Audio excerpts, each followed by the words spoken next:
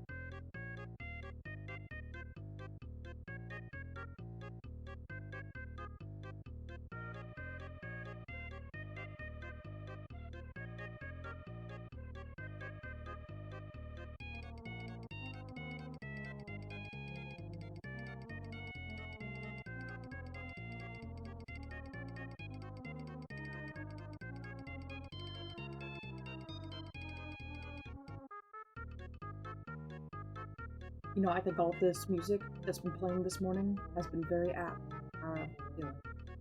Good morning, everyone. Good morning, good morning.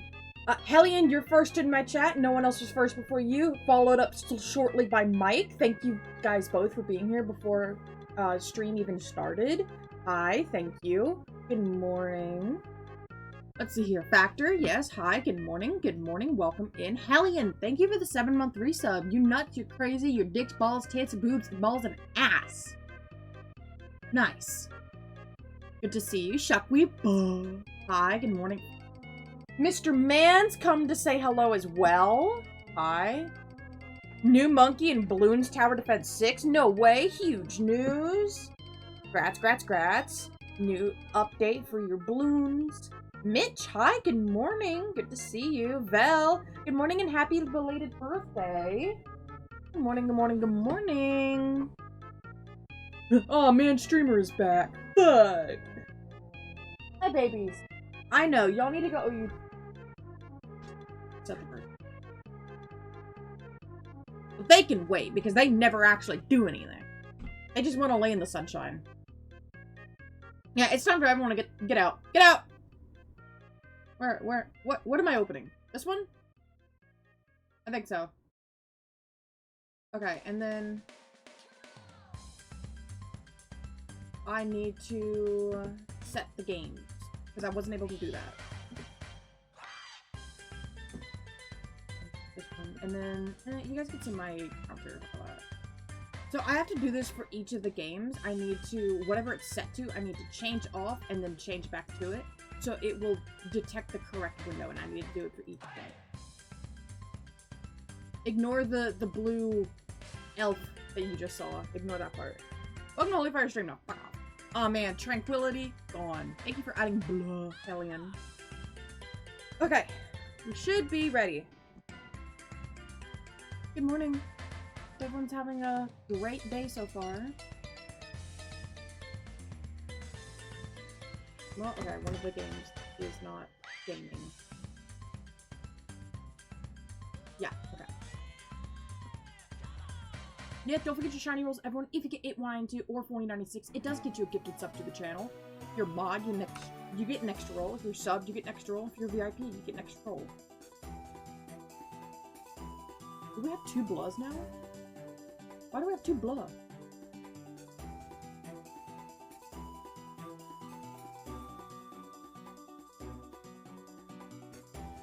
Your extra roll ain't helping. Shit.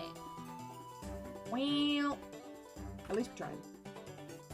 Yeah, it said you added one, and then you... Hellion added the emote blah, then Hellion blood, and then you added it again. I don't know.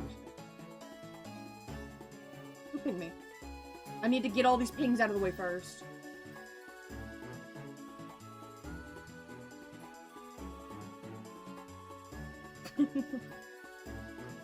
Okay. I don't even have my streamer dashboard pulled up yet. I am a mess this morning, and I do apologize for being late. I overslept. You had streamer advantage, she rigged it? Yeah.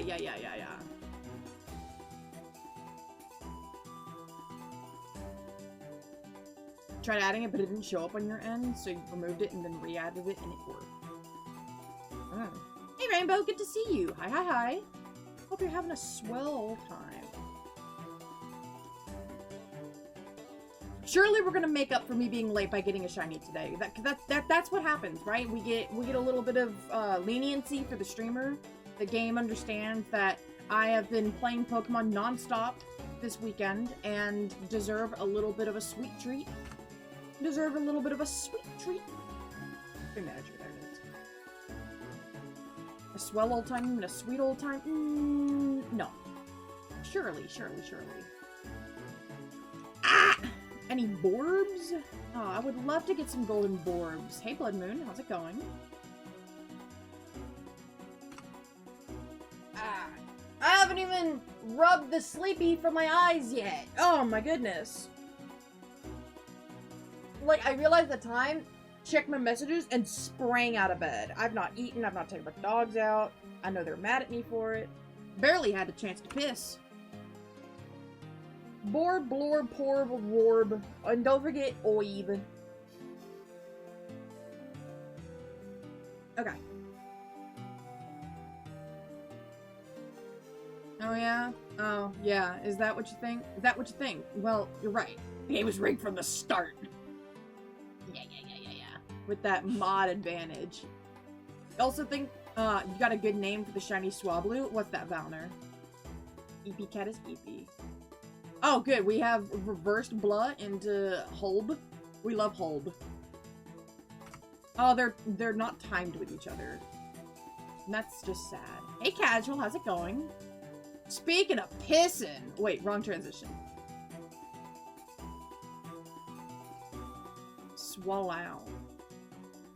Swallone? Might need to explain that one for me.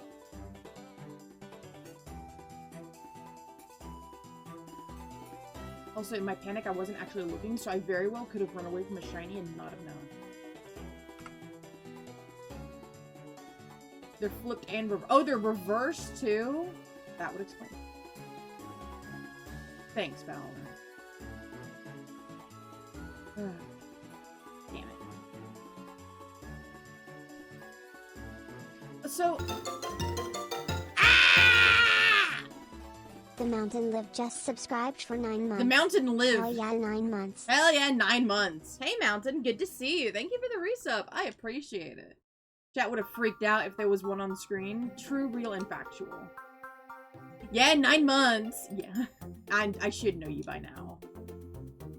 But I thought you had an actual, genuine suggestion for once. I should have known. Yeah, Mountain. Thank you for the resub. Enjoy our little Twitch baby. Wah wah. Did we add wee wee wee? I think so. Yeah, we did.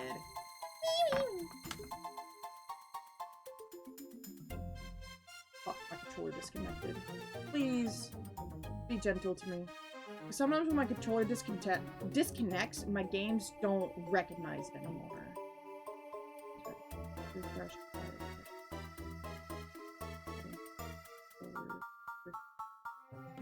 We're shiny hunting. This is my only second stream, so you're a little behind. Yes, we are shiny hunting. We're currently looking for a shiny sWABLU, which is a 40% encounter rate on this route. Oh, good. Okay. Yeah, welcome in, Thicky Thick. Good to see you. Welcome. You gotta drop a lurk on your way to work? Hey, that wasn't supposed to rhyme. Wait a minute, Mountain. Enjoy the lurk. I hope you have a good day at work. Don't rip someone's leg off. That would be preferable.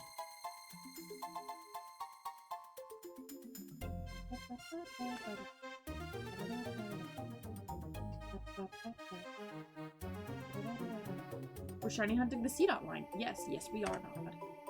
No, we're not. I had to stop and think what you were actually talking about. Hey, Varlden. Shiny hunt this. Could you imagine if there was a shiny dumper? Wait, what's this about legs? Don't rip your legs off. You know, I would think that's pretty good advice. You know, like for the theater kids, go break a leg. Well, don't rip a leg off. On it, boss! Mods, go shiny hunt that dumper. Legs are optional? Yeah.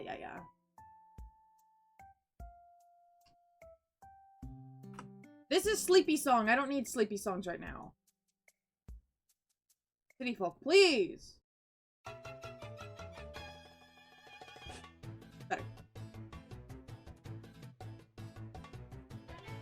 So last time we were hunting, we did get shiny Zangoose. We got Azure. A very nice shiny. One I was not expecting to get this game. Why are like my bottom screens being cut off? And I think it's because the panels are no longer sized.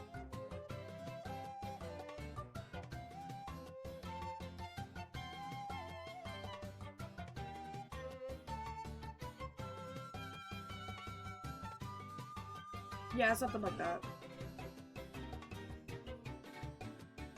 Spent all afternoon getting rid of weeds in your front and backyard. Your back must be screaming for help. People with prosthetic legs are paying physical DLC for their rights to walk.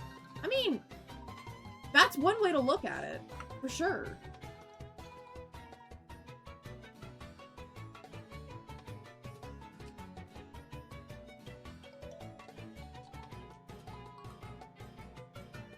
Yeah, Zangoose is a very fantastic shiny. But it's not what I'm here for. I think that Zangoose is like an 19% chance to spawn, which is... The number was really weird because there is the 1% source kit, so it throws off the nice round even numbers for everything else on the roof. People with glasses, yeah, we know about physical DLC. Pushes up on us. Holy, if we rip a leg off, we could get a cool robot one. That you have to pay a lot of money for. Life is a pay-to-win game. Hey, Tato. Oh, you got one of those glasses. Oh, you got that DLC too? How is it? Yo, I heard that DLC was popping off.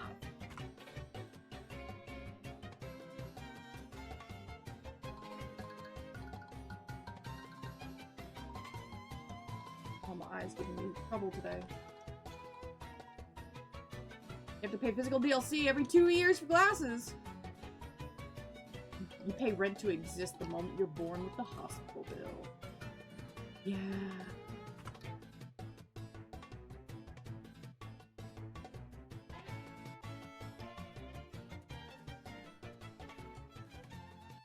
My bi-yearly microtransaction. Yeah.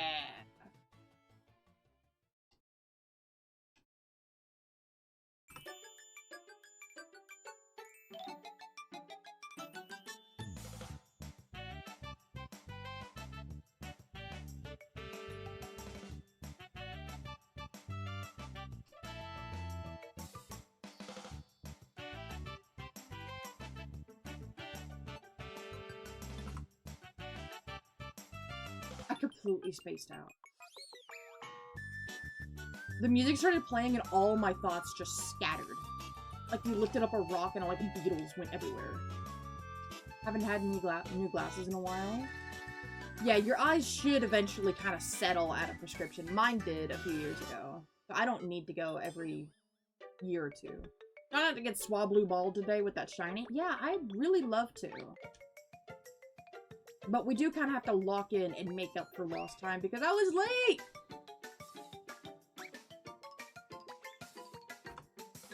Bert. RNG fact pause. Hey, you! Hey! Hey, you! Yeah, you! Hey, Ludo, good to see you. You have a bad habit of picking frames that you like, but your arms just said, no, I will break now. Yeah. Just don't pick plastic frames and you'll be fine. Hey, Holy, good morning, good morning. Good morning, Ludo. Well, it's good afternoon now. But it's like 9 AM for you, isn't it? Good morning. What's your name? Tony! Fuck you, Tony! You had to get new lenses this last time, too, because your eyes got a bit worse? Well, that's not good.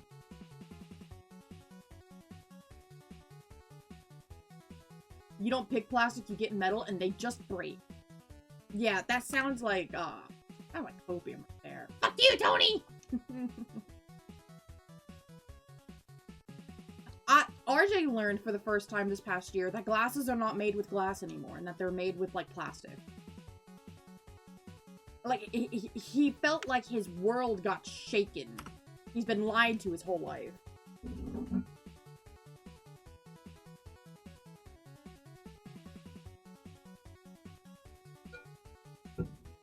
Leftover raspberry lemonade drink from yesterday, and it's still kind of cold. No, he didn't know. Because he doesn't wear them. He has no clue.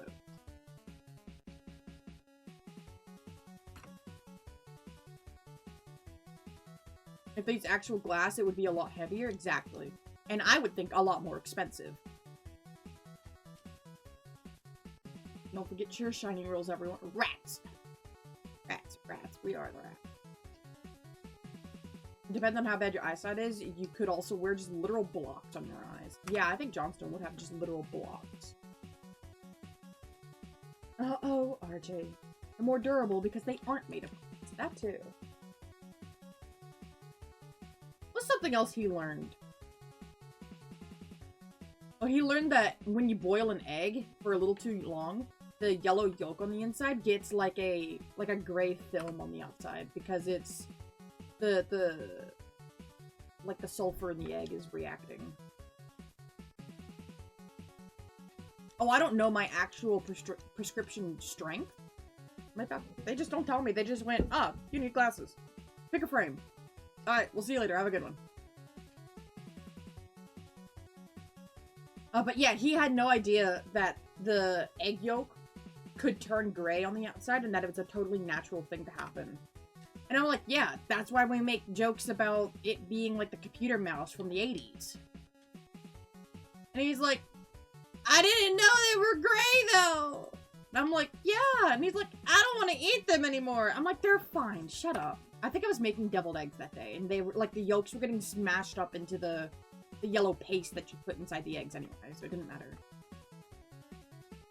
The egg whites become hard because you're destroying the bonds in the protein and they reform because of the heat. You got a new prescription just last week. Your eyes got worse. Well, that's a problem.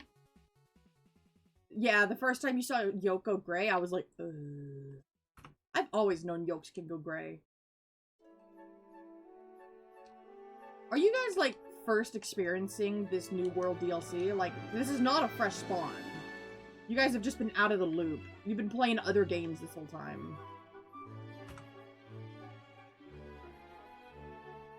At least you guys have eyes. Oh, really impactful. At least we have eyes. My grandparents on my mom's side, were actually just fully blind. Had to go to like a legal school of the blind, etc., etc. My mom grew up knowing how to read Braille and has the thickest prescription that I've ever known. Food time, don't destroy everything. Man, I want food.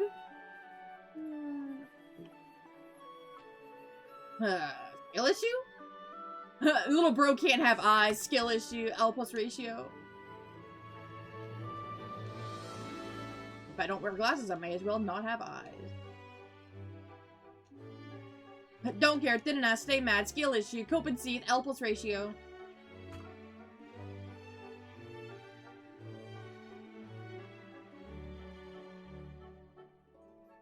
So, over the weekend, I was getting ready for Safari Week. And I might have to do, like, a change in my schedule this week. Because Friday, I just have it set for more, like, Pokemon Ruby and Sword and Shield hunting. You know, we're just kind of continuing our hunts because I'm not expecting to finish them. However, Friday starts Safari Week, and I thought it wasn't starting till next week. No, it starts this Friday. So I might need to do, like, a brief schedule change for that. But last night I stayed up a little later than I normally do, working on a new overlay for Safari Week, and I'm very excited for it. Could you explain what Safari Week is actually? I do actually have a command for that. Safari Week! Yay! I need to update that to actually say, the only exception is Friendsphere and XY and the Safari Zone in Omega Ruby and Alpha Sapphire. Because there is a Safari Zone in that game, however, it does not have the same mechanics as a traditional Safari Zone, and due to that, it is excluded. But it's like a big event that the shiny hunting community gets together for every year to go look for shinies in the Safari Zone. The Omega Ruby Alpha Sapphire Safari Zone. Because the Pokemon cannot flee from you in there. And that's kind of the main point of going to the Safari Zone, is the thrill of finding shinies in the Safari Zone and it having a chance of fleeing from you. So, like, just because you find the shiny doesn't mean that you're guaranteed to actually keep the shiny. It adds an extra thrill, and a lot of the shiny hunter community gets together and shiny hunts during them. I know that I have a lot of people who are looking to do, like, voice chats and groups and stream togethers with during Safari Week. So there's probably going to be like a lot of stream collabs happening as well. Some people like get together from all over the country to do like IRL shiny hunting meetups, which would be pretty dope. I didn't get to schedule any of that in time. Soon it'll be resting together with Sigma, Ratio, and Brain Rot memes. Oh, you're waiting for Skill Issue to pass away? I don't see it happening for a long time.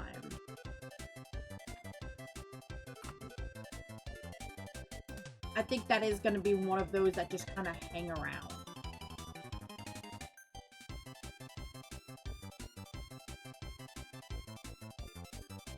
Yeah, it's already been here for a while, and I don't see it going away anytime soon.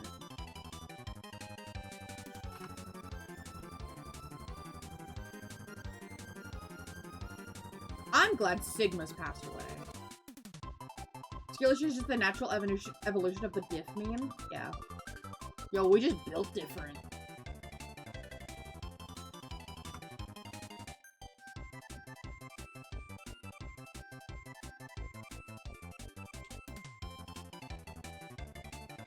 But yes, this weekend I was getting multiple save files set up and ready for Safari Week because I didn't want to do what I'm doing here where it's just one save file copied over, plastered. And one day I want to have actually running game consoles. Like, like one cartridge per save file, and we're running off of those. But it's the only counter you have to full odds hunters. What, Skill Issue?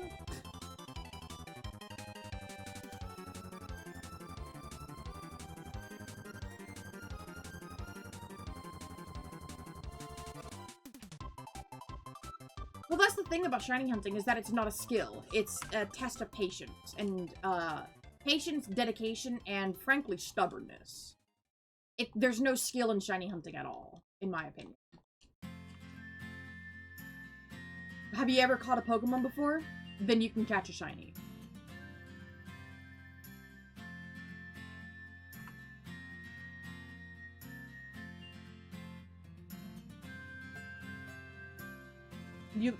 Is it bad I unironically love built different memes as a trope in media? It can either be the hypest thing when they are and funniest thing when they aren't. Yeah, I could see that logic. But I was getting save file. I'm trying to finish my story. I've been getting save files set up, so I played through Fire Red, a Japanese copy of Fire Red, I should say, to get it up to the Safari Zone. And then once I got there, and I was like, great, that's another game I have ready for the Safari Zone. And then I had a friend point out, oh, but you really need like an Illuminate mod. And I was like, okay. Well, I grabbed my copy of Leaf Green that I already had ready for Safari Week, caught another Staryu with Illuminate, traded that over to Fire Red. I'm like, fantastic. All right, now they're ready. And then I realized I have this copy of Ruby that I can go and make white flutes. Speaking of, I didn't actually use my white flute today. I can make white flutes trade over to Fire Red and Leaf Green. In order to do that, I needed one of those save copies to finish the game. Oh, yes. I needed one of those Leaf Greens to finish the game. My menus looked off. I needed one of my Fire Red Leaf Green copies to finish the game, beat the Elite Four, become champion, catch or register 60 Pokemon in the Pokedex, access the post-game, do the post-game, go get the Ruby, go get the Sapphire, go bring them to, I think his name's like Sealy or something, I don't really know.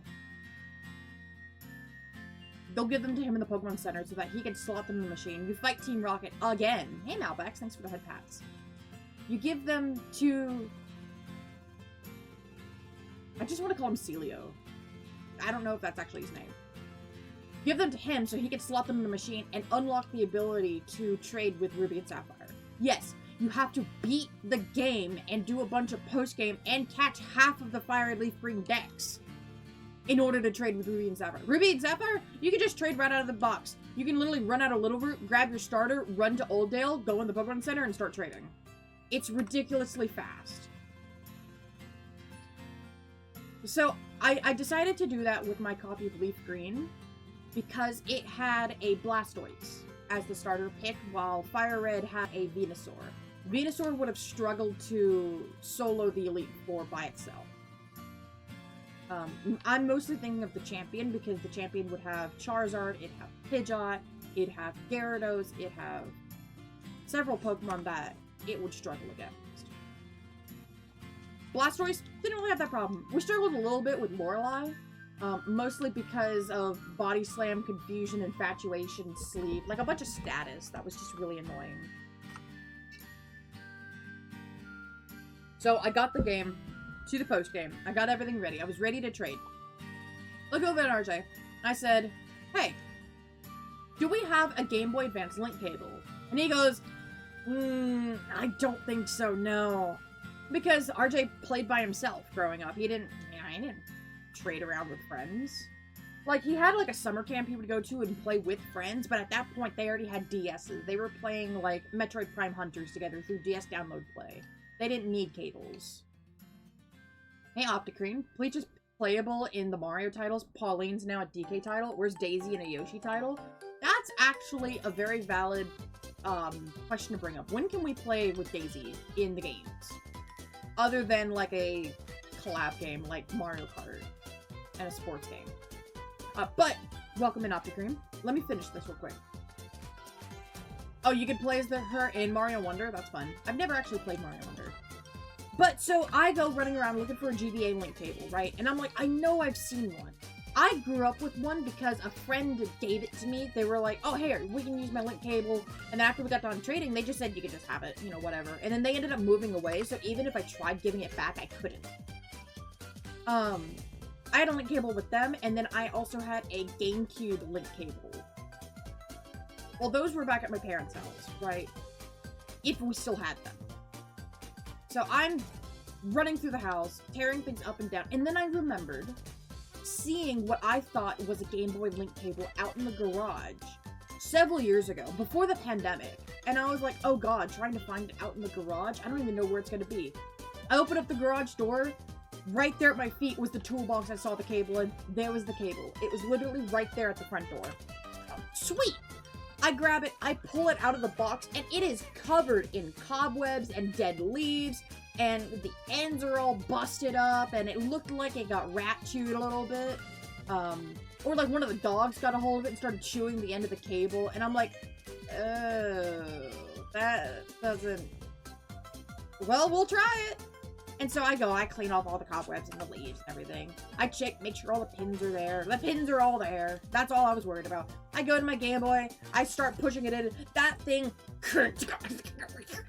crunched, slotted into the slot. It did not seat very comfortably. It did not wish to be a part of this world any longer. But by God, did I get it to work. We got those Staryus traded over. We got those White Flutes traded over. I nearly bricked my Game Boy SP trading. I don't know why, but Circadian had this problem too, where when you use a Game Boy link cable between your consoles, like there's like some kind of power supply draw issue, I guess. And like the Game Boy console could no longer turn on once you've like used a cable for it, the link cable. And it was acting very strange, and we had to do like Ooga-chaga. We had to do like ritualistic like maneuvers to try to get it working again. But it works now. Things are traded. Those copies are now set and ready. The Emerald now has a White Flute in it as well. It didn't used to. It has one now. UGB link cable is also barely holding together. Hell yeah! Oh, we love it.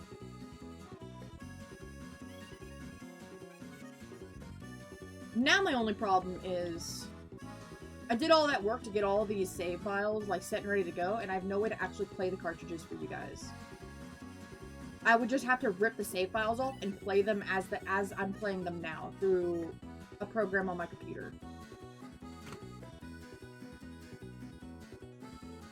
I wanted to have like 4 Game Boy operator setups. That would probably be the most ideal and realistic way I could do it.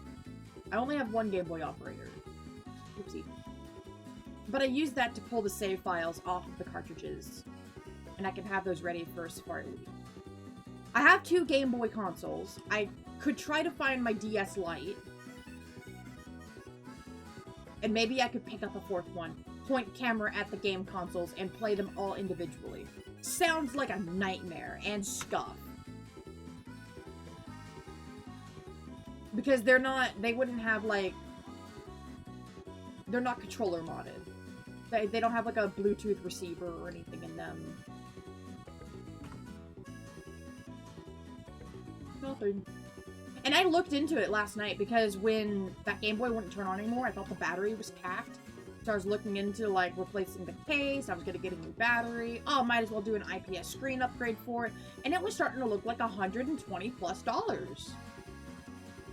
Good lord.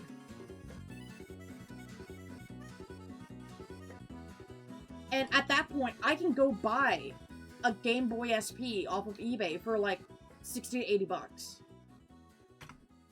The things we do for shiny hunting. Decadian could do that voice a lot better than me. The things we do for love.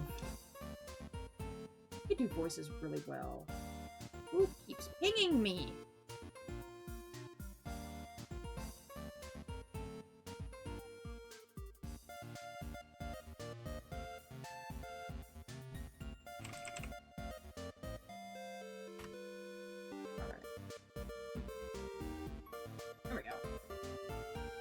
No pings to distract me today.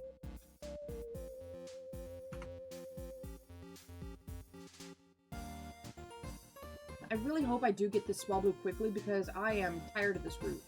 I'm ready to move on. Mike, if you ping me for the lulz, I will destroy you. Hey, Hydroplex, good to see you. Hi, hi, hi. Surskit! Ah.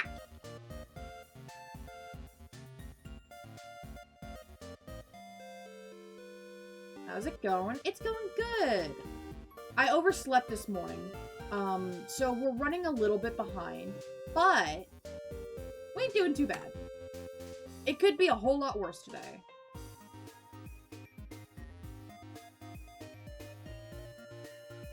And I also have some good news. Now that my medicine we've lowered the dose for it and I'm tolerating it better and my body's had time to kind of adjust to it, I might start streaming on Tuesdays again too. So we'll get a whole extra day of streaming from Holy. That is extra exciting.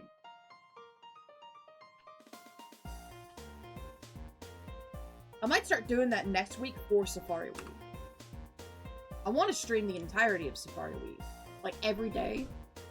Friday, Saturday, Sunday, Monday, Tuesday, Wednesday, Thursday, Friday. All the days.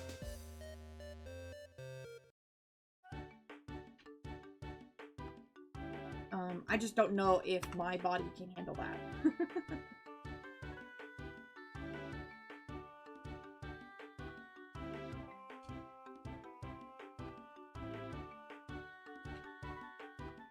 Gonna be a lot of lurking next week. 4048 is very close. Oh goodness. But yes, don't forget your shiny rolls, everyone. If you get 8192 or 4096, it gets you a gift to the sub to the channel. If you're subbed, you get an extra roll. If you're mod, you get an extra roll. And if you're VIP, you get an extra roll.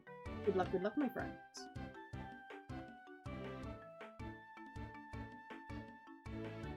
Nice rolls, nice rolls.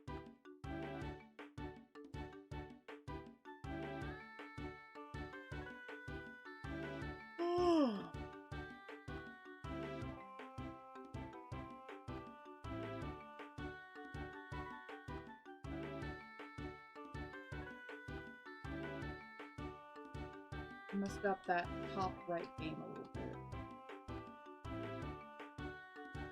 Yeah, it'll be hard to top you rolled a 1. Out of 8,192 options, you rolled a 1. Which that is actually how I have it set in my bot. You can't go over odds for my shiny rolls. Some creators do have like an over odds thing, so like you could roll 9,000, you could roll 10,000. Ow. Not more sleepy songs, please.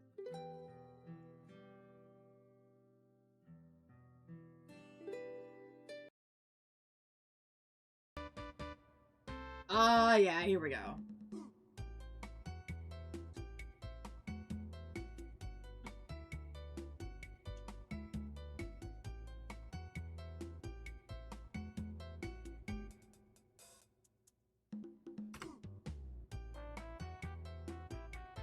Flip boom!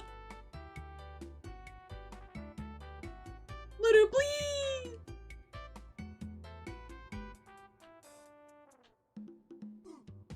Yeah, so this is what I'll be doing the rest of the day. Just running around. Hanging out. Nope!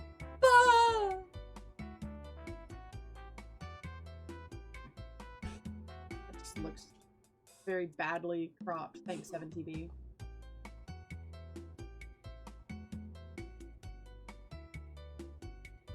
So I don't know if jump actually works because I had to turn off a lot of the chat commands because of my quote bot. It was trying to run quotes both in stream avatars and in on my quote bot.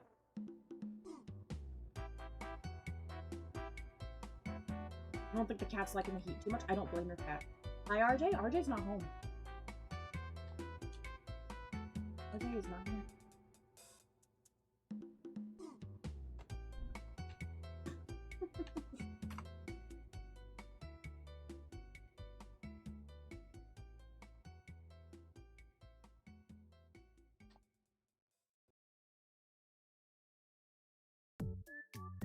Yeah, what should I have for lunch today? I know we just started stream, but I'm already thinking about food.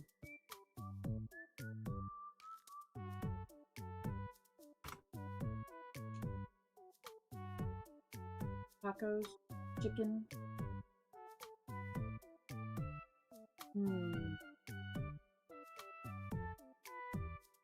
I could order food too.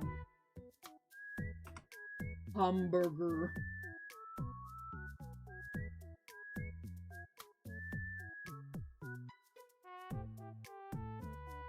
One for tacos, one for chicken, one for hamburger.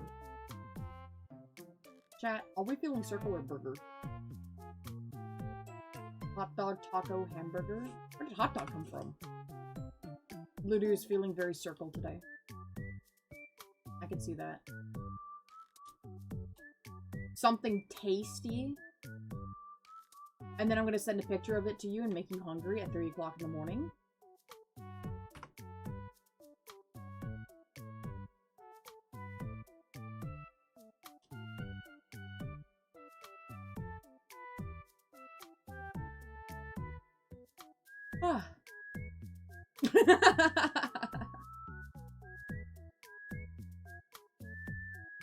Rude? Not rude at all. I'm just sharing my yumminess with you.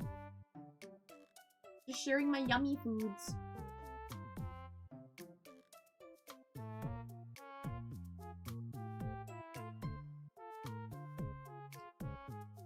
$2,100 at Mew? Ooh, good luck. You want burger? Burgers are hit and miss for me. They either slap or they make me feel sick. I need to sit up. I am shrimping. It's because I added... So I had like this little cervical pillow for my bed. Hated sleeping with it. It did not give the support that I would like, and it's hot because it's all memory foam. So I've started using it as a lower back support. Hey Zoppy, good to see you. I started using the pillow as like lower back support, but instead it's just making me unconsciously lean forward. You could have 3 bananas! I don't know if I could eat 1 banana.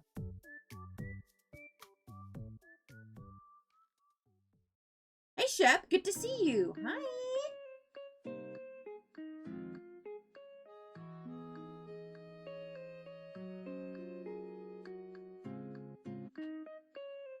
Head pats! Thank you for the head pats. I appreciate it. We were just talking about what to have for lunch. How are you, Holy? I'm doing alright. I overslept this morning, but we're trying to make a comeback. We're trying to get in those encounters while we can. Hope you're doing well, Shep. 3, 3 bananas! Ah, ah, ah.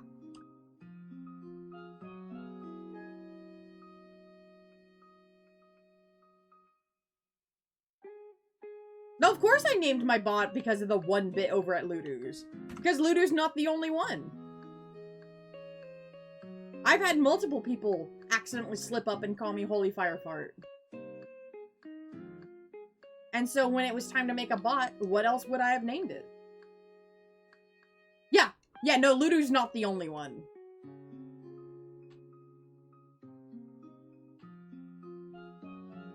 Do not flirt with my bot, Mike, please!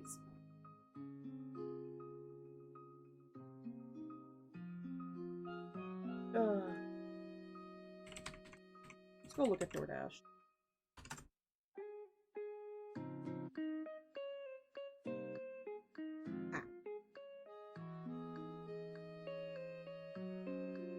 Why not? Because my bot doesn't love you.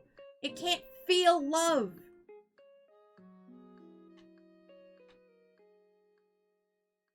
If that's not reason enough, I don't know what is.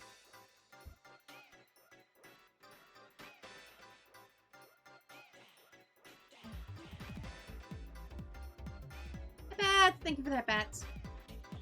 You don't know that? Wow, I'm telling on you. Oh no. Anyway.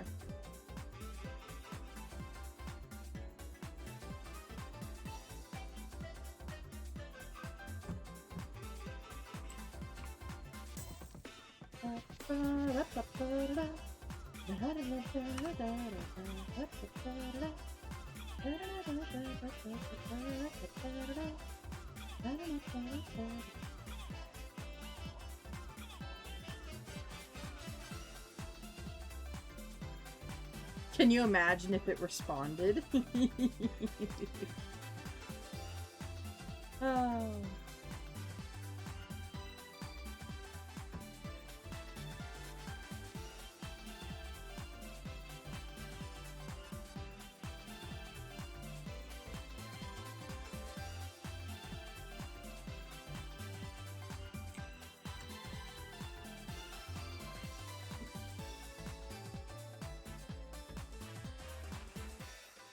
You have an idea, Zoppy? What's up?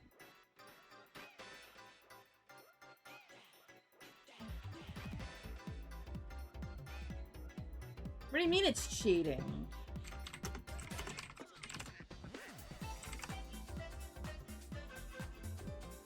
Briefcase! No!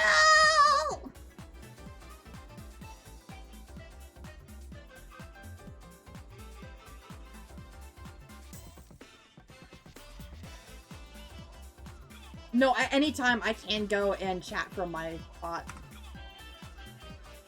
Oh yeah, the clacks of the keyboard are unrelated, huh? Yeah. The clacks of my keyboard are completely unrelated. Yep, uh-huh. And you have no idea. Oh, my controller disconnected, reconnected again. Damn it.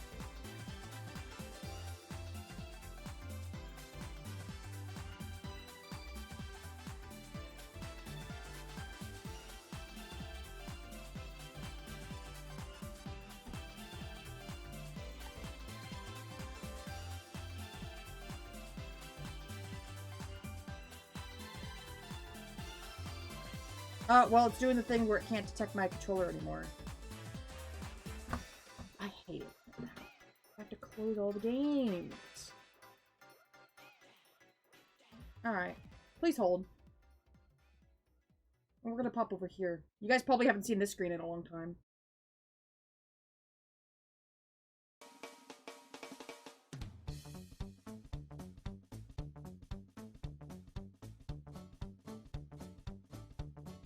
Hey, Kermit! You're on a cruise? Oh my gosh, enjoy!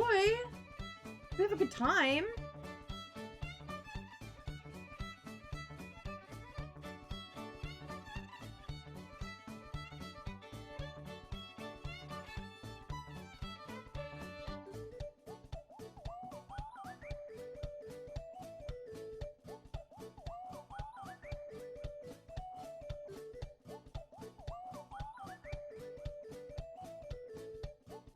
I've seen this scene literally once. Usually I come to this screen if I have like a lot to yap about. Like, for an example, I think I used it when I came back from the Atlanta trip and I had just had a lot to yap about. But I've been trying to be productive while yapping.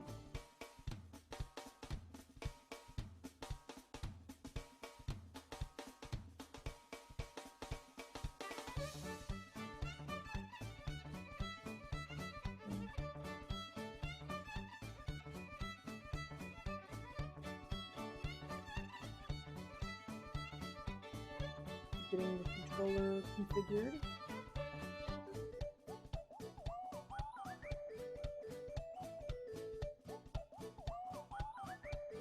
The day I don't have to go through all this trouble is the day I will be happy.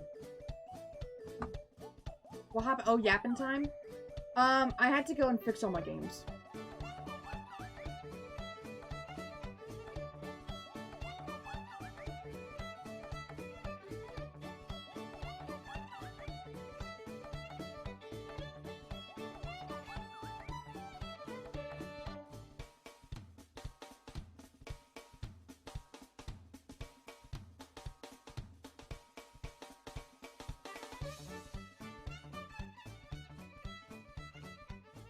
Alright.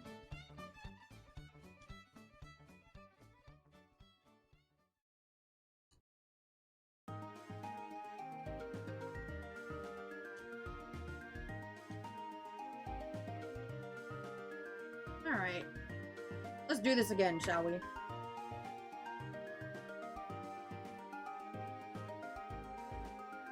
Eating a chicken seaweed salad wrap? Poolside? Oh, heck yeah! That sounds amazing.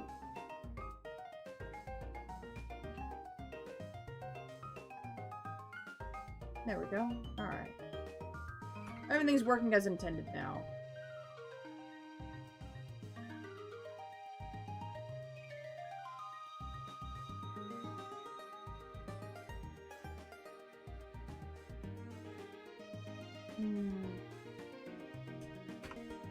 Thank you. What is that coming? Snurg. I love Snurg. That's cute.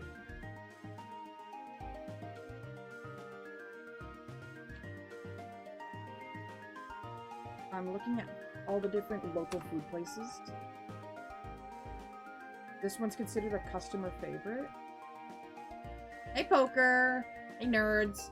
Yeah, it's birthday boy. Birthday. Y'all go follow Poker. He's a shiny hunter like me, except he can't get shinies.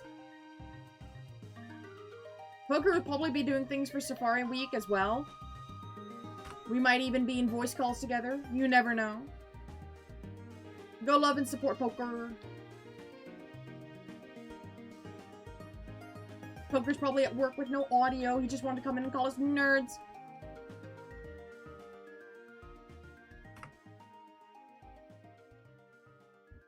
What is this place? What kind of restaurant am I looking at? I think this is... I think this is Vietnamese. I would be willing to give this a try. And it's $4 off 25 plus. Heck yeah. Maybe during the ad break, I'll go and make an order out of that.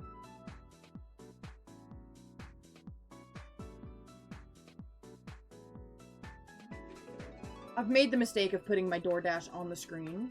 If you're gonna make your chat box talk in my chat, but it doesn't have a verified phone number. Oopsies! Heck yeah, Malvax, we're just vibing. We love it. But no, I've made the mistake of putting DoorDash on my screen and having you guys help me pick what to eat. But I didn't realize it doxes my address up at the very top. And so I'm not making that mistake again. And before you even think about it, that VOD is gone.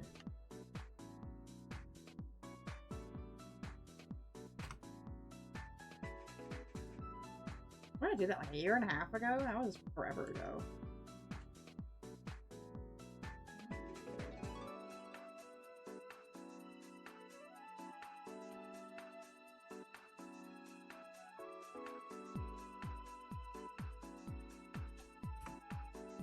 Look at all these encounters.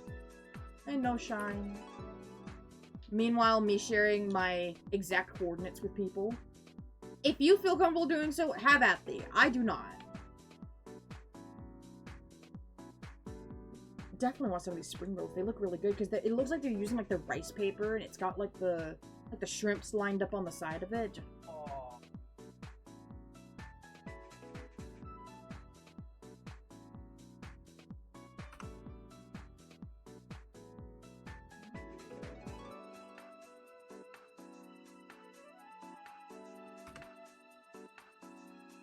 Number 2 most like grilled chicken, shrimp, egg roll, and your choice of 4-course steak.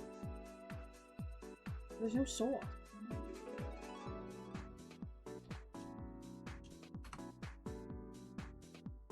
We do have ads starting in about 5 minutes. I appreciate everyone who hangs out during the ads, as it helps keep the pre-roll turned off for folks who come into stream.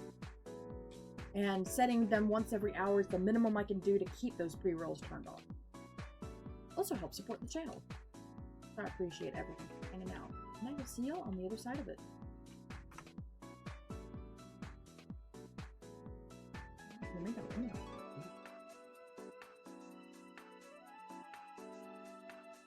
Oh, this one's like a soup.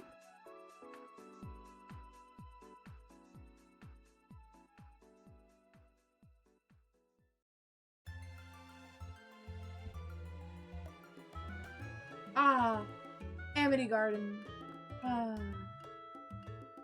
I feel like my soul got cleansed.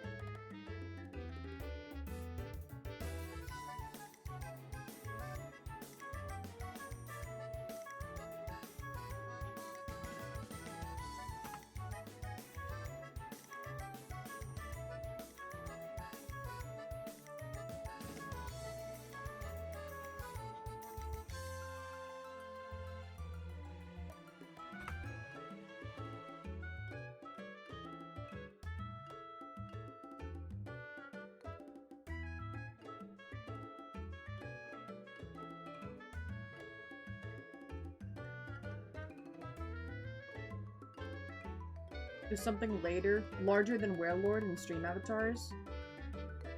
Warlord's supposed to be the biggest one. No, there is something larger.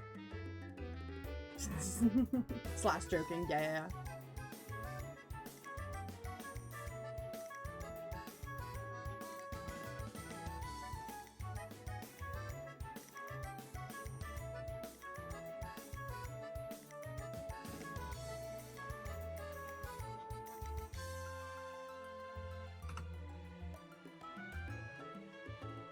You know, all these birds and none of them are golden. SWABLU, please!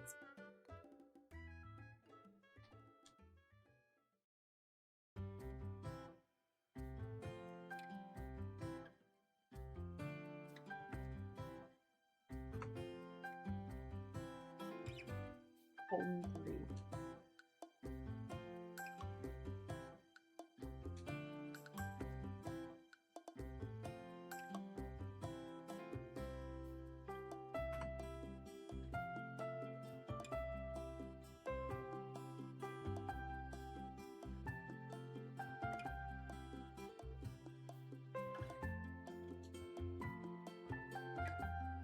Horses are back for a limited time.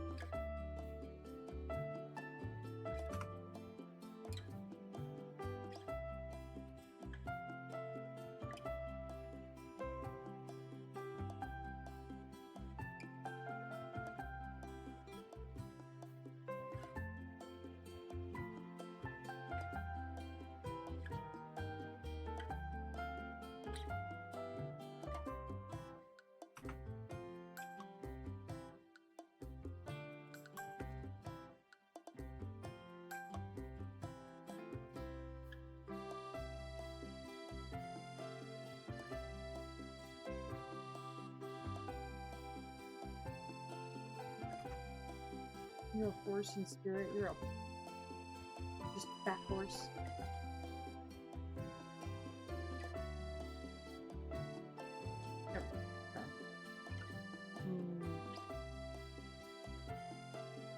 I might just order Taco Bell.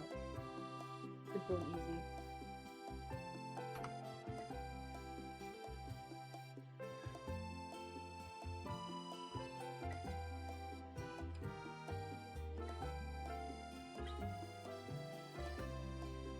Anyway.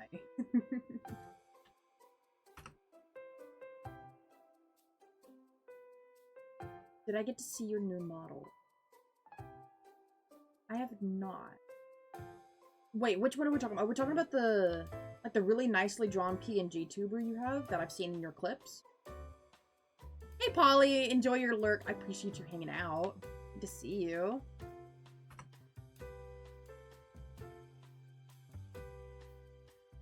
No, it's not the PNG one. Then no, I haven't seen it. Oh, you have an actual VTuber model now. Wow! Congrats! Thursday. Ah. Oh, I know that's gonna be very exciting. Congratulations.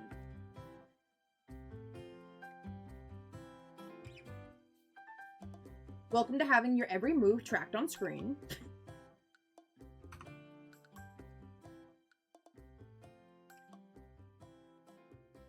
You drew it yourself! Oh! That's awesome.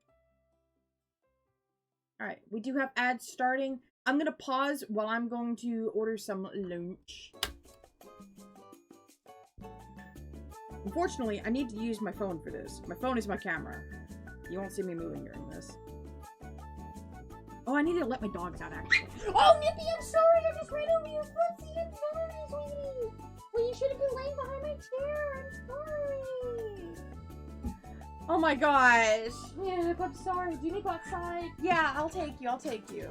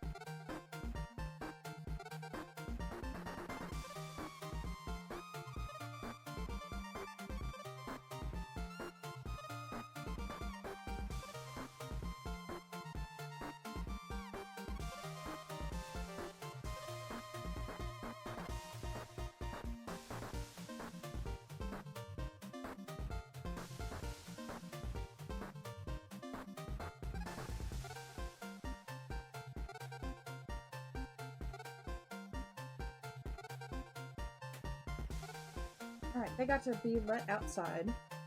We got ads wrapping up. Perfect, perfect, perfect.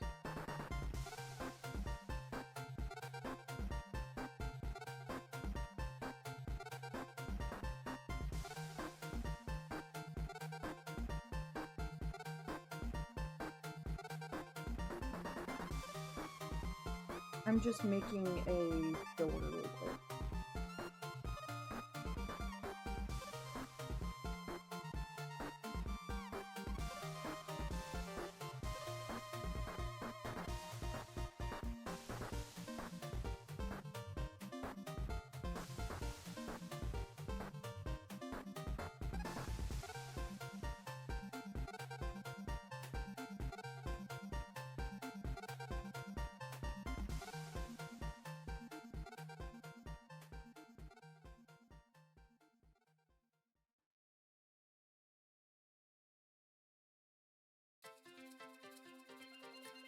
The shiny rolls are on cooldown.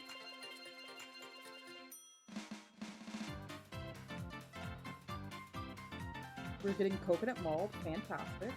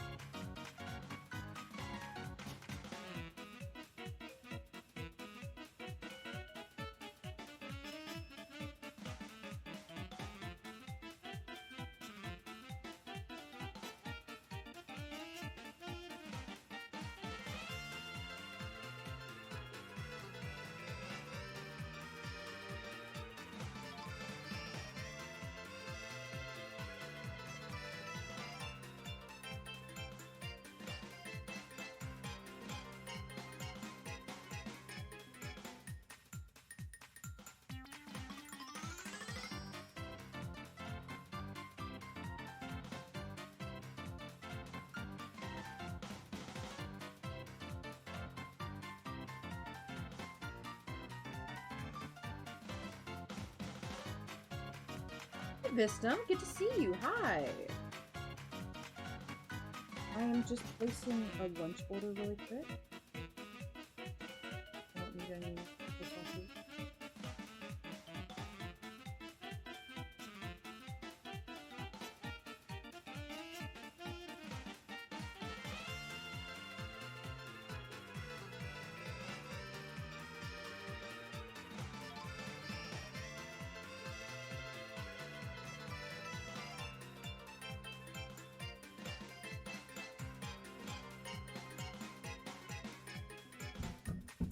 If I make this on DoorDash app, will it be cheaper?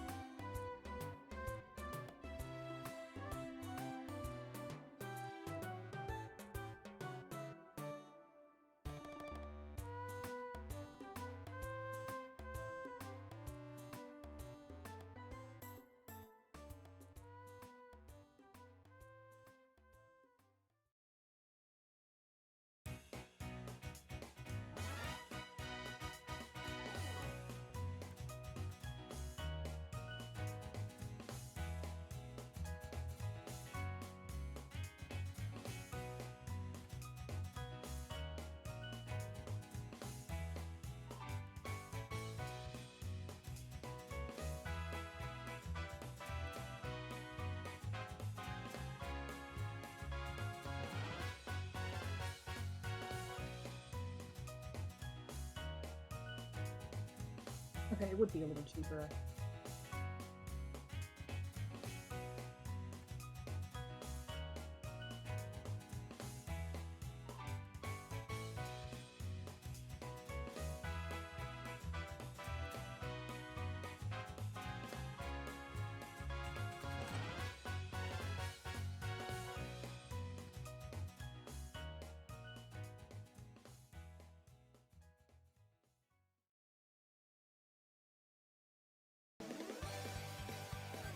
Yep, that works for me. Did I just spend $20 on a meal for myself? Absolutely. Ugh.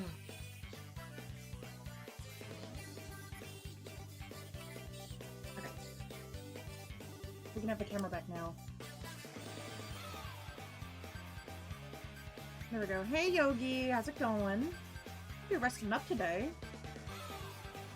Okay.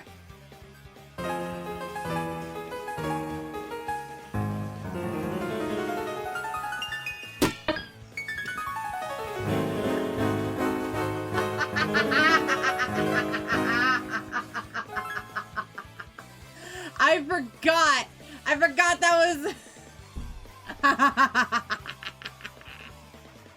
Mirror, mirror on the wall. Who's the realest of them all? Me or you? Or you or me? Me and you. You, me, you, me. You. You! Dun, dun, dun. 8,000 on the dot. Congratulations, Poker. That's fantastic. Alright. My lunch is on its way. Soon. My Dasher's at the store waiting.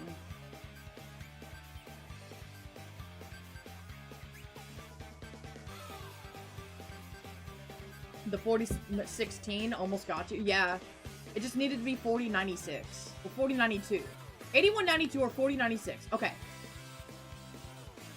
Sometimes I need to just kind of repeat that back to make sure, because I remember it with the cadence and how I say it, not actually for the numbers and the words that I'm actually saying. You just got out of bed? Well, how about you get your happy ass back in bed? Get back in there.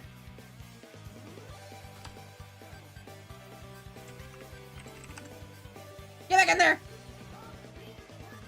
You wish you could go back to bed, Bodley? I know. I was actually late getting up this morning. But what if it's 4096.80? We're cooked, because that's not possible. If that pops up, we're cooked, and I have my whole bot's down. I have so many pings.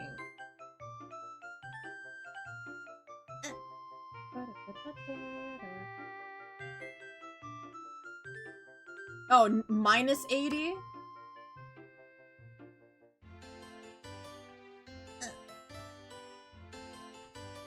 Mike, I don't understand.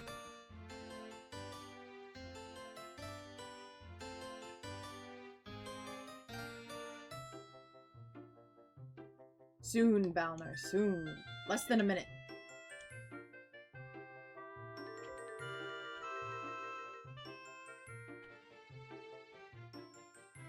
It's headed to me, and they took a picture of it.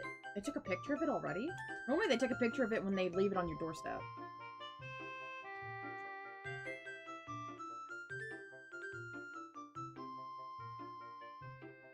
Ah!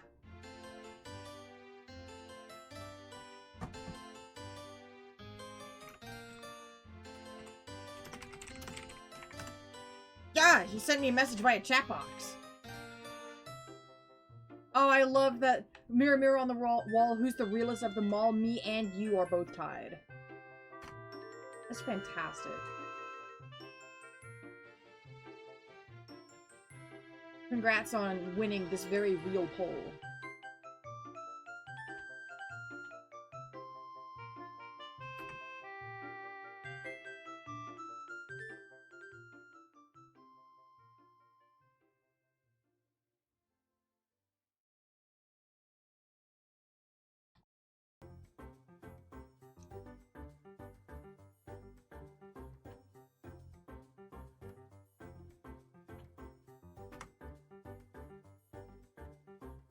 And so we click, and we plink,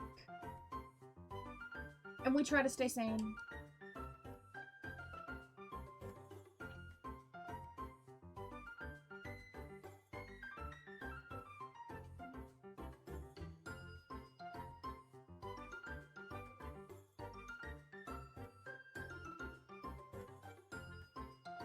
Plink, pleep, and plink. I think there's a dash.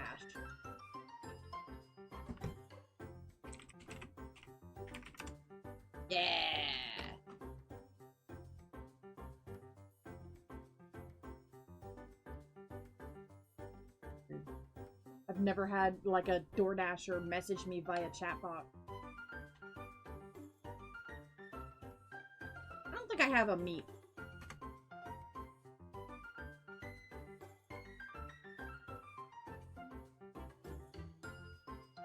You always know one of them has the hyphen, but you can never remember which. I remember the Blink-182 has a hyphen, because it's the band.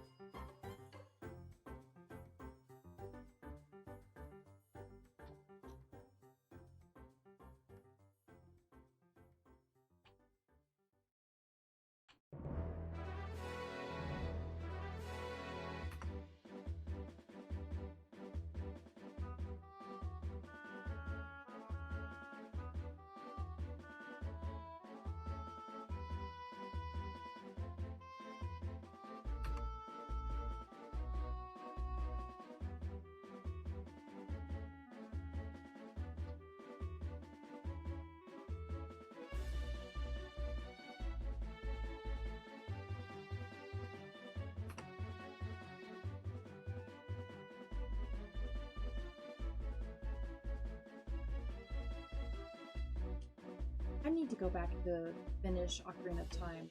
I just got really burnt out of it when we were going through it, because I kept having to cancel streams a lot, and the only thing that I was able to stream was the Ocarina of Time.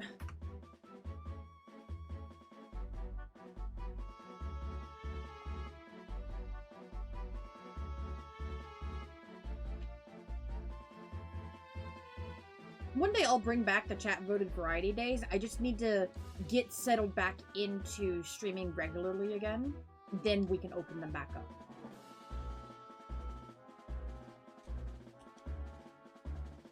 I just don't want to overload myself with too many things all at once.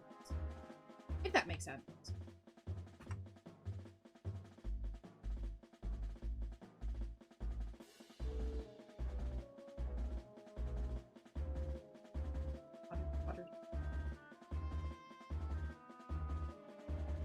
If I can hit half odds today, I'll be happy.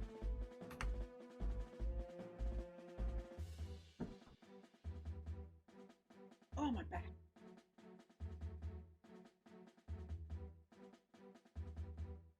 Ah.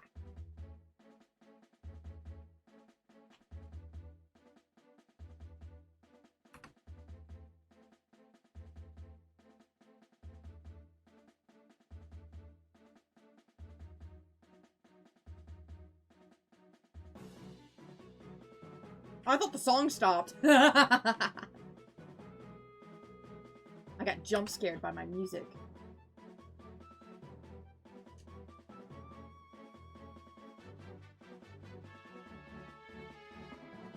Now, when the DoorDash driver does show up, you'll probably hear my dogs barking like crazy across the house. My dog, Nippy, doesn't like my father-in-law. The other dog, Mr. Man, he doesn't like delivery drivers. Mailmen, like UPS, anyone who pulls into the driveway or pulls through the neighborhood, hates them. Burning passion.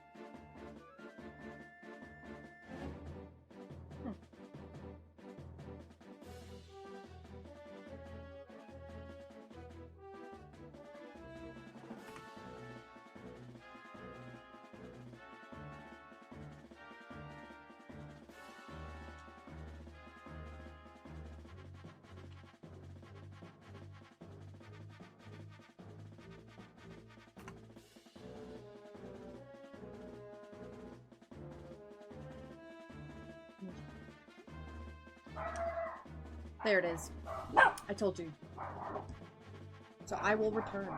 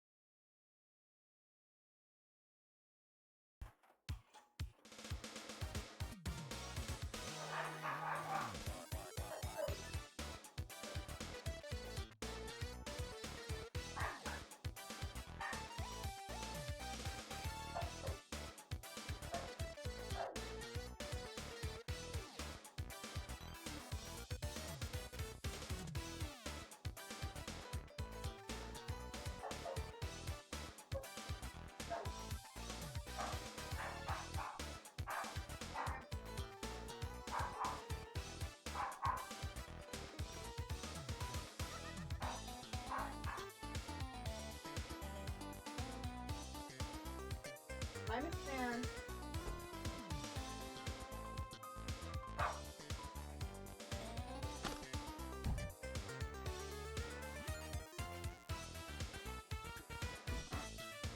Oh, did I forget to mute the mic while I left? Oopsie. I thought I muted it, and you guys wouldn't have to hear the barking. I apologize. Ah.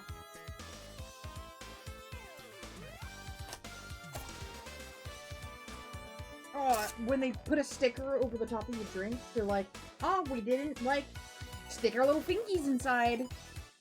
It gets everywhere. Sticker, please. Sticker. It's okay, fish. Oh, that's good Baja Blast. Hell yeah.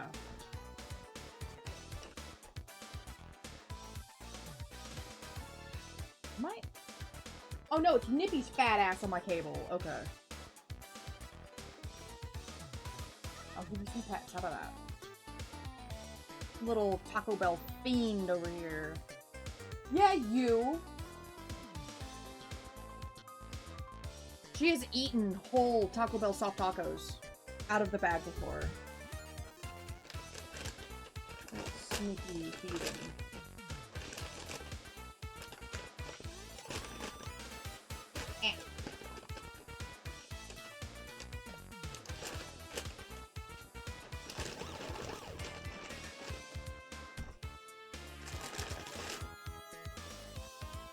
There we go.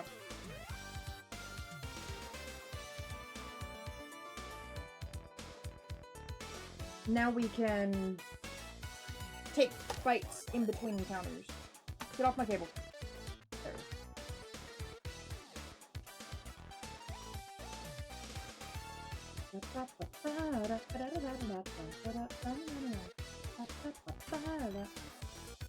Alright, what do I start with first? The grilled steak? Like the steak grilled burrito? Or just the regular soft taco? I'm not sure what to start with.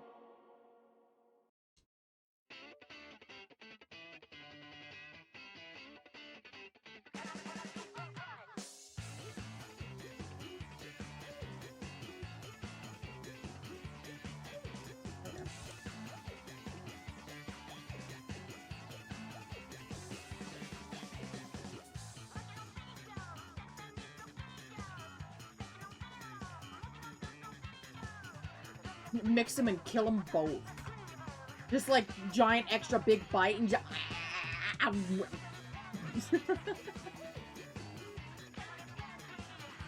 think I can do that. Like, cause I could eat the small, like the regular taco first as like a warm up into the grilled steak burrito thing. But I could also get full and not actually eat the grilled steak burrito.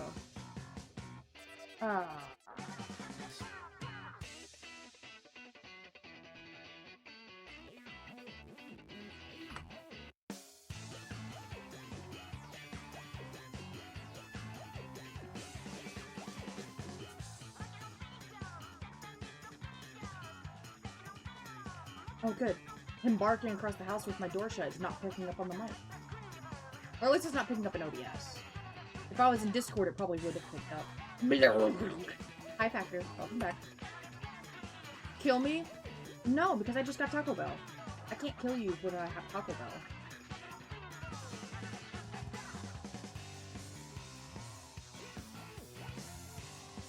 Kill me after? Okay, I can do that. Like, gosh, Factor, at least let me eat first.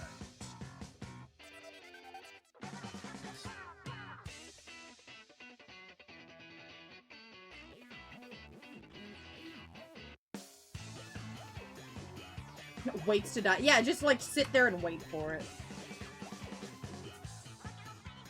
All I can think of in my head is Torbeck laying on the ground with his neck ripped open from Vampire Bitsy. Okay, I'm gonna do it! Okay, blood of my blood! Feast upon my life essence! That's such a good emote, Factor. It looks really good on Twitch as well. Never had Taco Bell, and it's just decided to close up shop in Oz. Again. Well, clearly you guys don't have the good version.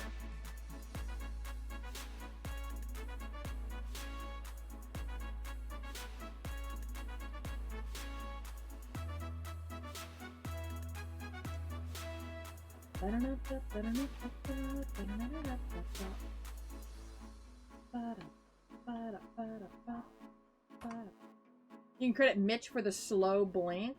Fantastic. I do like it.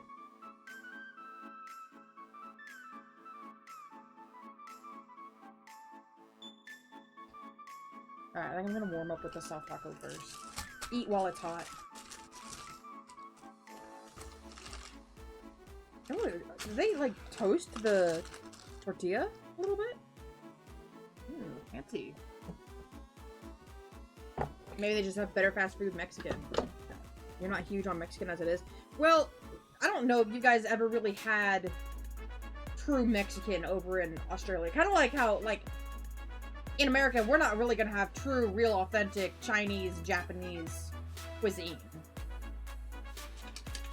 But we probably have some pretty damn good Mexican food because we share a border with it.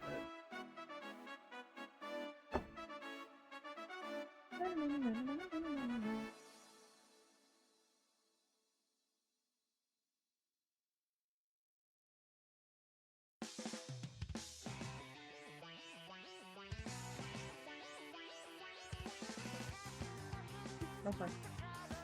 I'm not pouring 2-year-old sauce on my taco again.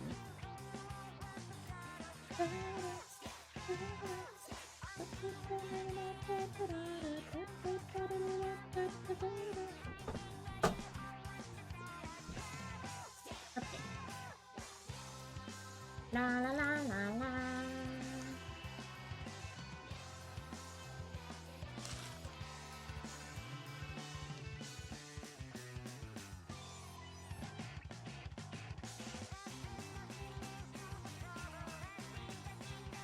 That's a pretty good soft taco. It's a little dry. Probably overcooked it a little bit. That's alright. You want to play Splatoon again? I think they did announce a new spin-off title. That's exciting.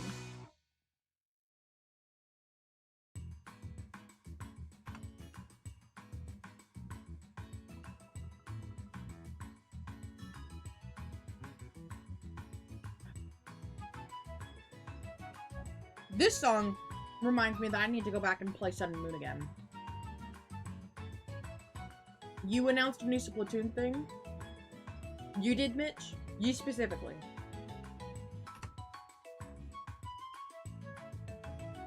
They, not I. Right. Oh, Mike, not Mitch. You know, close enough. Close enough. Y'all both start with an M-I.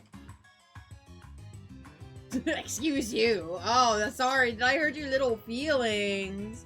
Oh, poor Mike. Oh, no. Sorry, Michael! We are the same. We are one and the same. Alright, so if you could just buy me a Switch 2 and have it shipped to me, I'd appreciate it. Yeah. Let me just get right on that, Factor. We'll trade off for the Wii U. You can hang it on for me.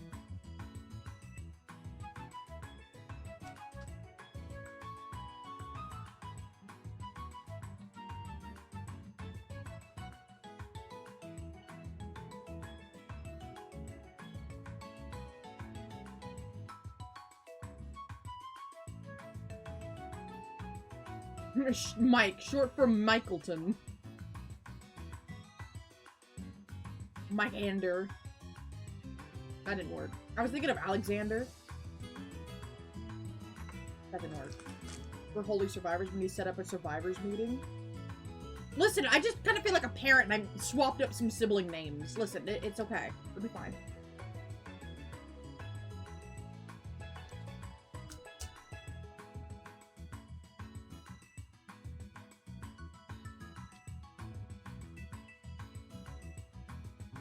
Yes, don't forget your shiny rolls, everyone. If you get 8192 or 4096, it gets you a gifted sub to the channel. If you're subbed, you get an extra roll. If you're a mod, you get an extra roll. And if you're a VIP, you get an extra roll. You can check back every 30 minutes. Good luck, good luck. No, you still can't roll for love and happiness. I could add that really quick, actually. Just for you, Factor.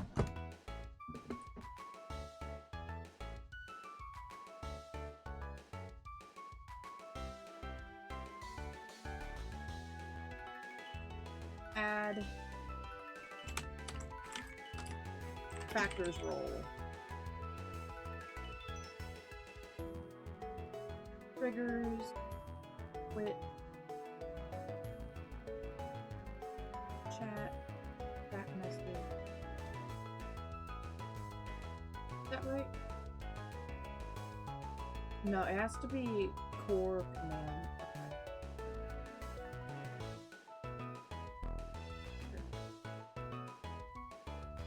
For command triggered name Factor's roll.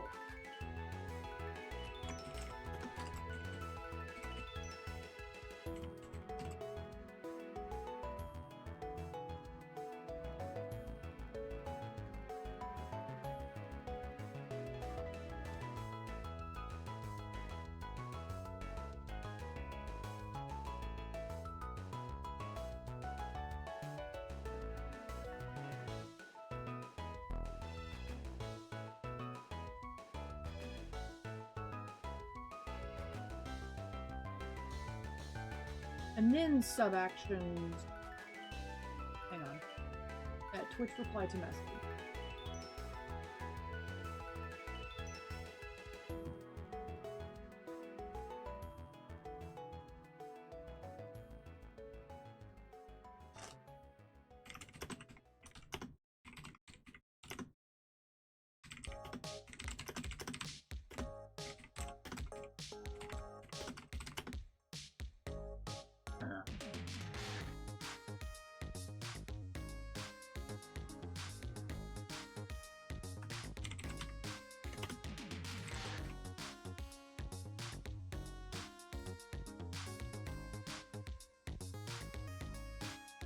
Count.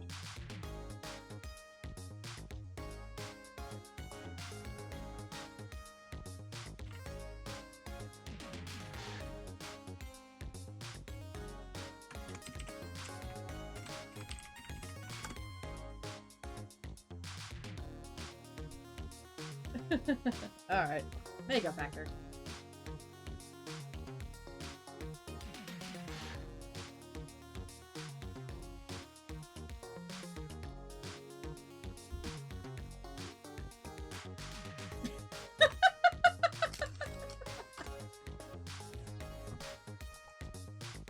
And it is labeled as Factor's roll.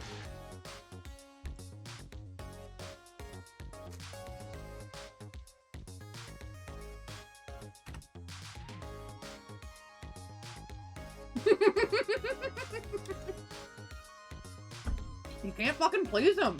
What do you want me to do? Like, lean over backwards for you? London Bridge it?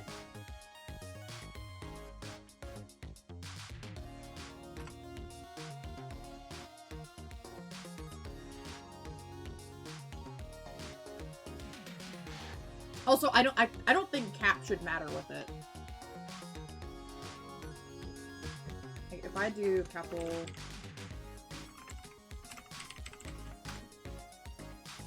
Yeah, it doesn't care.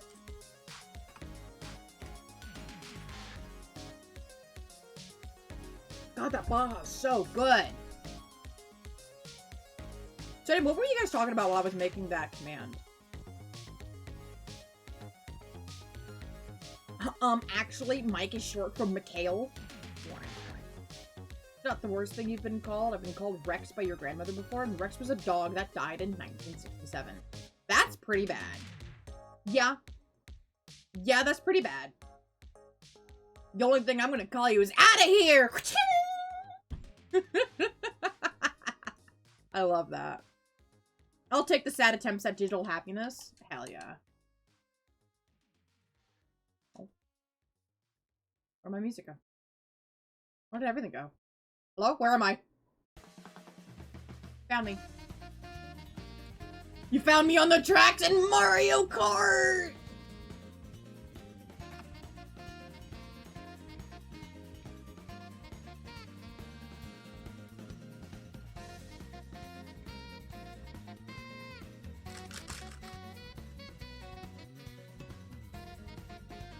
You got me out here on the street.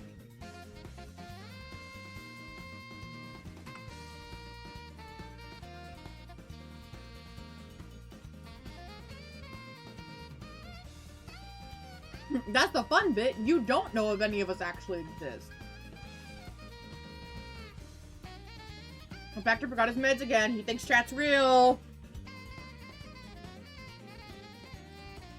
You know, we always laugh at RJ. Like, RJ, have you taken your meds today, bud? Because when we play Sea of Thieves, he always says, guys, there's a ship behind us. And we go, bitch, fucking where? There's no ship. It was right there, I swear. Okay, RJ, let's take you back to bed now.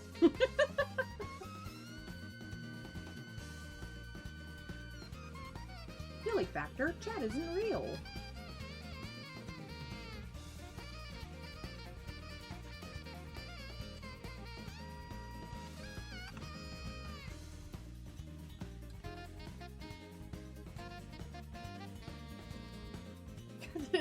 My favorite thing is the Baja so far. Like, the soft taco was alright, it was just really dry.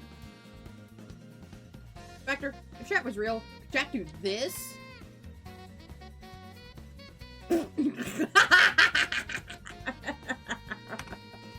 You tried rolling for content, and I appreciate it.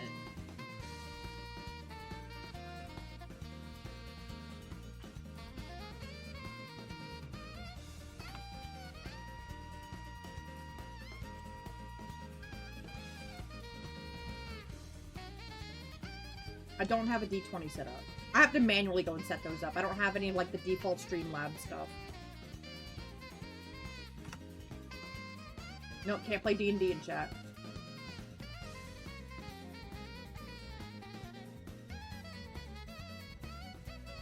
You were hoping you were still too early for that bit? I could set up, like, a D20 roll, and I could do, like, custom messages, like what Haru does.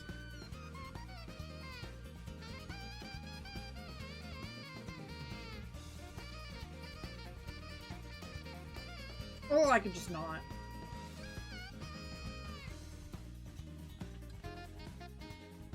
I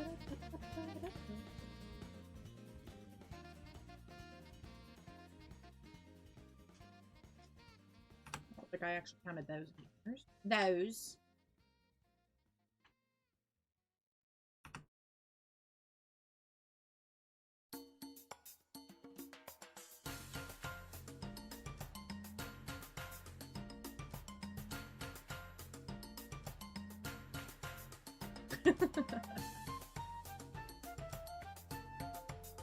I do like this song. It is very happy-go-lucky.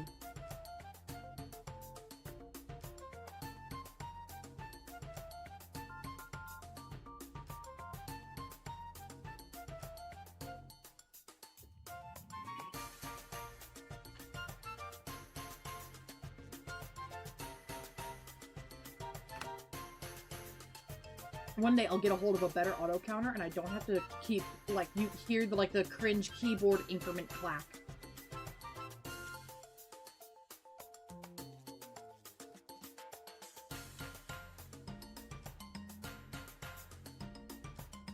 One day I'll also make my mic better. I think the first step to that is getting, like, an actual, like, arm for the mic and bring it closer to my face and not have my mic all the way off the back of my desk. That would probably help a lot. Hello?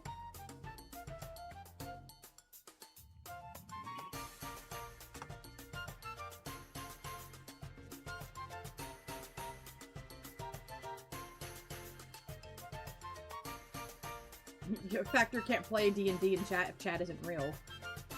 No, that's fair.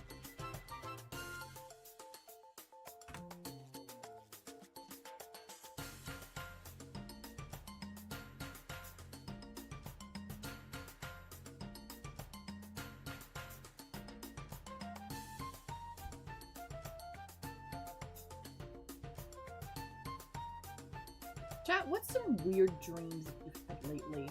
I had a weird dream the other night where I was taking over a local, like, Mexican restaurant chain. But it was like being inducted into the family. Once you're in, there's no leaving. You can't turn your back. You're in for life. All for the Mexican restaurant. I can DM in chat.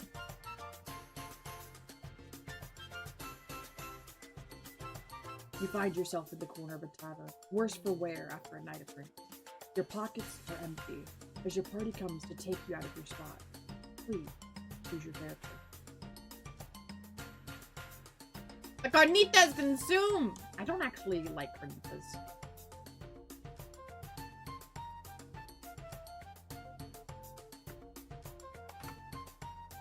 Glenn the Galactopus.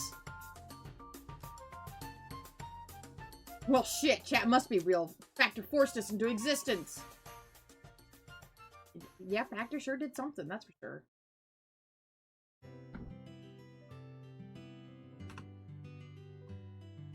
Yay, Frontier Village! I should go back and finish Xenoblade. That was something we did on stream a long time ago.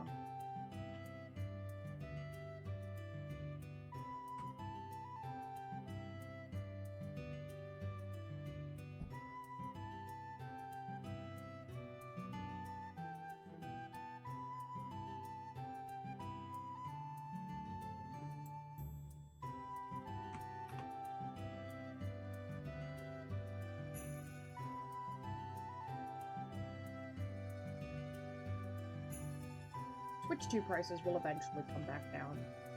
The scalpers that have them for the really crazy high prices aren't getting any people actually buying them at that price. Because you can still find the Switch 2s at stores pretty, like, well enough in stock. Like, yeah, some stores are going to be out of stock. Like, if you go to your GameStop, Target, Walmart, they're probably going to be out of stock. But, like, the Switch 2 is also being stocked at, like, some really obscure places like Staples. Who the hell goes to Staples to go buy a Switch 2? Because apparently they have them.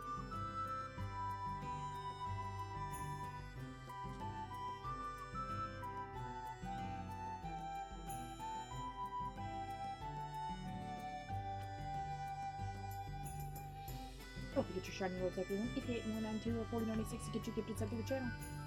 Man, if you're all my imagination, then I'm really mean to myself. Yeah, well, would your imagination have manifested flowers on your front porch? I don't think so.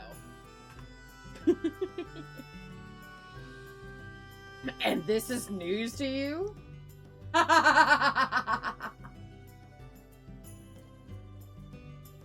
Imagine this! Hell yeah, Hydroplex! You aren't chat, Holy. You're a streamer. True! All of you are chat.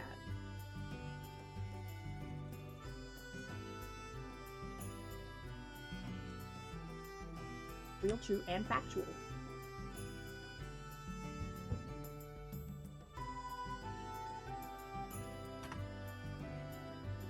Holy is the final boss of RNG's imagination.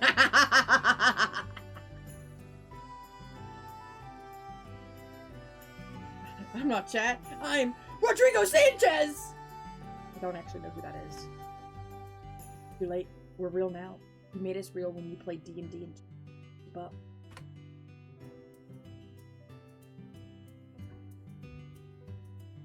When you want a snack, but you got no snacks because you're broke. No! When we ate bread and butter. Actually, the other day, we had, like, some nice, like a baguette from the store. And we needed to use up. There was a little bit left of it. And so I decided to make, like, the oil and vinegar bread dip. Like, you would get at, like, restaurants. And in, like, Italy as well. I think Italy does that. France probably does it, too. They're very prim, proper dining. And if I had the people, I would totally do D&D on Saturdays featuring chat.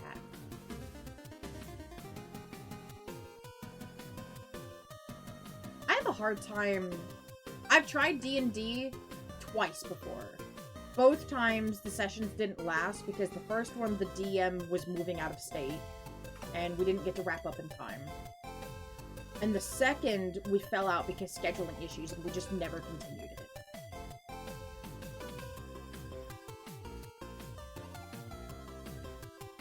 That is the extent of my D&D experience, because I've never had an actual successful campaign.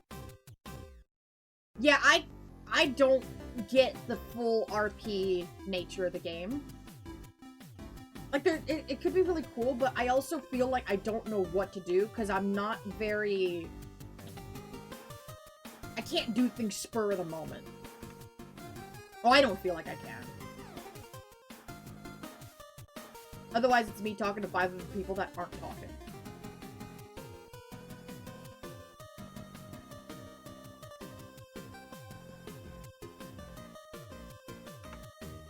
Like, I feel like I would need to sit and watch at least a campaign before I go and attempt it myself, so I know what the hell I'm doing. Hey, Alex! Thank you for the head pats, I appreciate it. So, Holy right now? Kind of. Yeah. Just me talking to myself. 5 other people who aren't talking. I'm just yapping alone in my room. Running over my dog's feet when I'm not paying attention. Because I'm a horrible human being.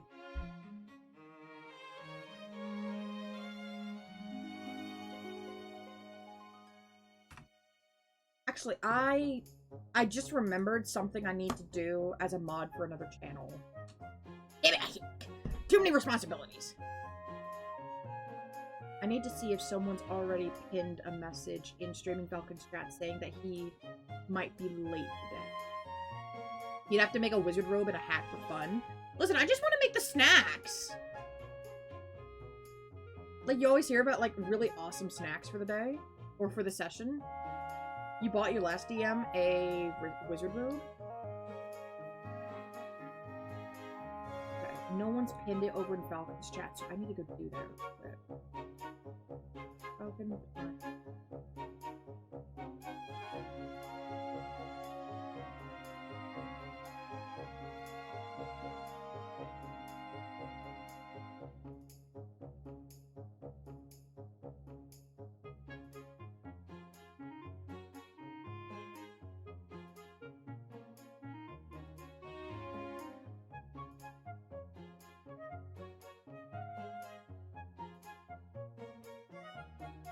Okay. Falcon has the chat pinned in his chat. I'm being a good little mod. D&D is fun. You actually would love to start DMing, but you also need to make sure you have the time because rent exists. Yeah. Speaking of Falcon, thank you for your pin yesterday. Forgot he had family visiting. Yes. Wait. I don't remember pinning yesterday. One of the other mods might have pinned. I usually try to. What was I doing? Oh, yesterday I was stuck doing Pokemon. It might not have been me. It might have been somebody else. Casual's usually pretty good at pinning the messages as well. But also to Hellion, we look very similar in chat. Ah! Exactly what I was saying. Hellion and I look very similar in the chat.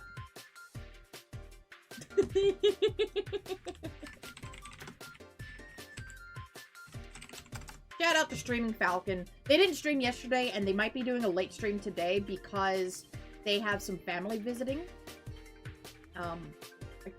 I didn't actually get to hear why, precisely. Because I missed Monday's stream. I'm a bad mod, I missed stream. But he's also just an amazing guy. Please make sure you go check him out. He's been doing a lot more variety content here lately. Been doing a lot of Mario games. Currently, he's been going through Mario Odyssey.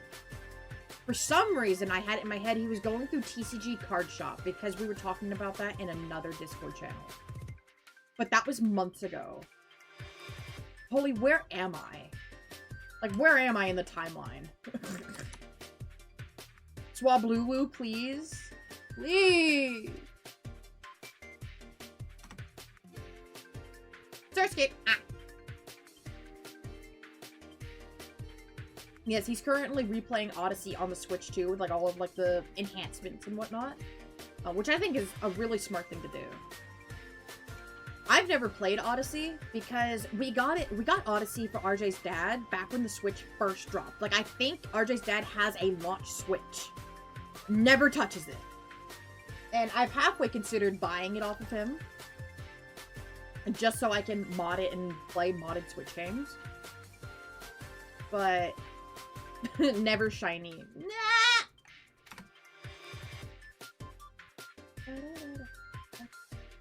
Oh, the jumps do work. Okay. Interesting.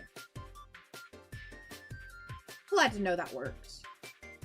Because in stream avatars, in order to stop the quote system from overlapping with my streamer bot quotes, I just had to go and disable all chat commands. That's interesting that that's working, even though I disabled them all. Interesting. Let me turn on the light in my room because the tracking is starting to mess up. Oh, thank you, Nikki. You fled from my chair backing up just in time. See, I didn't squish no toe beans this time.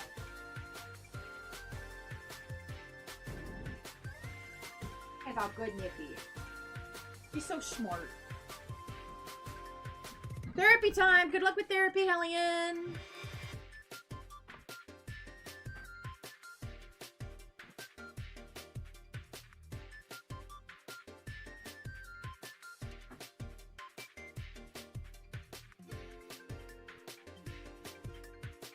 Oh, whoa. Okay.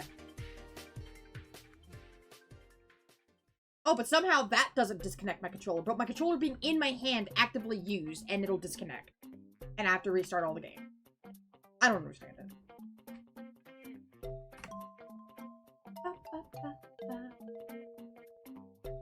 Mario Galaxy is another game I would love to go back and try to play, because that was a Mario game I was actually enjoying when I was watching, like, Trigger Conroy play through, and I think I watched my brother play through it as well.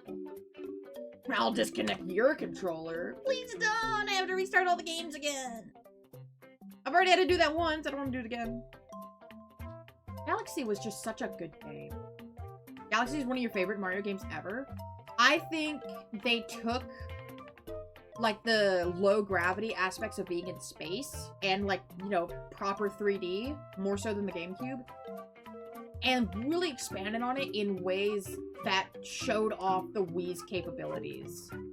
And it was really good. I don't really care for Mario Galaxy 2 as much. I feel like they kind of took a step back towards, like, the more traditional Mario style with, like, the level selects. I liked the hub world. Just don't mention walking upside down too much. Fair.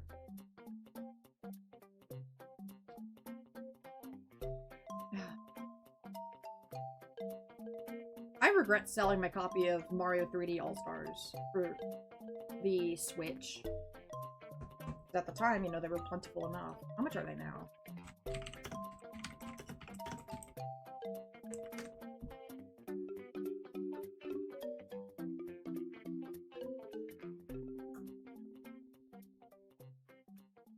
At GameStop, it's 120 bucks?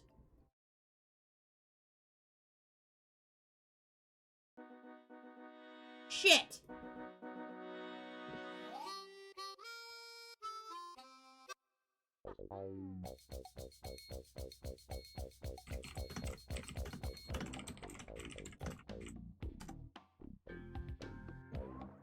Oh my god, it is actually like $100.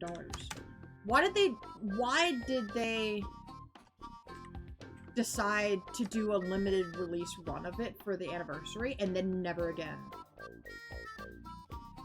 Damn.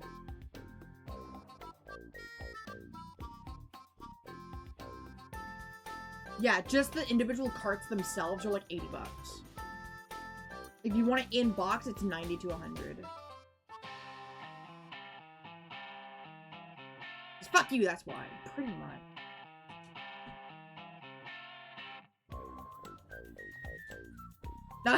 Money!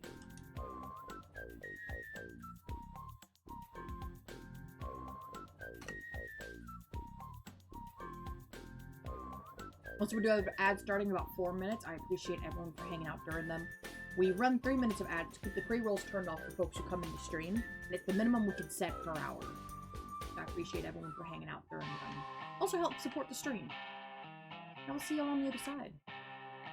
I try not to do too much during the ad break, so you won't be missing very much. We'll just be yakking. I might stretch. Get something to drink. That's not soda. We'll see. You got All-Stars and never played it. Don't let the ads take me alive! You like Galaxy 2 for being mostly the same? I can see the levels playing the same. I mostly just didn't like the level select. I feel like that was a step backwards.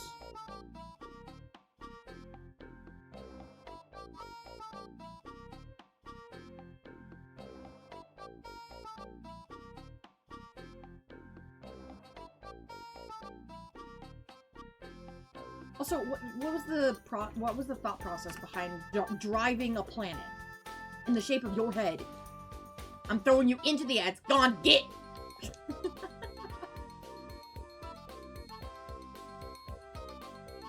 No, don't send him into ad land. We need him. Galaxy 2 was also the first game you bought with your own money. The first thing I bought with my own money was a PlayStation 4 with no games for it. My idea was I was going to, like, get something off the Play Store. I don't think I actually got any games for it. But thankfully, I did have a friend at the time that let me, like, share home consoles and I could play from his library. So I didn't have to buy any games right away, but that's how I got to experience, like, some games like Crash Bandicoot, The Witcher 3.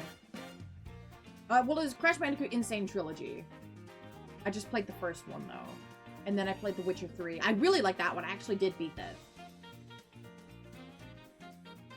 Your first game that you bought with your own money was Wario Woods on the NES. Wow. That's kind of cracked. First console you bought was an Xbox 360 and you played the shit out of it. Hell yeah. First game. I feel like I played my PlayStation a good bit.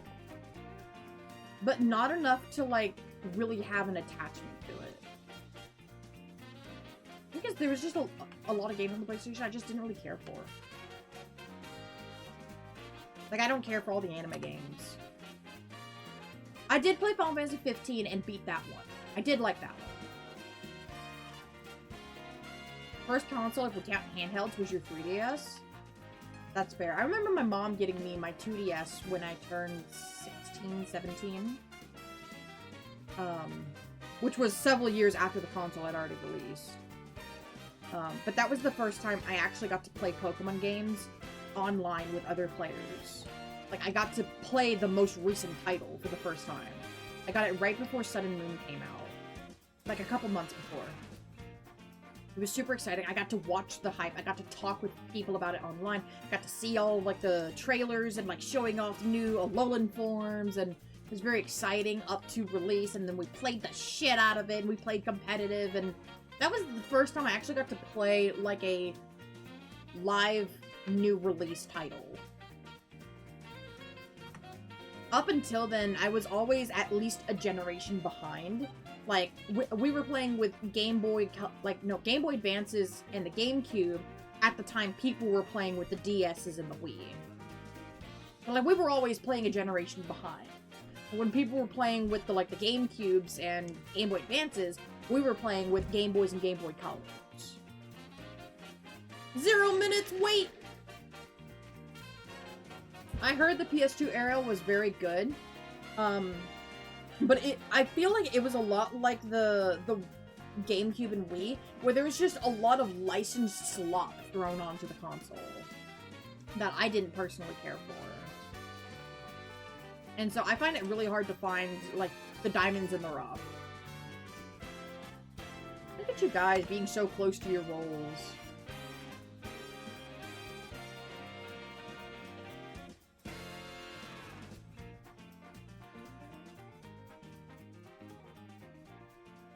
Ratchet and Clank the best? I did watch... So, the laundromat that we would go to... Because one of the apartments we looked at didn't have a washer-dryer set in it. We had to go take our clothes to the laundromat. And they had a TV that was playing Ratchet and Clank on there. I don't know if it was playing, like, game reviews or something, or if, like, someone was actually playing on that and they were just broadcasting it. I have no clue. But that was the first time I got to see Ratchet and Clank, was at the laundromat, and I was entranced because it was a game I didn't recognize. It was the same way when I first saw Spyro. We were at essentially a daycare, and one of the rooms had I think it was a PS1 in there. And like all of the older boys were in there playing it, and I was really interested and I wanted to watch them play. But it was a really cramped, like, closet they were basically shoved into with the game console.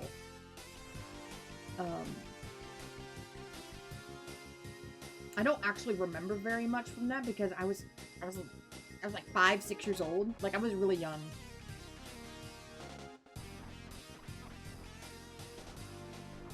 Yeah, and then I saw Ratchet and Clank being played at the laundromat. That was when I was like 7 or 8. I do remember that.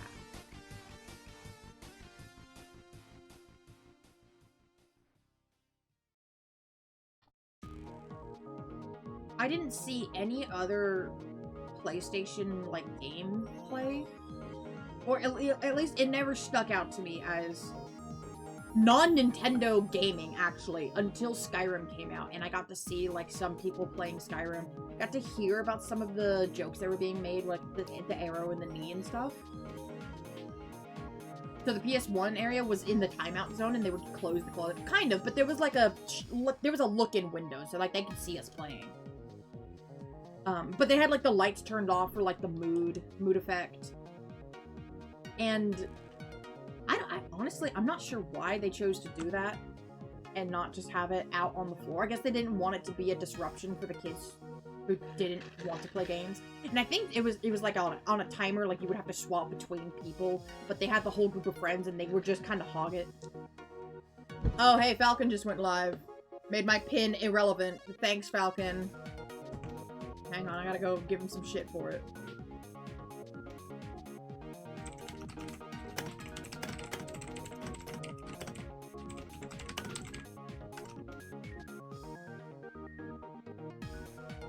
Oh, he's playing some Mario Kart World.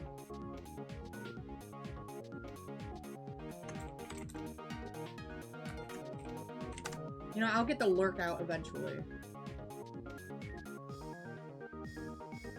Haru's also live? Hell yeah. Got your PS2 for Christmas. It came with Jak and Daxter 1, Gran Turismo 3. As a kid, you couldn't ask for much more than that. And you know, that's totally fair. I think Gran Turismo was like it was a phenomenon for racing titles at the time. I think then it was probably the most, like, accurate, realistic racing title one could ask for. Like, it wasn't cartoony or anything like you would get with Crash Team Racing. Oh, they're all giving Falcon shit for being late. As someone whose parents were way into cars, it was essential, fair, real, and valid. The only reason you played PS2 games was because your dad had one and you borrowed one later from a neighbor who turned out to be... Ah! I understand now. I misunderstood the first time, thinking like you borrowed one from the neighbor and it turned out to be a PDF instead of a PlayStation. And I'm like, how do you even understand? How did you manage that? And then it clicked with me. You think your PS2 came with ATV Off-Road Fury 3, so definitely not as good as Jak and Daxter. Valid. So, when we got gaming consoles, So the first ones we played a Game Boy that my mom had growing up. And we would take turns with like Tetris, and we did. Living in the apartment complex, we discovered the Pokemon cartridges through a friend. And funnily enough, that wasn't my intro to Pokemon. My introduction to Pokemon was finding a box of Pokemon cards that were donated to like a thrift store, Goodwill, whatever. And we just got like a deck of playing cards for $5-10. Mostly bulk. I think there were a few like shiny, like holographic cards that were kind of cool. I don't have any of those cards now, I don't think. But we basically taught ourselves how to play based on reverse engineering what it showed on the card. So, like, we understood, like, okay, so there was an evolution system. There's types. Here's your HP. Here's your attacks. You needed something in order to attack, which in that case would be, like, energy cards. But the box didn't come with enough energy cards to really play the games. So we would use, basically, like, token cards. Like, token Pokemon cards as that typing. So we would pick a Pokemon card, like a basic Trapinch or something, that would match the energy typing we needed, and use that as an energy card. But as for, like, turns, how many you could attach, like, the intricacies, like, oh, you couldn't evolve the first turn you put out the Pokemon. Like, some of those we didn't understand. We just went for it. And we would have, like, 12, 15, 20 energy cards attached to our active Pokemon, and it would just stretch on and on and on. It was fantastic. We didn't actually learn how to play the game until we found a VHS tape at the thrift store for the Pokemon TCG. It was like a promotional video of how to play Pokemon trading card game with base set. And it was actually really fun. And it was like, oh, so that's how you do it. It's very nostalgic for me now. Also, by the way, for those of you who are interested, Falcon does have raids up in his chat. Did I give a shout out to Streaming Falcon earlier? I think I did. I did. Please tell me I have a shout out command. I don't! I need to set that up.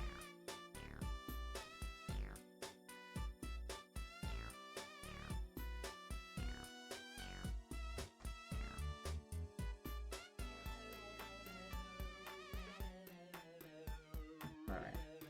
Get him off my screen. It's distracting. It's distracting me. But that was my learned-in experience with Pokemon, was through the trading cards, which was kind of funny. Like, I remember talking about, like, the concept of Pokemon at the playground in elementary school a little bit before that. And I think that's kind of, like, gave me the idea of, oh, hey, let's get these cards at the thrift shop, because I had a friend at school who talked about it. And she, I think at that time, Gen 3 had just come out.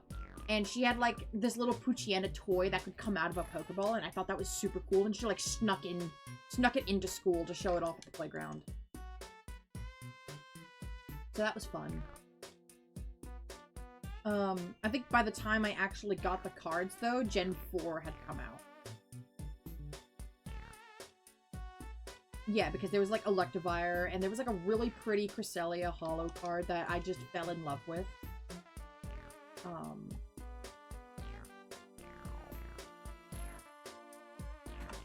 I'm thinking. But then after that, a different friend from a different apartment complex, because I moved around a lot growing up.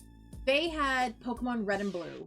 They had, I think they had Blue. And she let us borrow it for a while. I got to the 5th gym, and I was like, you know, having a time. Yeah, we're having fun. And then my brother said, I want to play too, and deleted my save file, like, because he saved over it. Motherfucker. I was very upset. And then after that, because my mom saw us kind of arguing over the game. You know, we were having a blast. Well, we were having a blast, but there was conflicts coming up because there was only one cartridge between 3 kids. So she found someone on Craigslist selling, like, their Game Boy and, like, a collection of games, and one of them happened to be a Pokemon game. In this case, we got Red and Yellow, so we were able to give the friend back, you know, the Blue. We played Red and Yellow. I tried giving Red away as a birthday present to a classmate, But my mom told me I needed to ask for that back. And I was like, well, I really enjoyed the game, and if I like it, they would like it. So I gave it to them as a birthday present. I didn't understand what I was doing. I was like 8. I asked for it back, got it back. But I mostly played yellow. Because when we got the Game Boy, because that way we had 2 Game Boys, and we had like 2 Pokemon games, and it all worked out. We had a handful of other games to play with it. And so I mostly played yellow growing up. And it coincided with the anime that we were starting to collect VHS tapes for. Because we would go to thrift stores a lot. Because my dad had basically like a record collection business that he was doing. Where he would go to thrift stores, get records for like a quarter, 50 cents. You know, super cheap. Clean them up and resell them on eBay for a couple bucks. It was, you know, it's small gains. But it was really worth it, and I think it created a lot of memories too with us kids, because we got to drive all over the state to like different places where my dad knew that these thrift stores would be. He knew which ones did, which ones didn't, which ones were good places to go to, which ones like the traffic sucked on the weekend. And in going to all these different thrift stores, we accumulated the VHS collection for Pokemon, and it was something I would hunt for. Were these, like, very colorful pop-out Pokemon VHS tapes. Nowadays, you don't see them. You don't. Because the people who work there, they know Pokemon. They're going to snag it up and resell it, or they're gonna go see what it's valued at. And people just also aren't donating Pokemon anymore. Because they know value of Pokemon. So anyway. As we are playing with Red and Yellow, my uncle from Texas, we had met him like once or twice before, but he wasn't always able to come to like the family gatherings for Christmas and Thanksgiving and all that because, you know, several states away. You can't always fly out. He surprised us one year and got each of us a Game Boy. There were 2 Game Boy Colors and 1 Game Boy Advance. The Game Boy Advance was pink, so my sister got that one. I did not like pink. One of them was the Atomic Purple Game Boy Color, and then I got the yellow and blue Pokemon Game Boy. They knew, my siblings knew that I loved Pokemon more than they did, so they were fine with me having it. I miss it. I don't have that Game Boy Color anymore. I know it's worth money now, but I think it got lost in one of the moves, and I was devastated when I found out I couldn't find it anywhere. Yeah, until the Switch 2 get Pokemon Red and Blue, then all those collectors can pound sand. Yeah, I hope they do. But then we got the Game Boy Color, and that was the next console I had. At that point, you know, Diamond and Pearl were already out, right? Like, I remember trying to catch, like, the Darkrai movie on the TV with my little Game Boy Color, and I'm playing along with. That was also the same time I found Chugga Conroy, and I would play Pokemon Red, and actually no, it was Pokemon Yellow, alongside his playthrough of Fire Red, because I learned that Red and Fire Red were near identical, and Yellow was close enough to Red. I knew that from playing between both of the cartridges. So I figured I could get my way through the game watching Chugga play Fire Red.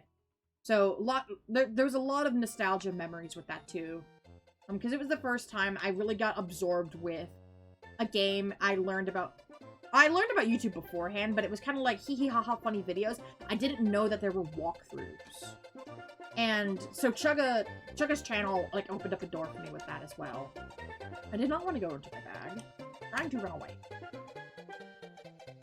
And so I was just obsessed.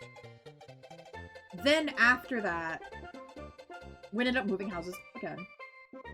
It wasn't until after my dad passed away and my mom managed to get a little bit of money as like almost like a grievance thing from the government that would help. I think it was to help cover funeral costs and things like that. But there was enough left over to where she was able to get all 3 of us a DS Lite and a GameCube so that we could play with. Somehow we got a Game Boy Advance somewhere in there. I think we got the Game Boy Advance before my dad passed away, because my sister still had the pink one.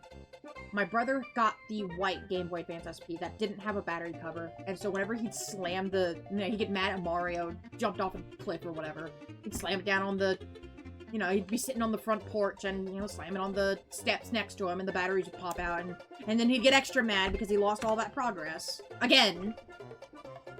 And then I had a Game Boy SP with the backlight, and I thought that was super, super cool. Teresa had hers, but she didn't really, my sister, she was not a gamer. She did not game very much. And then my brother had his, and, that was just his. I had mine. And then I had it in my pocket, and I fell on the swamp. But after we got the Game Boys SP, we got the DS Lites and the GameCube, and we were able, it was actually really cool when we got the GameCube. The first game we got for it was Animal Crossing. We didn't have a memory card. We didn't know we needed a memory card. It was the first time we had a home console, was the GameCube. Back in 2013, so.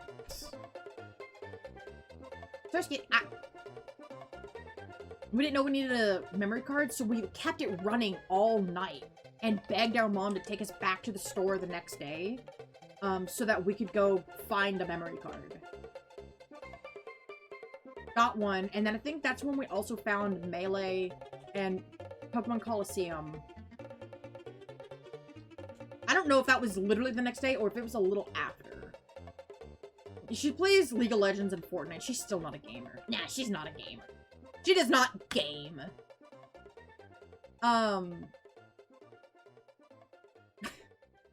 Still kind of chuckling about that. We did end up getting one eventually.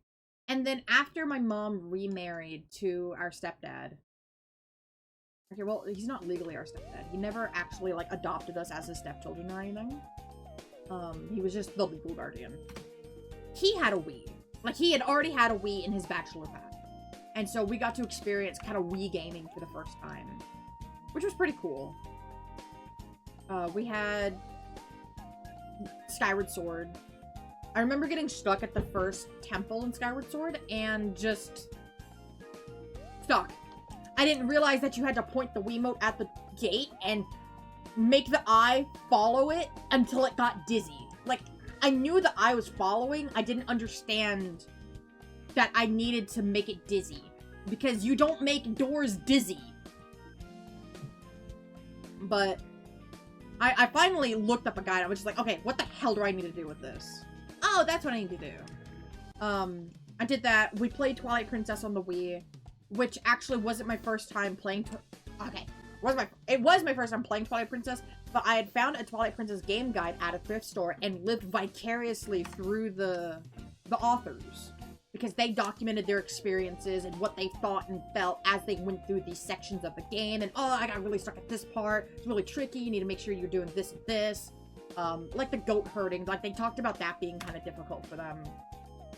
Or, like, getting, like, the rare chew jelly. Like, that, I remember. I think I do still have that guy's book somewhere.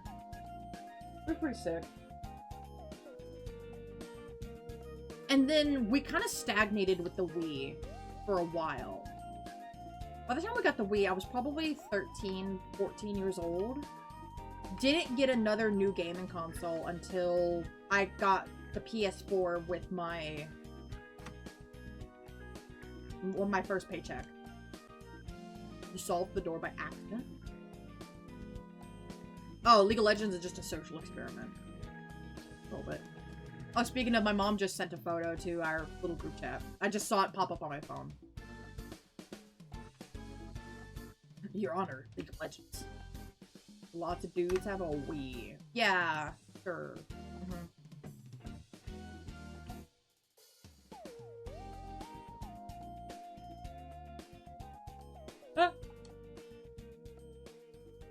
When we had the Game Boy Advances, I did get a copy of Sapphire at some point. I think it was in like a...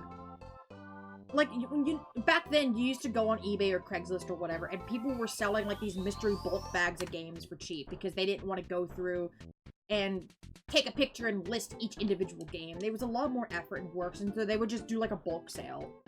And there was an unlabeled copy of Sapphire. We didn't know what it was, but I picked it because it was blue. It turned out it was Pokemon. Catch of the Century. I ended up I made the same mistake again and gifted that away to a friend because, hey, I really enjoyed this game and I played it 10 times over and I'm kind of tired of it. I would love for my friend to be able to play this. Turns out she already had the copy, but accepted the gift anyway and didn't, like, show grace and was like, oh, I already have this, thank you. You can have this back. Or whatever, nothing. No, she just took it and she has 2 copies of Sapphire and she moved away, so. At some point, we did get a copy of Fire Red, but I think it got lost in a move. Because my brother played the Fire Red one a lot. And then the same experience with the DS Lites, where we had a mystery grab bag of games, except those carts on the DS were a lot more difficult to try to figure out what game was what. And so we looked at each other and we said, hey, whatever's in this grab bag, we're just gonna dump it on the floor. Finders keepers, you know, first picks. If you see it, you grab it, and that's it. And they said, okay, sounds good. 3, 2, 1. We dumped it on the floor. I spot Pokemon Platinum. I snatched that bitch and ran for my life. And they were like, don't you want any other game? I'm like, no, I got this one. I'm good. You should homebrew your Wii U. Maybe you'd use it then. I discovered that there is a homebrew method you could do to turn your Wii U gamepad into a Steam Deck, essentially, where you could play your Steam library from the Wii U gamepad. And I wanted to figure out how to do that. And that's when I had contacted Factor, and the plan is to purchase the Wii U off of Factor, because he was looking to sell it anyways. Yeah, like you'd find them at a flea market without paying a fortune. Absolutely. But back then, Platinum wasn't the latest game because at that point, Black and White had released. So people were getting rid of their Platinums to get the newest and greatest technology or whatever. But honestly, getting Platinum in that grab bag of games was the cherry on top because the rest of the games were like Zuzu Pets, Lego Ninjago, which my brother actually really enjoyed that. There was Nintendogs. My sister really enjoyed that. Her DS was also pink to go along with her Game Boy Advance, and I just went, ugh. My brother had like a navy blue DS Lite, and then I had a black one. I wanted the navy blue one as well, but we wanted to be able to visually distinguish whose DS was whose. Because I remember there being there at the store with my mom when she saw them and had the idea of like, oh, that would make a really good Christmas present. And she had me cross my heart, hope to die, swear I wouldn't tell the others about the Christmas gift, and then I got to help her pick out the DSs and which games I think they would like. I picked out Spirit Tracks for myself. That's why I have like a really good nostalgia for it, because it was the first game for my DS, along with the mystery grab bag, which she did not tell me about. She got that after the fact. I got Spirit Tracks for myself. Maybe that's where my sister got Nintendogs from. I might have picked that one out for her. And then my brother, I think there was a SpongeBob game for the DS that I grabbed for him. You don't think the gamepad's gonna be great for playing a lot of Steam games? Well, I mean, do you want a Steam Deck? Do you want to pay $400, $500 for, like, a console? I'd rather not if I already have a gamepad. So I wanted to just kind of see how it would run. Especially considering, like, I just wanted to play, like, little farming games on it. Like, I'm not trying to run, like, God of War Ragnarok or anything on it. The DS Lite was such a downgrade from the original in terms of sturdiness. I did discover that. My brother, because my brother was very rough on his electronics, still is. He broke the hinge on his DS. My sister didn't play hers enough. I think they still have that, actually. My DS was well worn, but I never experienced any kind of hinge failure like the DS Lites. Yeah, I was just thinking playing Stardew, like my Wandering Village game, which I did play on Steam before. Stream. Well, technically it was on Steam, but I also played it on stream, too. Tinkerlands, Zuma, Peggle, Nancy Drew. Like, little games. Geometry Dash. I didn't plan on throttling it. Ah, I'm burping that soft taco now. Which I was right. I did stop eating after the soft taco. And at least the steak grilled cheese burrito is still warm. The hinge on DS Lite broke in a few years, you had to replace the thing. You bought the 3DS when you both broke it the second one. Oh, you mean when you broke the hinge a second time, or you broke the other hinge? Yeah, that makes sense. But yeah, after we got the DS and we played around with the Wii, we didn't get any other new consoles until I got the 2DS when I was 16 or 17. Still looking for physical copies for Stardew for Xbox One, Switch, and Vita. I have a Switch Stardew copy. Oh, you broke the hinge on a second DS. Oh, that would do it.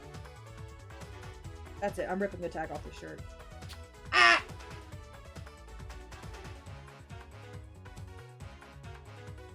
I have successfully determined that the shirt fits me. I've been wearing it for 2.5 hours now. It fits.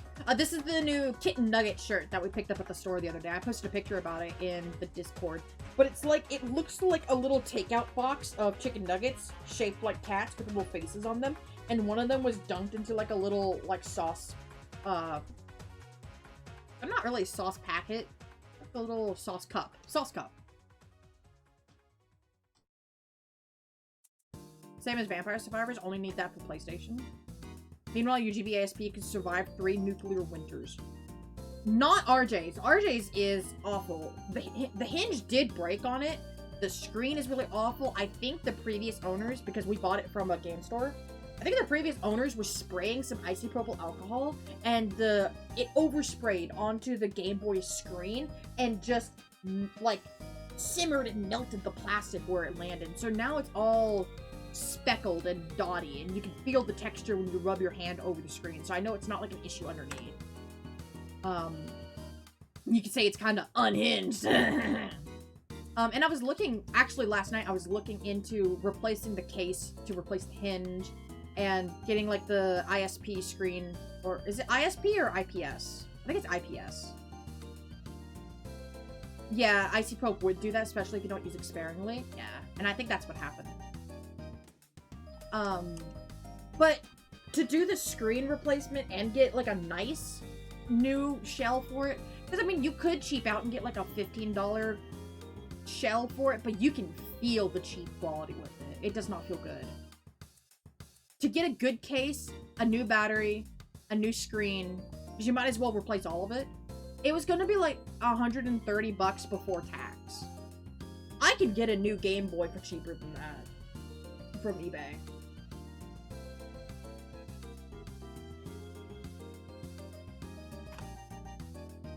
And so I said to hell with it. We could deal with it. Well, okay, well, I don't know if I could deal with the screen. The screen is really awful on it. The Game Boy SP that I actually do play with, it's a 101 model, so it has the variable backlight and a much better screen on it.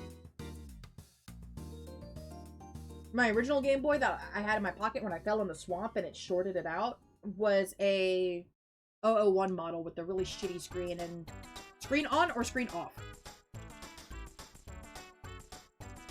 I am happy I paid the extra money for the nicer GB ASP,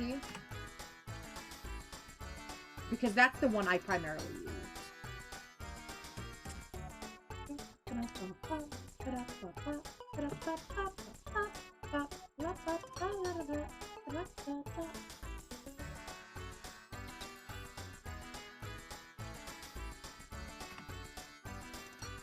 Also, did we get any shinies? I was yapping too much. I don't think I was really looking close enough. I was on autopilot a little bit. I was too busy wrapped up in memories. I have no clue if we actually got a shiny. Probably not. I mean, the odds that we get like an under-odd shiny back-to-back. No? Good. I'm glad somebody was watching. Hey, Matcha! Good to see you! Hi! You remember asking your uncle to repair your first DS touchscreen because you dug a hole in it playing Ranger? Mitch, please! Why are you rough on your consoles? Good lord. Like, I played Shadows of Almia and I never dug a hole in my touchscreen. What are you doing? Hope all has been well. All has been well. I hope you've been doing well, Matcha. I've not seen you online very much lately. Good to see you. Been alright. Did we ever finish the Metal Gear Solid game you were playing? You get excited easily. You played a lot of Ranger. Okay. Fair enough.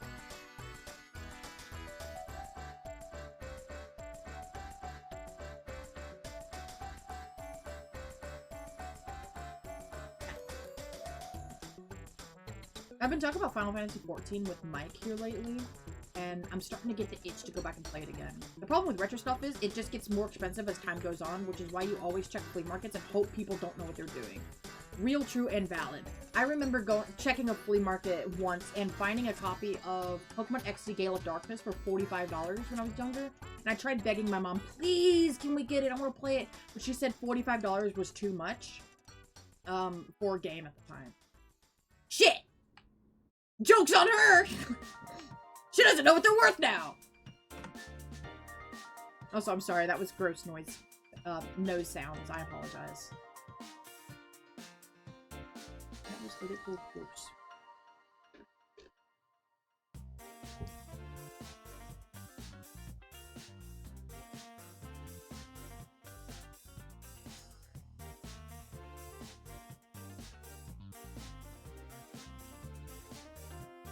I'm hoping to get to half odds today. Hoping to get to 40.96.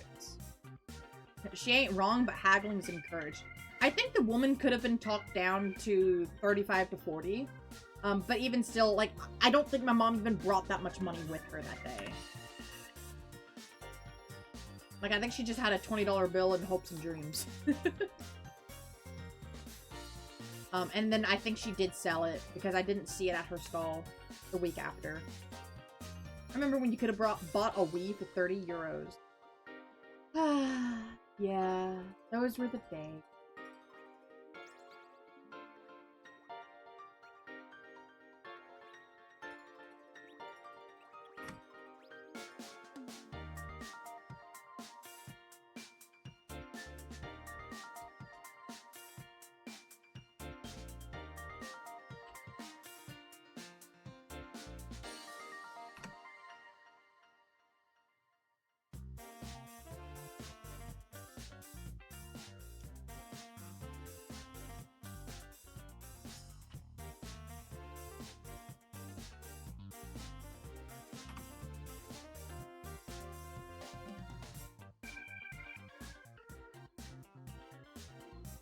I'm still kind of in like a nostalgia haze, thinking about my memories. Like, I was so obsessed with Pokemon and playing the Pokemon games growing up. No interest in any other games. So we were talking about like PlayStation games and PS4 being the first thing I bought with my own money. Because after playing Omega Ruby, as it was like the current release and leading up to Sun and Moon, I was like, and I was hearing about all of these other games and consoles and companies that I just did not grow up with, like PlayStation and Xbox. Like I would go visit other friends' houses and they might have the console and I might, you know, fiddle around with it. So like I knew about games like Bully, for an example. I knew about Call of Duty. Didn't have a connection because I never played them. And so after I got big girl money with her first job, I was like, you know, that's gonna change. I want to go back and try to re-experience some of these games that I never got the chance to. You had a lot of different games as a kid. Zelda and Mario were the easy ones to name aside from Pokemon.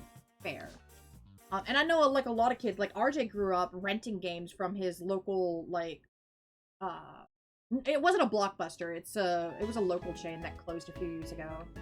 It did not survive the push to streaming and the pandemic. I used to hope your money arrives soon so you can look on the big flea market in your old hometown next week. Good luck, good luck. Every time I go to a flea market here, nobody is selling, like, game stuff. Or if they do, they're asking way too much money for it. No, it's mostly people selling, like, liquidated products from other stores. Like, you're seeing people selling brand new products for a cheaper price because they got it from a liquidated or, like, a clearance price. Next week is the 700th anniversary of that town. Good lord. The town is old. Also, Furwalk. I love Furwalk.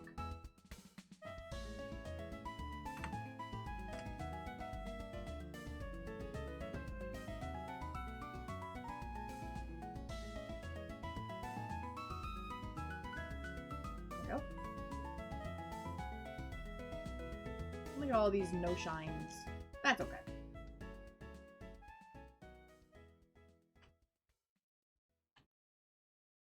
We keep on. We press on. And on. And on. Just get... Ah.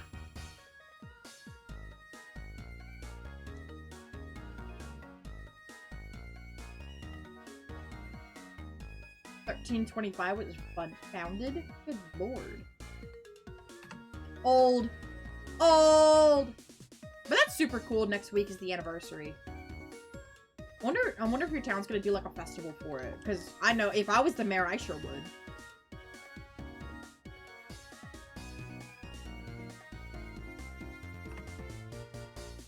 Are there... How are mayors decided? And like city officials, how are they determined in Assuming Dragon just subscribed for 25 months. Stinky Holy. Stinky Holy! I'm not stinky, thank you, assuming, for the 25-month resub. I appreciate it. I'm not stinky. I just had a shower. In fact, I think you're stinky. Still looking for a new house, the search is still depressing. Been saving up as much as you can with the rising rent over the years. Yeah. Oh god, don't even get me started about the current housing market. And I would argue all over the world, not just like in America. It's awful. Because everything's costing more nowadays. Food costs more, rent costs more. And it's because, I think it's because people have realized they can ask for more. Even for essentials, and it's causing people to dip into like their savings funds. And so these people don't have any emergency funds to back up on it. Because inflation and things are rising and rising and rising because they're asking more and more. Close to becoming homeless. And that sucks. Ow! Thank you, assuming. I'm thankful I've never been aware of that risk over my head of becoming homeless. I'm sure growing up, there have been times where we came very close to, but my parents managed to scrape together something in time to where we would still have a place to call home. And I'm very thankful for that because I know how close it could have been to not.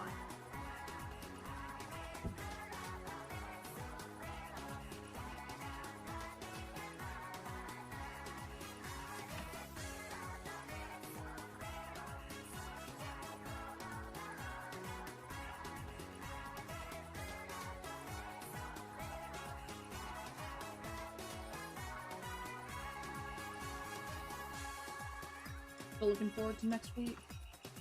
I mean, next week is payday. Good luck.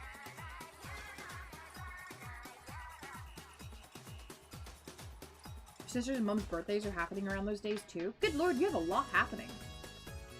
Payday, birthdays, town birthday. Surskit. Ah! Imagine if we phase on a Surskit. Like, I would have to just pack it up, go home. Next week is Safari Week. There's going to be a ton of people streaming and shiny hunting in the Safari Zone. Actually, it starts this Friday, and I need to, like, make an amendment to my streaming schedule. Because Friday, I just have it listed for, you know, just doing either this or, like, the Pokemon Sword shiny hunting. Which I am actually excited to start up tomorrow.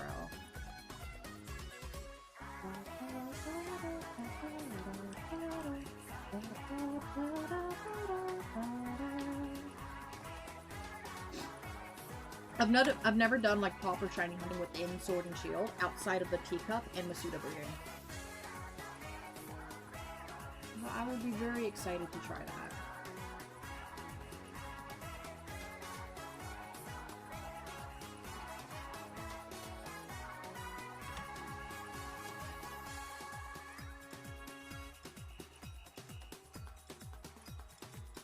Still doing maxillary shiny hunting last time you played? Ugh, yeah, those are never fun. Like, straight up maxillary hunting, that would be just like date skipping, throwing in wishing pieces. I did that once for a shiny Gigantamax Durlodon. I think I did actually manage getting it.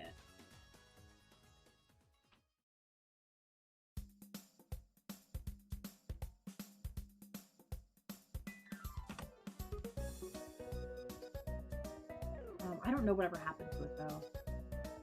It might have gotten lost to the ether when I deleted save files or something. Oh! You're doing the Dynamax layers! You're doing DAs. Dynamax Adventures. Yeah, those aren't fun either. You're stuck on Zygarde? Yeah! That's one of the worst ones. I know, if you ever see someone in chat called 1amnod, I think I could type them. This person, if you ever see them, they actually have a Zygarde seed saved to where it's a really good 3-person seed, and the strat is very, like, brain dead focus, and you can clear it. So if I ever see Nod in chat, I might be able to hook you up with them and see if you can save their run. I'm not sure if that's possible. I don't know. Good thing you never bother picking up shiny hunting. You've got no patience for that anymore. Well, Scarlet and Violet, especially with the new Switch 2 upgrades, it's the easiest thing in the world to get shinies now. And this is why I say shiny hunting is not a skill. It is luck, patience, and perseverance.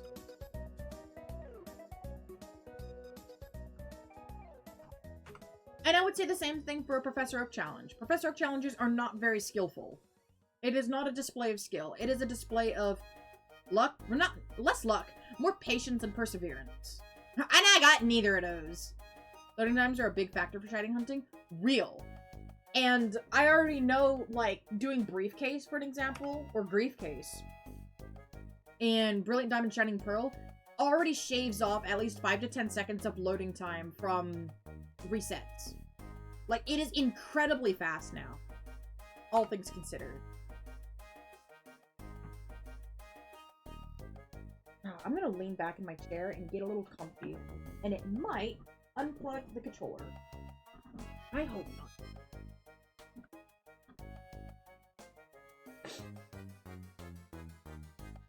Alright, I'm good.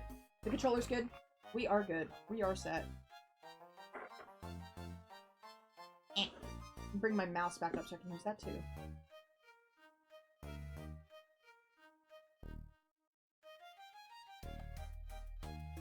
Okay.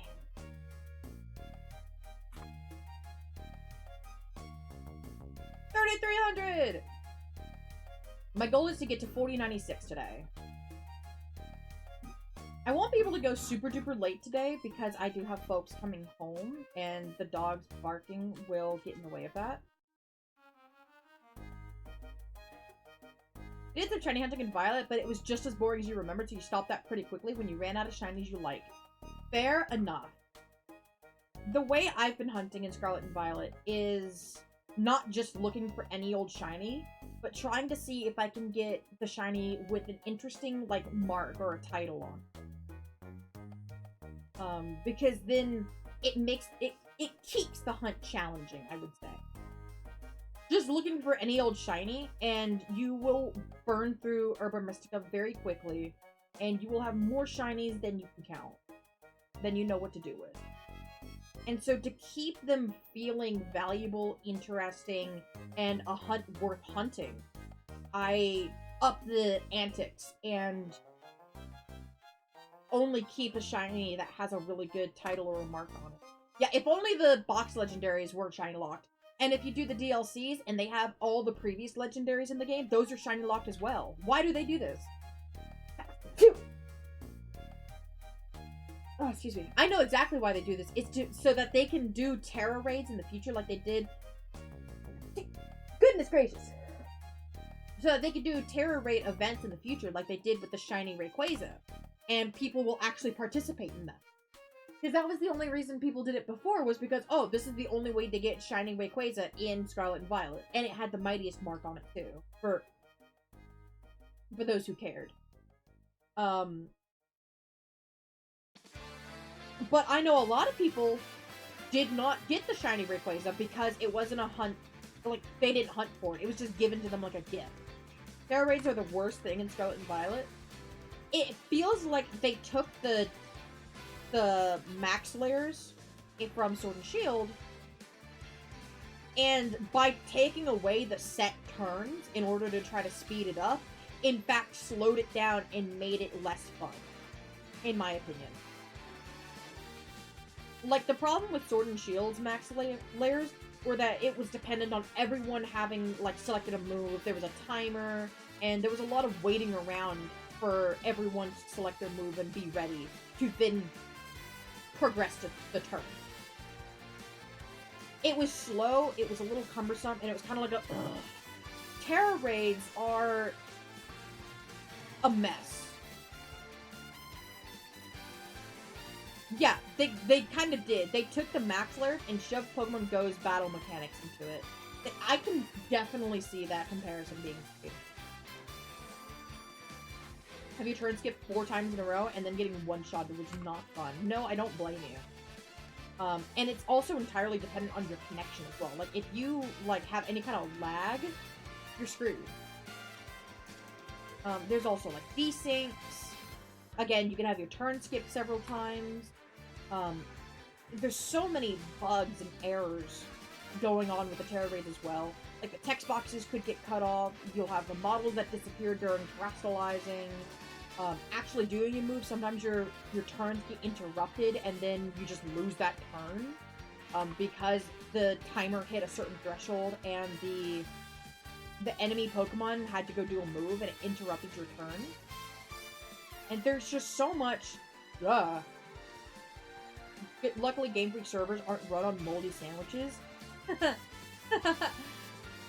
Right. I don't know how they're gonna get away with that Xbox title that they're making.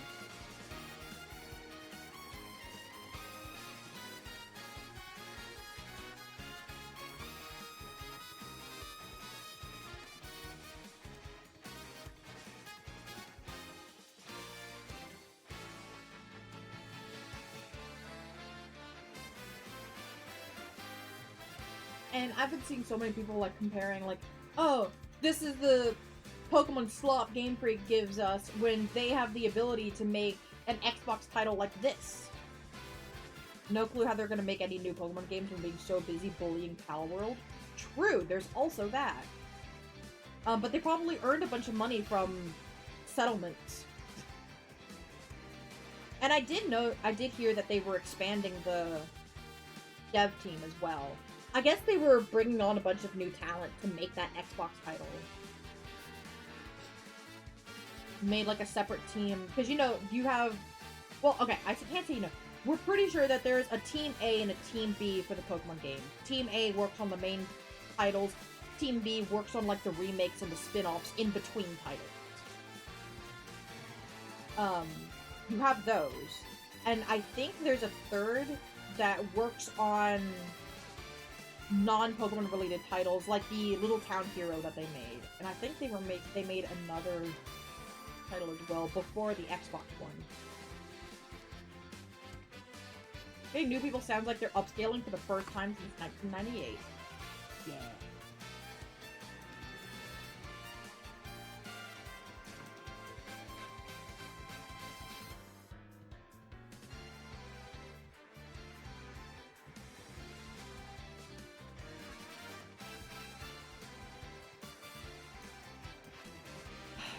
And people said for a long time that, like, oh, the Pokemon games were being throttled by the Switch hardware.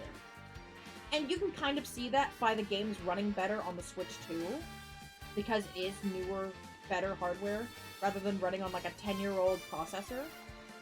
Yeah, I still want to see Legends Johto. I want to see Let's Go Johto.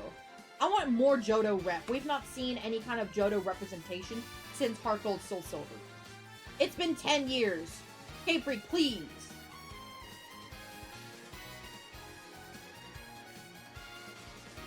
But they can't seem to get off Gen 1's dick. They're just riding it forever.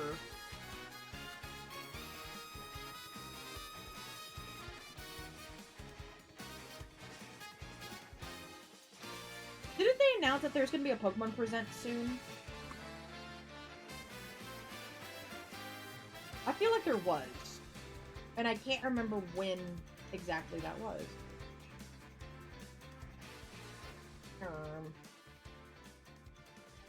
Did we put it in Pokemon Den General?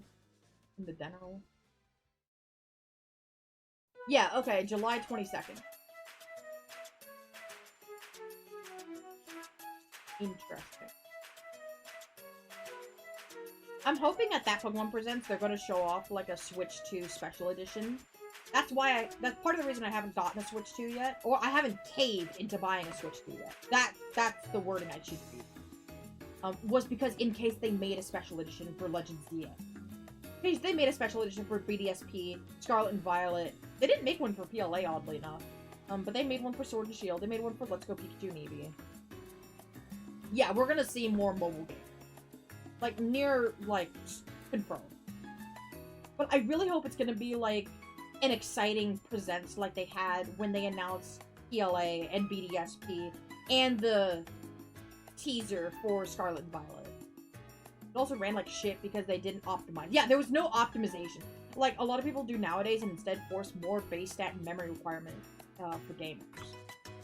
Yeah, there's no optimization being done because they don't know how to program. They just know how to do their do, and it, you know, if it takes up that much space and hardware, that's just what it needs. They don't look to see how they can optimize it and make it run better.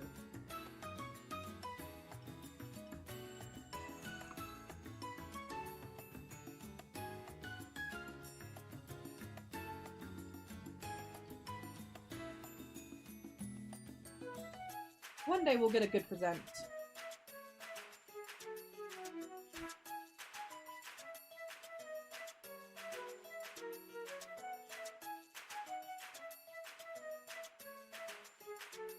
There's definitely gonna be like a Legends ZA recap over all the the trailers and info that they've been dripping down their social media platforms. They're gonna re-show off the confirmed release date. Like, I'm pretty sure about all of that.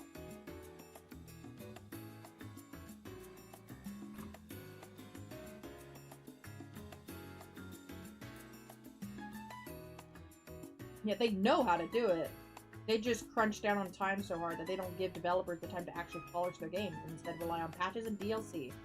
But even then, Scarlet and Violet didn't fix the instability with patches and DLC. That's part of the problem. They didn't. They waited until the new console to come out before they made an update patch for it that will make it run better. And it's also paywalled. Not only by the new console, but you also need to just have the patch. Like, I think you have to pay $10 for the patch, or it comes with your Nintendo Switch Online membership. If you have the expansion pack. Which is bullshit.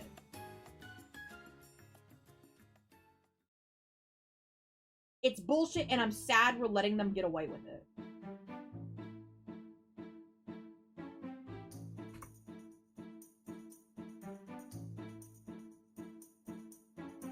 No, they don't believe in major patches, because a lot of them are probably still so old, they were making games for the cartridges where you couldn't push patches. You had to release the game as it was. They don't have people leading the development team that are aware of how modern games are being handled. They treat the games the same as they always have from, like, the Game Boy. You know, you put the game on the cartridge, you push it. That's it. It runs as it runs. I mean, they didn't start doing DLC until the Switch. We've been having DLC since Xbox 360.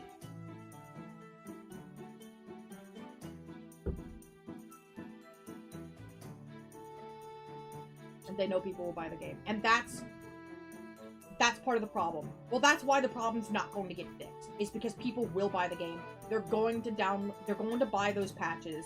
They're going to keep feeding into this paywall environment that the developers are creating. And that's why the problem's been persistent for so long, is because we're not doing anything to actually change it.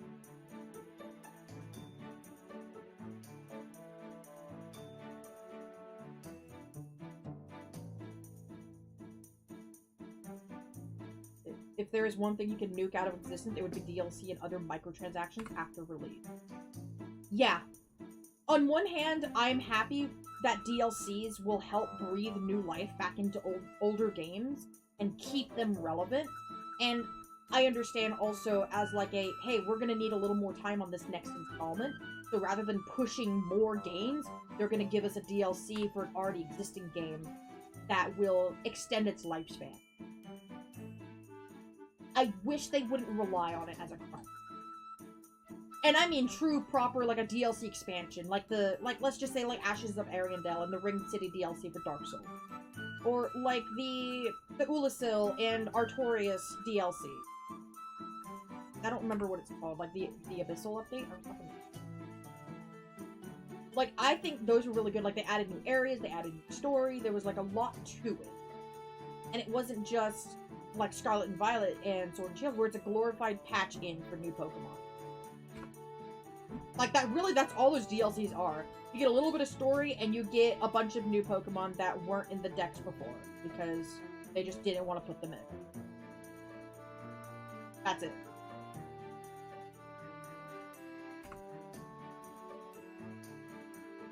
For DLC to work, you have to rely on game developers to be genuine in their love for their craft and not have a company be filled with corporate suits that only want more money.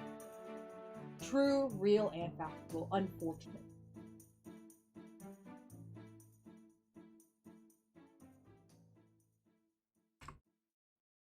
And I think microtransactions do have a bit of a place. They make sense for free-to-play games, like a lot of mobile games that you're seeing, for an example. Like, microtransactions make sense, because there's no other way that game is going to survive. There's no way that game would have been made in the first place if there was not some kind of way to monetize it. No game is free. In the grand scheme of things, no game is ever truly free.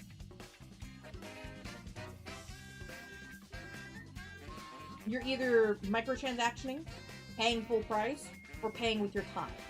What is more valuable to you? And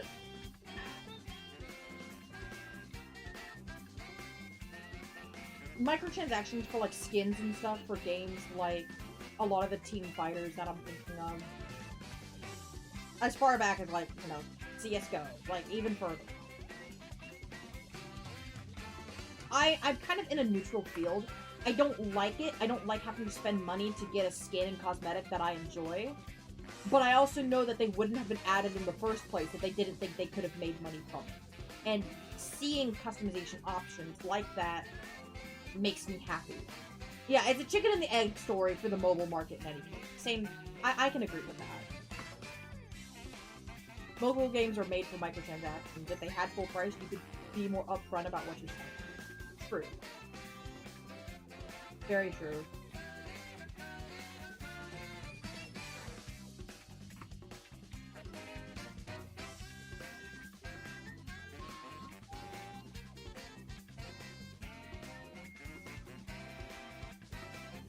I wish the games had, like, more unlockable cosmetics as opposed to pay for cosmetics. You know, like Mario Odyssey has a bunch of unlockable cosmetics, and I like that. I like that you have to work for them. As opposed to, oh, we're gonna add in a DLC patch with, like, a bunch of new skins.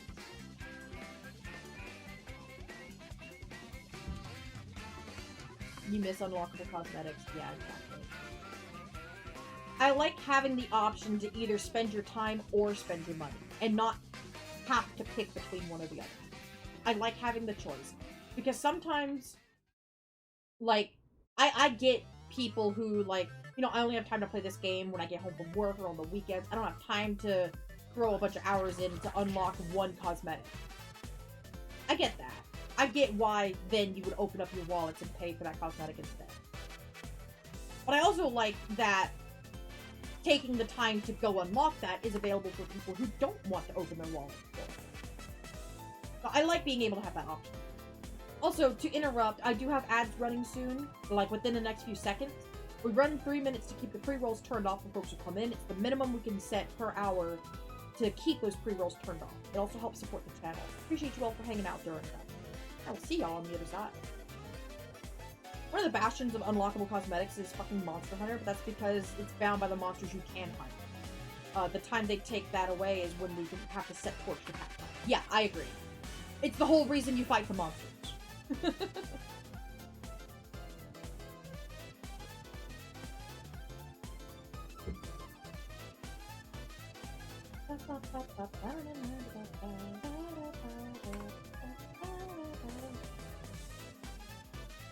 There we go. Alright.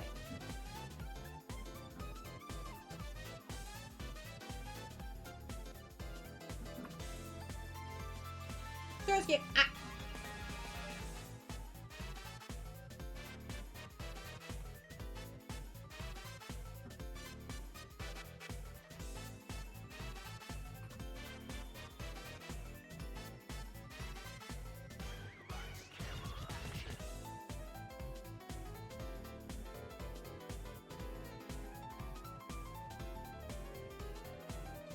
Alright, there goes the ad break. I try not to do too much during the ad break, so you guys aren't missing anything. But we're also just shiny hunting.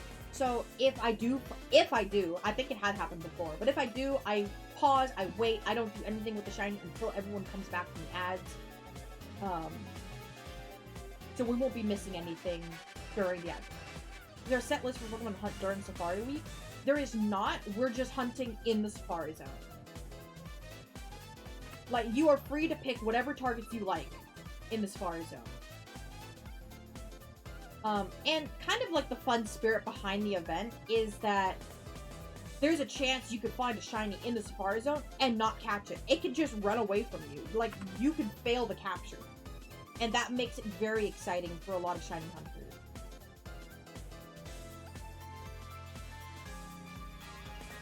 Yeah, so I do have all of Gen 3. I also have Heart Gold Soul Silver's Safari Zone set up as well. I think I will be doing Gen 3, however. Much of the criticism you have for AAA games, indie games are doing a lot better in terms of quality and pricing versus what you get. True, real, and factual. I think indie games are knocking out of the park with the quality yet affordable games. And I think AAA titles, or AAA companies, pretty much just said, y'all can have it. The indie developers are filling in a want and niche in the gaming sphere that the AAA companies have basically abandoned. Ew, ew, ew, ew. It's so good. That little animation is so good.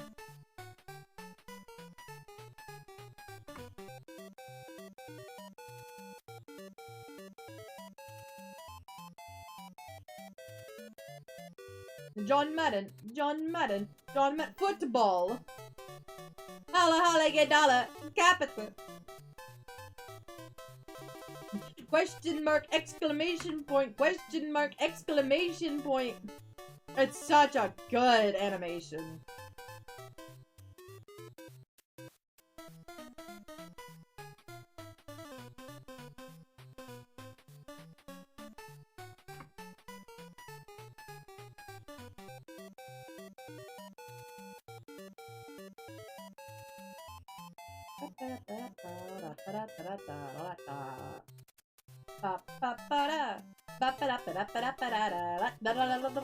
The reason a lot of companies are buying out indie studios and lawyering, if possible, is because they're scared of them, is what you believe. And I could absolutely see that.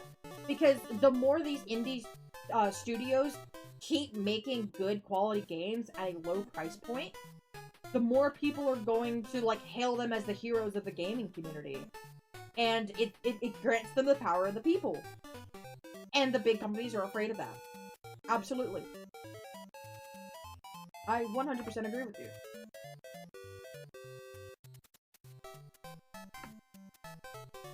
Also, welcome back from the ad break, everyone. I appreciate everyone for hanging around during them. It is a necessary evil, unfortunately.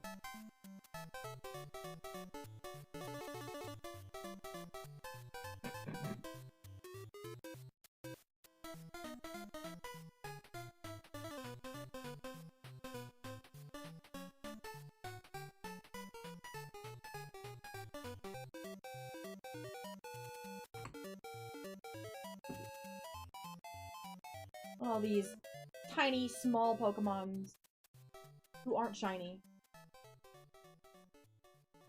Still chuckling to yourself before letting a single tear go, thinking about what Assassin's Creed has become. Yeah. Yeah.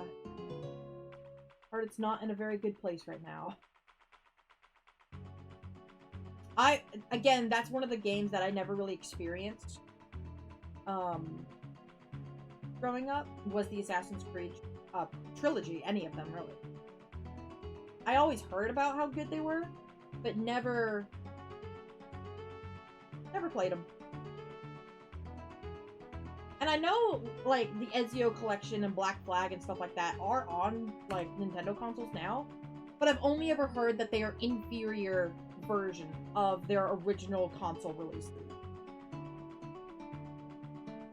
Which is sad but makes sense because Nintendo has never been the cutting-edge technology company. It is the family gaming console at an affordable price company. Her little brother was more into them, but she played the first 3.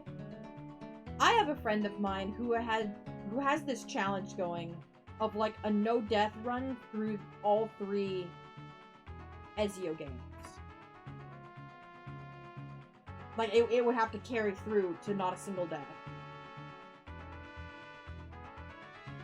Which is really tricky because I think he said one of the games in particular, when you're jumping off of like a roof to land in a hay bale, sometimes the game just messes up and you just die. So it's a lot of risk, not a lot of reward. He's not yet completed the challenge. He takes breaks from it every so often. Yeah, Dragon Gamer 209. Yeah. He's been doing that challenge. Or you might be remembering the... Is it a glitch? An error? Oversight. It's an oversight.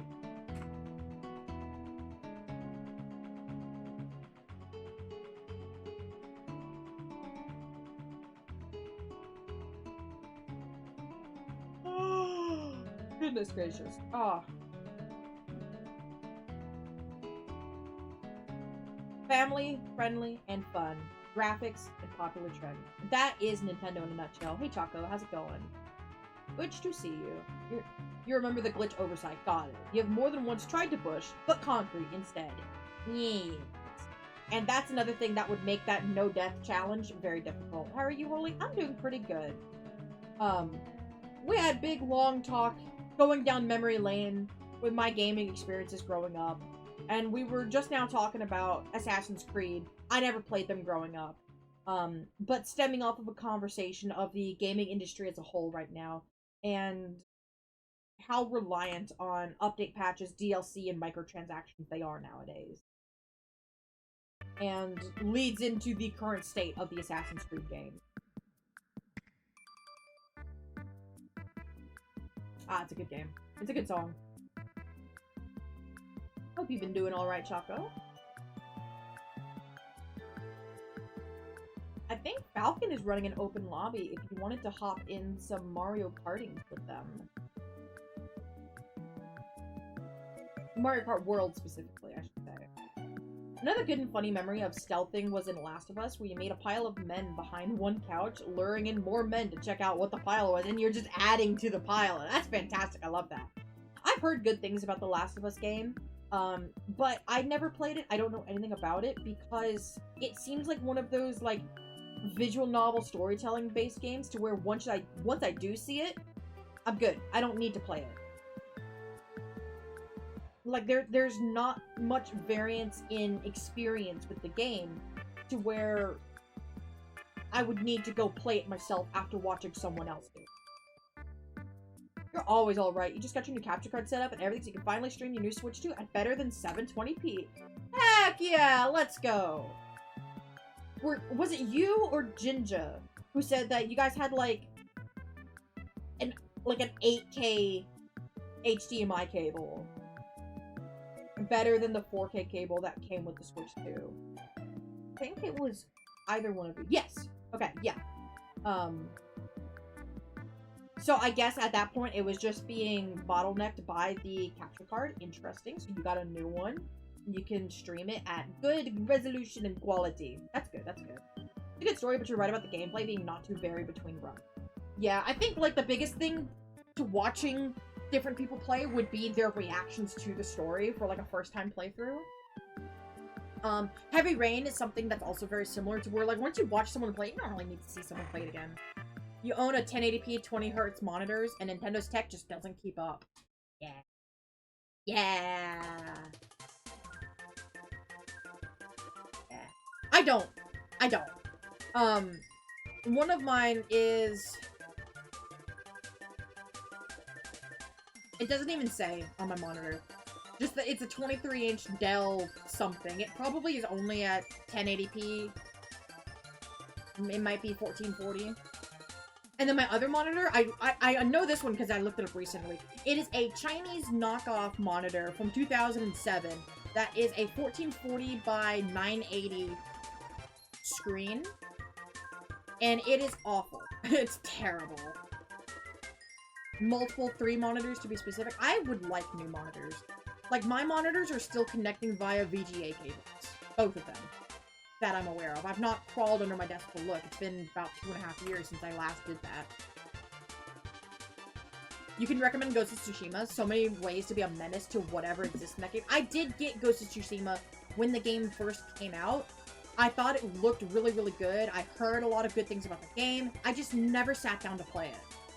I think I watched RJ play, like, the first 10 minutes of the game, and then I think we got bored and moved on. Never came back to it, and I think it's a prime shame. Especially with the sequel, Ghost of Yote, being announced. I should go back and play Ghost of Tsushima. Since we're going down gaming memory lane, 8-Bit Holy Win. We do actually have an Epilogue Gaming streamer named Blanc, who has a VTuber model like myself, but it's a person, first of all. But it's designed after, like, PS1 graphics, and it looks super, super cool. Even give them a shout out really quick. Yeah! Oh, he's super cool. Like, I think he advertises himself as a low poly streamer. I think it's a very neat concept.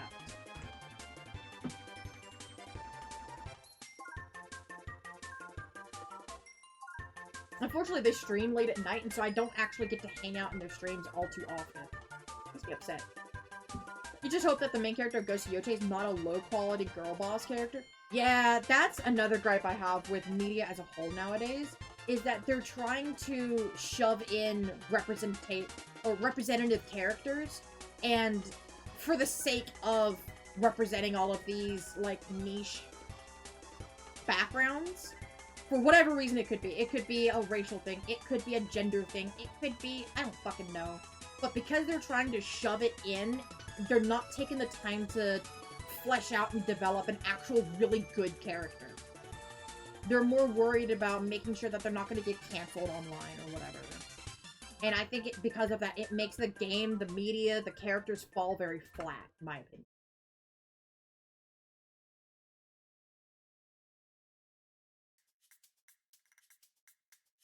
Like, to me, if someone describes a book as, oh, hey, this is Harry Potter, but it's full of lesbians instead, because fuck J.K. Rowling. That's not gonna sell me on the book, because you had a premise of it being a Harry Potter clone. And then you just shoved it full of lesbians. That does not make me very interested, because that makes it sound like pandering to the gay community. And these characters are going to come out very flat and stereotypes of these people, and not actually going to be very well-defined, established characters. Inclusion can be done in such a myriad of good ways, but they add a lot of them on such a checklist. Yeah, a checklist surface level. It's offensive to whoever identifies with that ideology. Exactly. It comes off as like a checklist, trying to make sure they got all their bases covered. Make sure that their ass is covered for whatever reason. One, I will say, like, for an example, Fourth Wing, I think did a good job at including LGBT representation. There's a side character that is bi, and you see them, like, having relationship, or like an open bi relationship, and you see them in and out of scenes with different partners coming back to like a main female partner. But just being very open, casual, chill about it, like it's an everyday occurrence. And I think that's how it should be. And not, oh my god, look at me, we're so gay! Oh my god, don't you just love how gay we are? And it's just pushing it to an obscene amount, and it's not good, it's not fun, and it's not enjoyable. Now, by no means am I trying to say, oh, I don't like gay people, I don't like it in my media, so they should cover it up and hide it. Dear God, that's not what I'm trying to say. I just don't want it shoved down my throat every turn of a page.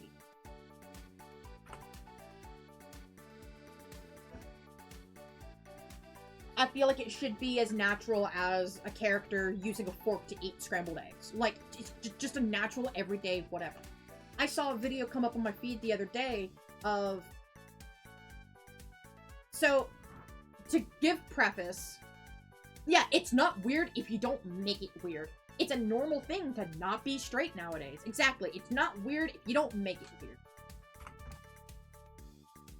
That's exactly the way to put that. Really.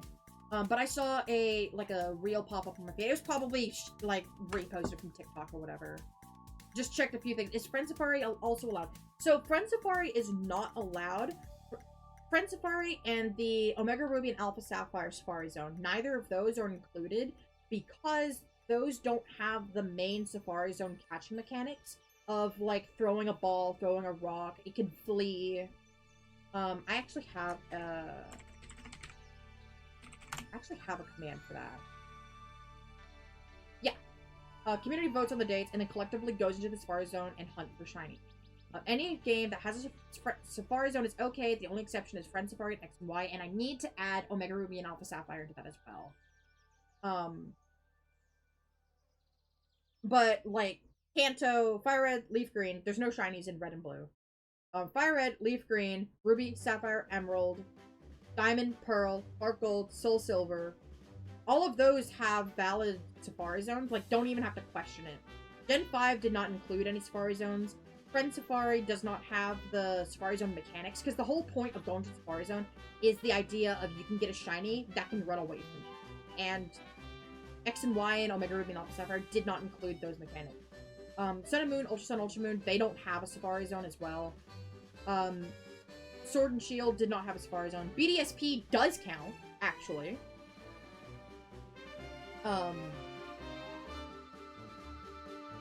Brilliant Diamond Shining Pearl does count because it does still have the core Safari Zone mechanic. And I do know some people do prefer that game because it has the slashed, like cut in half shiny odds for that. So there's basically 10 games you could pick from. I think it's a pretty good collection.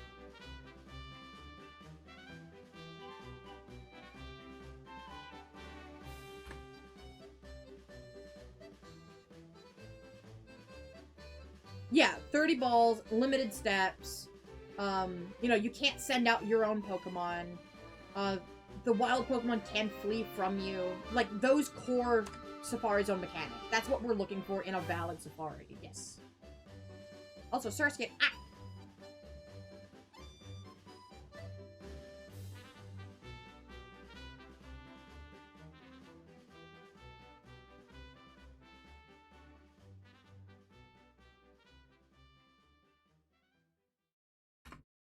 Well, guess I'll keep my channel points for now.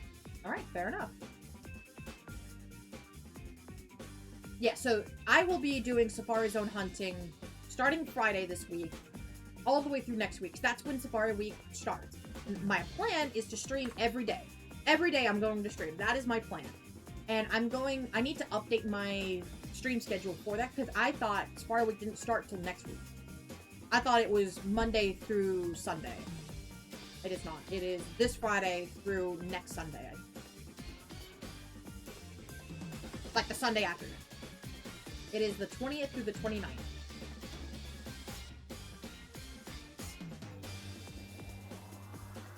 They're like a week and 2 days.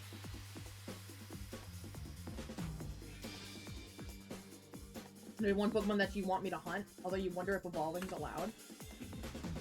So if you're trying to request a hunt for me to do, I will hunt anything that is actually huntable.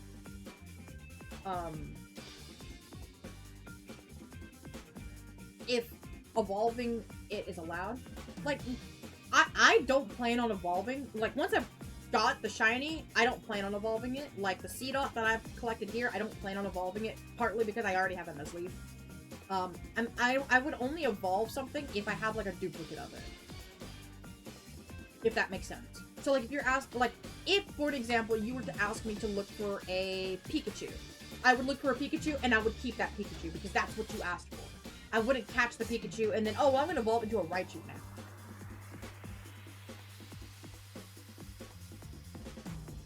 now. Now that could change if you asked me to. Like, oh, hey, there's a Pokemon I really want you to hunt, but it's easier to hunt its pre-evolution, so you can do that. Like, if you explicitly tell me that hunt the pre-evolution because it's easier and then evolve it into the Pokemon that I would like, that's fine.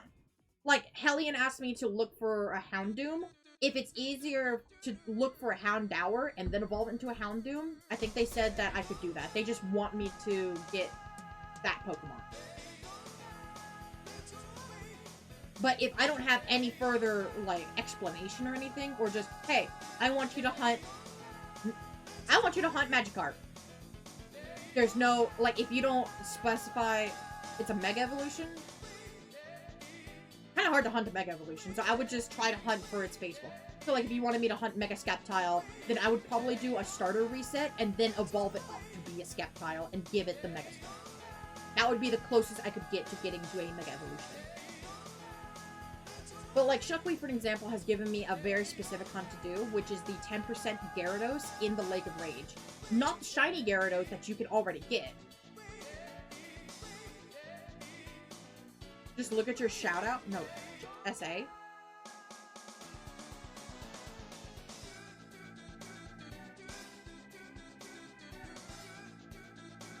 Please, fill me in. There's a lot of things SA could stand for.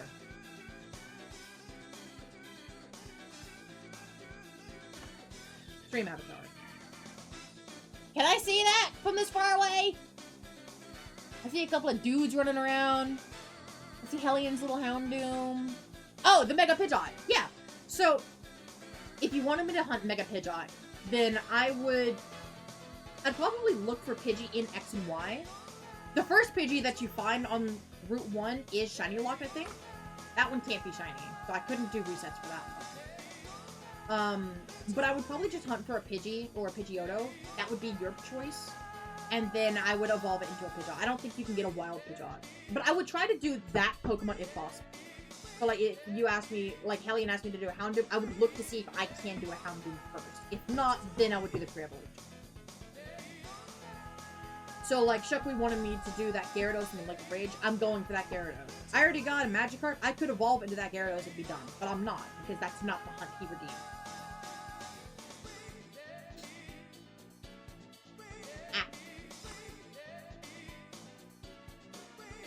They don't know.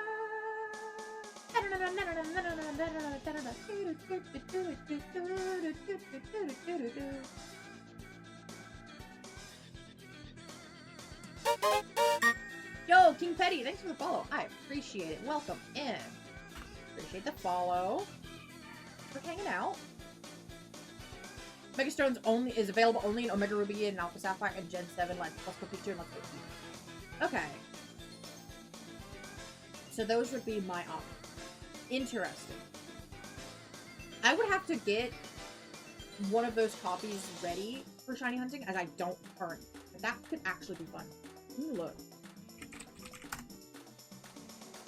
You got me thinking now. Let's see. Okay, so you cannot get it. Wait.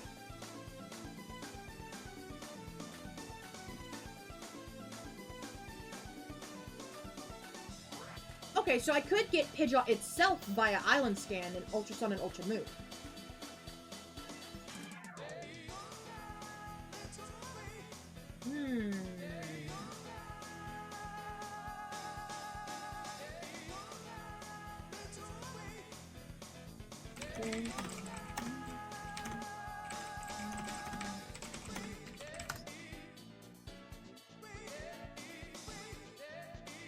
Okay, so it is possible to hunt those Island Scan Pokemon, and that would actually be very interesting. regular Let's Go Pikachu and Eevee,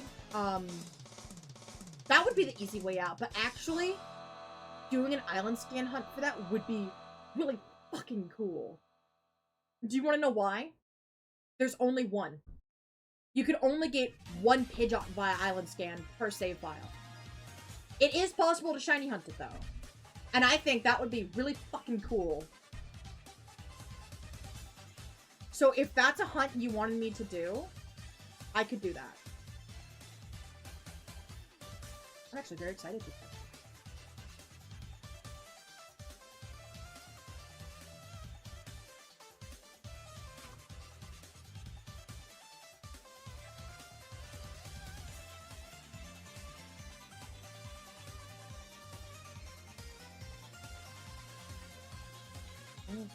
Abel is acting up on me.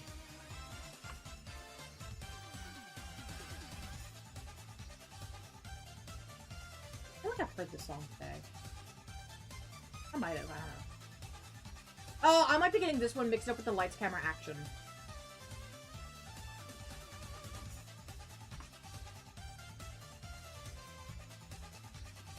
And I need a reason to play through Sun and Moon and Ultra Sun and Ultra Moon.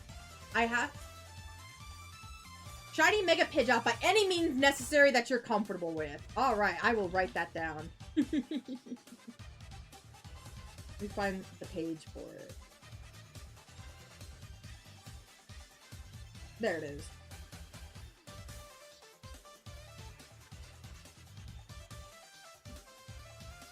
Alright, those were old notes except for the Luminescent Platinum guide I was writing. Do I still have my issue? Hell yeah. My little nubbly putty eraser.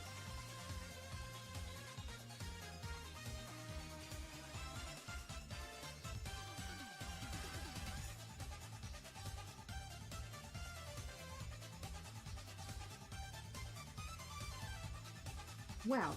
This is not refusing to it is. Maybe if I need a spoon. There you go. Is that okay? That is absolutely perfect. Ow! I just scratched my finger. I need to make room on my list. I should make like a list redeem. Or not a redeem, a command. Alright, well, this has been on this notepad for so long that it is refusing to erase, actually. Yeah, I cannot get it to erase, but...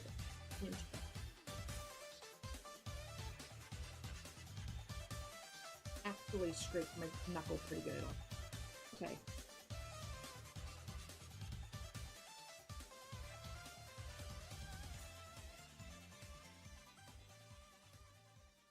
Can I make a Pidgeot from Downer? And you know, I'm actually pretty happy that you redeemed it because Poker's been trying to save up to redeem a hunt for me to do, and those are only available once per stream, so you just took that opportunity away from him.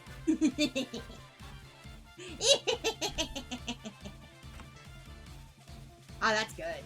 That's good. I like it.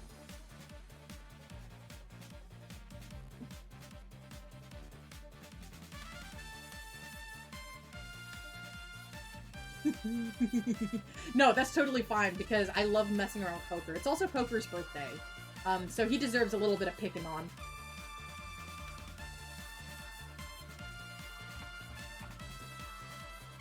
Alright, Shiny Mega Pidgeot is written down.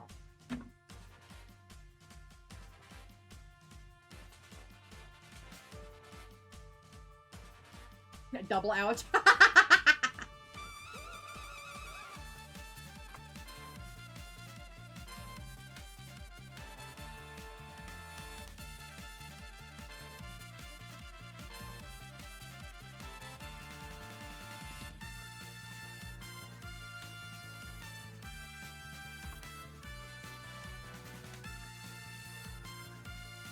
3,700 encounters. I'm trying to get to 4096, our halfway odds. Or halfway to odds, I should say. That's my goal for today. And I plan on keep going until we get there. Or, like, something catastrophic happens. What did we start stream on? Like, 2,300 or something? We've already done 1,000 encounters today. That's pretty good.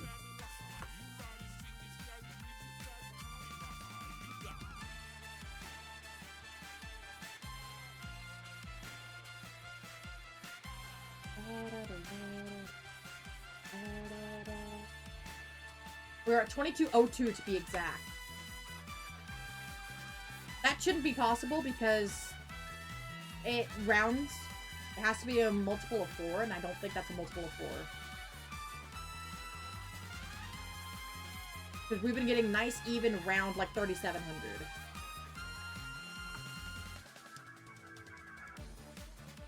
I do really get it.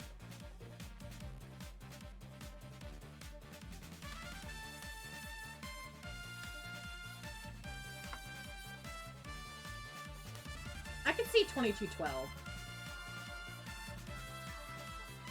Actually, that sounds right because I remember being in voice call with Circadian and Sludge. Okay, I'm gonna stop at 2200 and then I end up going a little, like a couple extra over. It was late and I needed to eat. So I could see 2212 being the number.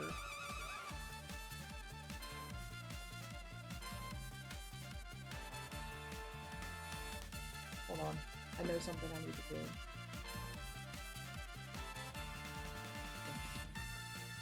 Just hold.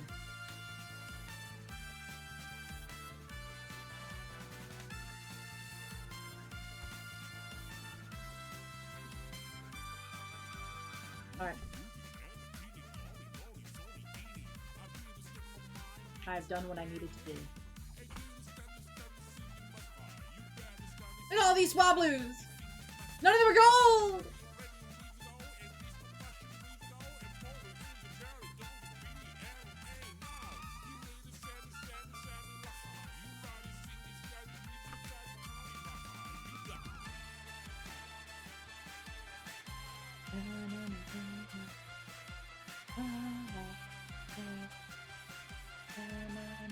I remember so sick of being very sick and tired of the internet when Team K. Rool was announced as a Smash fighter.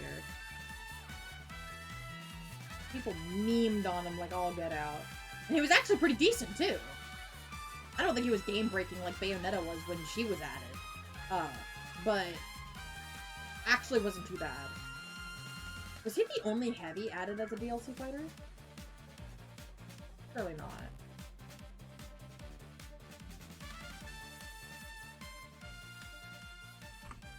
There had to have been another heavy. I don't remember.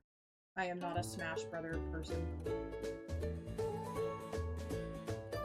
I played Smash Brothers back in high school, and I tried looking into seeing what it would take to get good at the game, and it was something I decided it was not, I would not put my time into, if that makes sense. It would take a lot of time.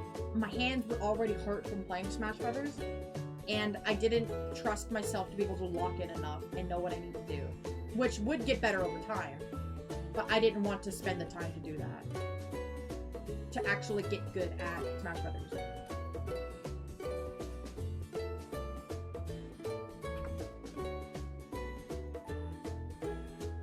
I'm good with, like, party matches, you know, like a free-for-all. I don't need items.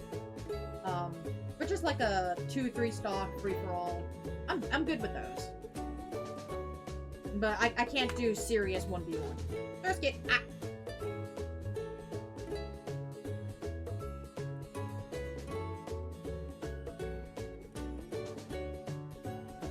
Get good at OG Mario Party 1. I don't think I ever played. I think I might play Mario Party 3 or 4.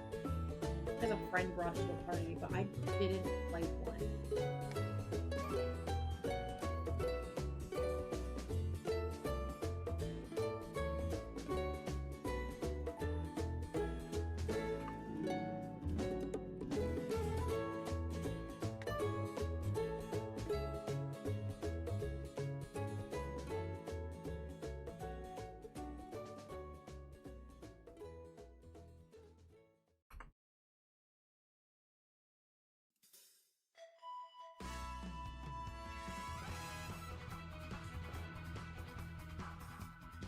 Okay,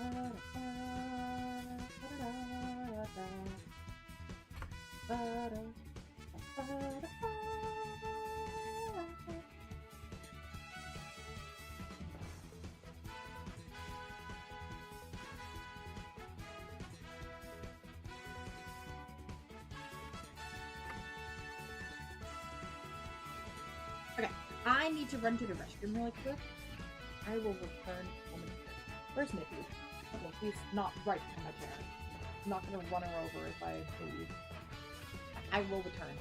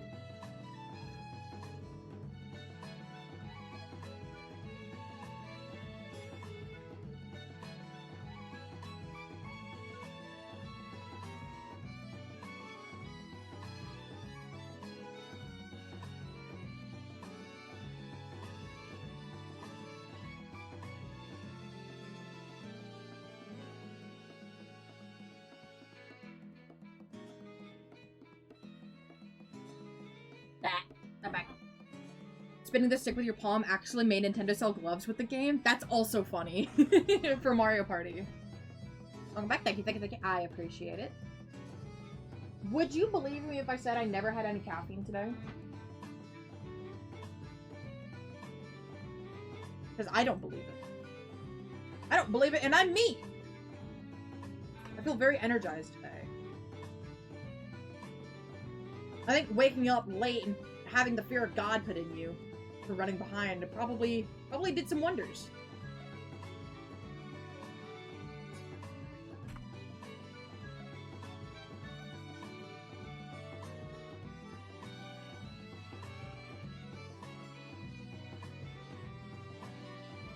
And that was also nearly 4 hours ago.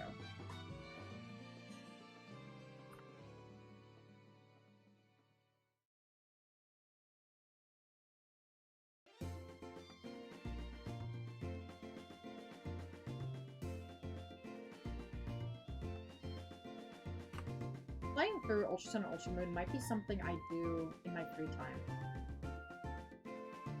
to get those games up and ready. Similar to how I took Pokemon Y and just kind of continued and played it in my own spare time.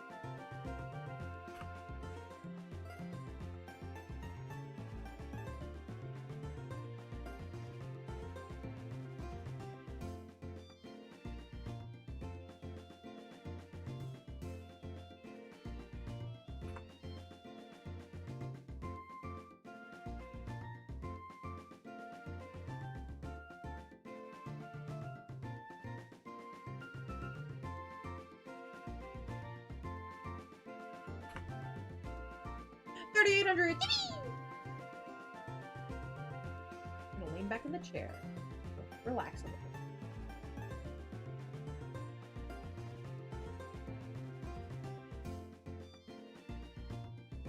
I have Sun, Moon, and Ultra Sun. I don't have Ultra Moon yet.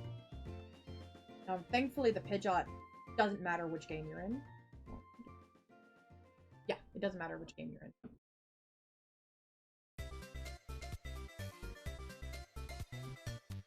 Hey, Powanoia. I saw you pop in earlier. I didn't get to say hi. You doing well? Implore you to play Chonkers whenever you have a Just Yapping stream. I would love to play Chonkers. Oh my gosh, it looks like such a fun, stupid little game.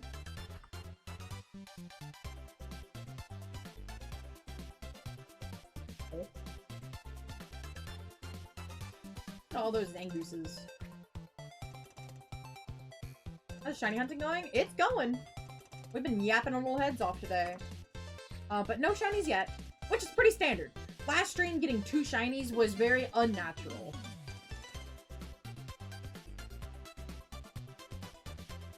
But we do also have the fight for the flag starting. Actually, I think it started this week. It's an indie game, finished it a week ago? Heck yeah. Yeah, so just get the shiny. Thanks, Shuckwee. You're so helpful. A shiny. No, the Fight for the Flags event did start this week as well. Going into the end of June. And I would like to participate in that. I don't know how many shinies I'm going to be able to get for it, but I think it'll be good. I don't have any flags set up in mind for it. Really, I want to knock out my bingo targets and hope that they align with some flags. I actually have a bingo sheet I made at the beginning of this year. I could show you guys really quick.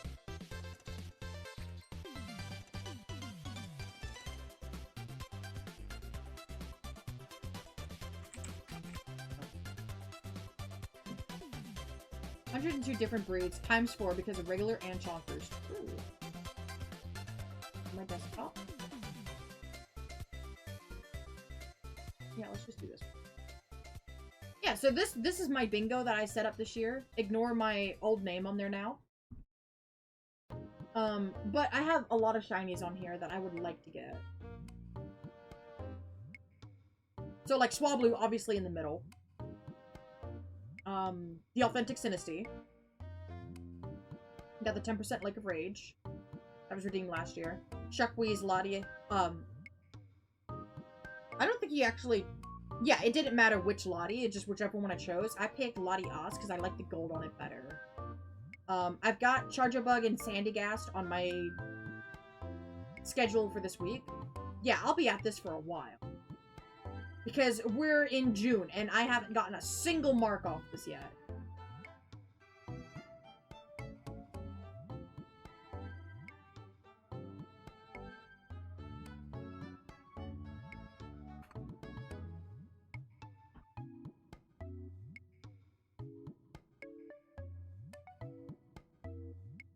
Now, I also wasn't expecting myself to have so many health problems at the beginning of this year.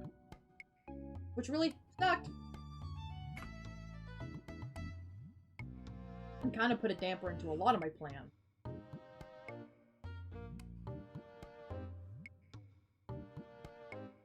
But I have lost a lot of weight because of that. And I am glad for it, even if I was miserable for it. Like, during that time.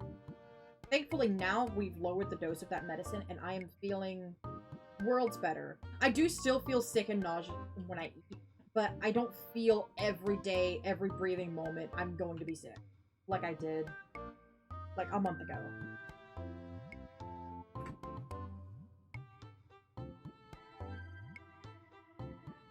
Yeah, exactly. So we dropped it back down from 1.7 down to a 1. This is the 3rd week of the drop dose, and my body is slowly acclimating to the drop down dose, and I've been doing better with it, and I think I'll be able to start streaming on Tuesdays again like I used to. I still don't think I'll be able to stream on dose day, which sucks. But having 1 extra day on top of that is already an improvement.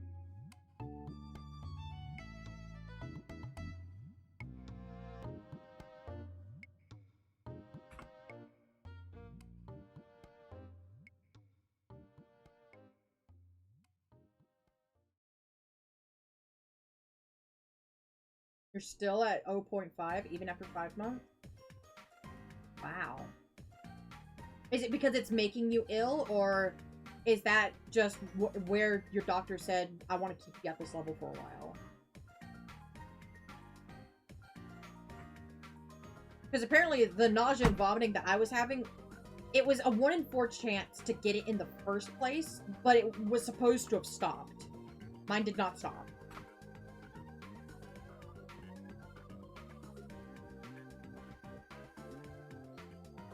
No, you're not sick at all? Interesting. I wonder why they haven't bumped you up yet.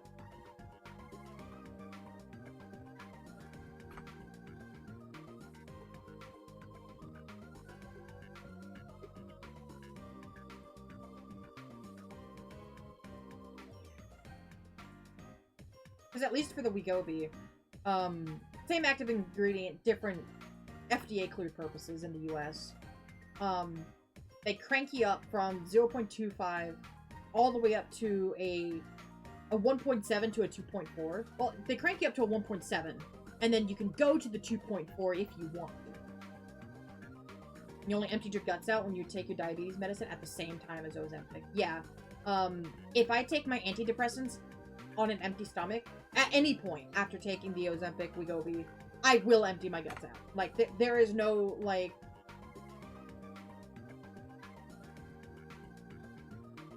There's no guesswork about it. I had to think of the word I was looking for.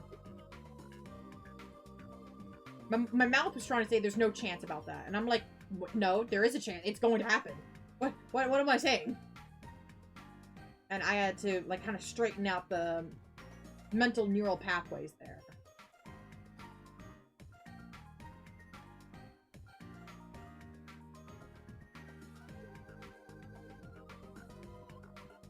You should go, like, first use Ozempic, then breakfast, then the rest of the pills.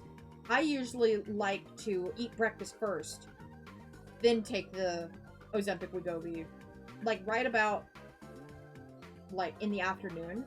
That way, whatever I eat for breakfast has time to process in my stomach before I take the medicine, and then it kicks in, and then I get sick and throw up whatever's left in my stomach. And then the rest of the pills later at night after I've eaten dinner and it successfully stayed down. That's been my battle plan.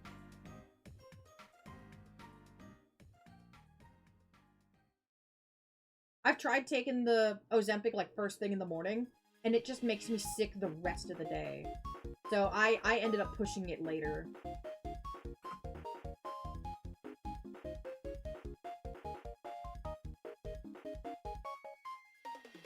Although I've noticed now, since I've lost a lot more weight, it pinches and hurts real bad whenever I go to do the injection now.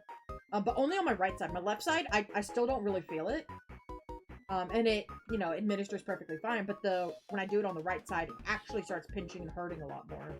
The first time that happened, I felt it, I actually, like, reflexively, like, pulled the needle back out, and then I panicked, and then jabbed it back in again.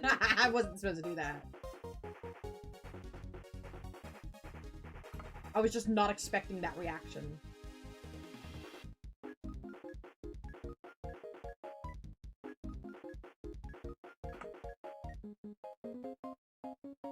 Stab, stab, stab, yeah.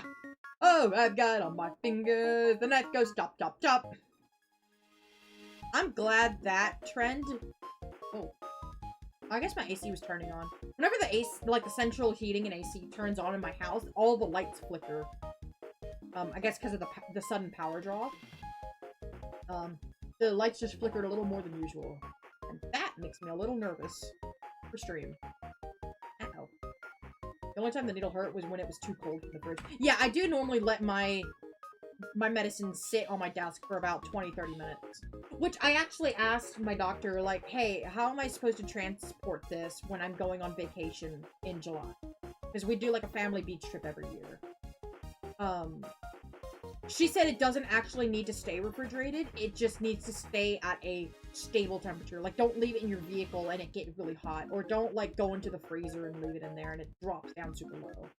It just needs to be kept in a cool, dry environment. So I can just have it in my purse the whole week if I wanted to. Or, like, my backpack. I can just leave it in my backpack if I wanted to. You know, just don't leave it in your vehicle or anything. which I thought was interesting, and I don't have to keep it refrigerated. Even though it's given to me at the pharmacy refrigerated, and everything on the packaging says it needs to be refrigerated. She said, no, it doesn't need to. I think I'm going to continue refrigerating it anyway.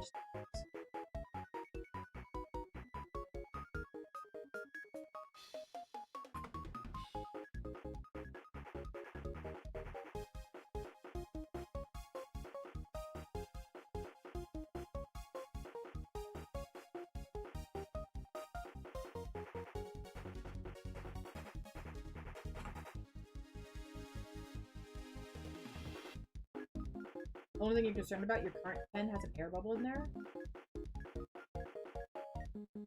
I think your packaging says what to do in case there is an air bubble. And I think a little air bubble is normal.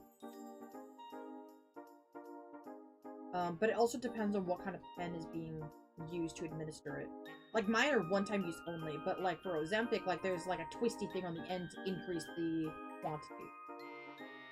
But yeah, just double check, make sure. Because it does say, like, protocol, like, you know, you give it a once-over, you double check everything. In case you see XYZ, here's what to do.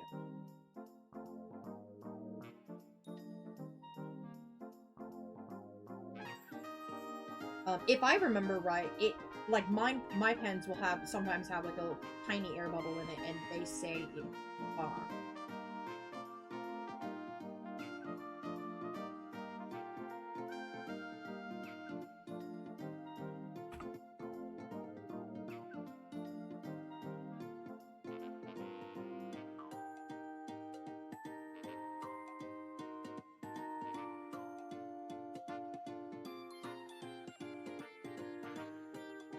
Speaking of, I needed to contact...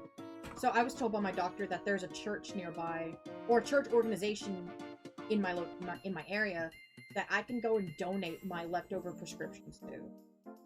The manual's taped shut. Fantastic! Thanks, companies. We love that. But there's, like, a church organization in my area that I can donate my unused or unwanted prescriptions from. Like, if I had, like, a sudden dose increase, but I still have, like, a bunch left over from the last one that I'm not gonna use, instead of just wasting them, I can donate them instead. And I still have one extra Wegovy shot from the 1.7 dose that I wanted to donate. And I wanted to ask if that was possible. You can do the same at your local dietitian?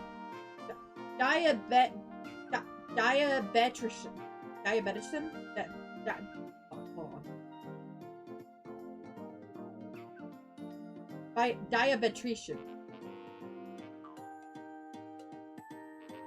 Diabeticrin. I don't know. I give up. I think I was close with that second to last one. Diabetrician. I've never heard that before.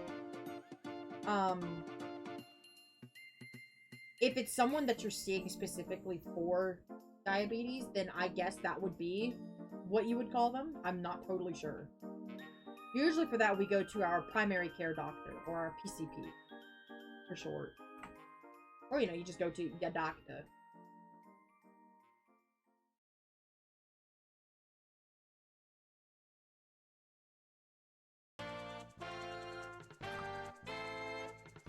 I guess it would be diabetrician.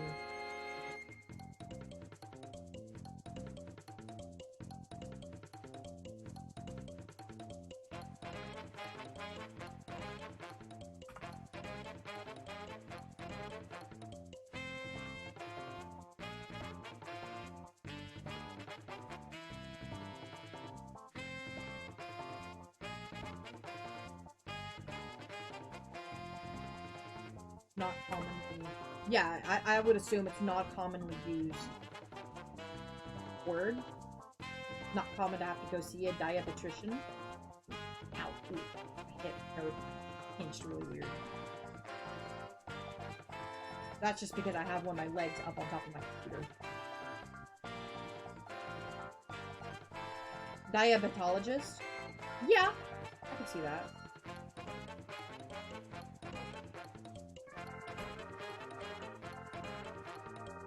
don't know when you would use trition or tologist. Tologist is usually like in the study of, while the trition is someone who has made that their profession. You know, like there's like a paleontologist or someone in the study of paleontology. Because the OLOG is like a root term for like the study of. Apologist is one who studies. Apology would be the study of. Just straight up the study of. That's something I learned in my Latin class.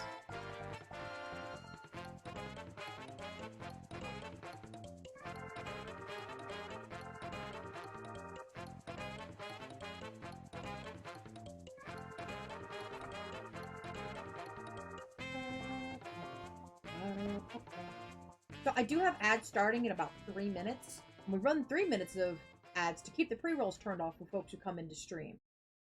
So I super duper appreciate those of you. I think I'm gonna snooze them because we're getting pretty close to 4096 where I want to end off. I was going back and forth if I wanted to, if I did snooze, if I would be unable to snooze them by the time I hit 4096 and we would get stuck with ads right as I'm ending. I wouldn't want that for you guys.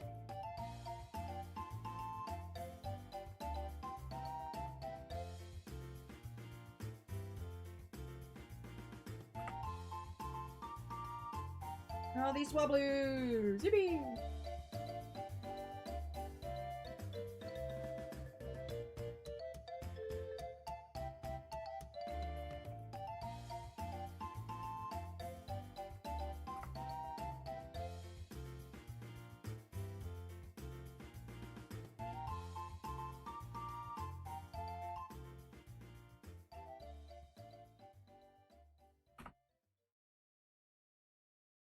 Doesn't say anything about air bubbles in the manual, so I guess you're good. Yeah. Actually, let me look it up.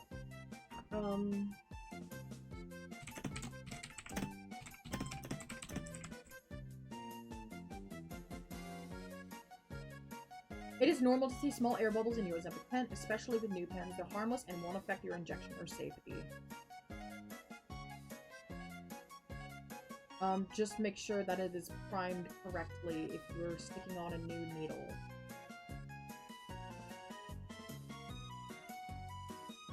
Large bubbles or concerns should be addressed by your healthcare provider, so your diabetrician or whoever prescribed that medicine. So you can't always like shoot them a message and ask.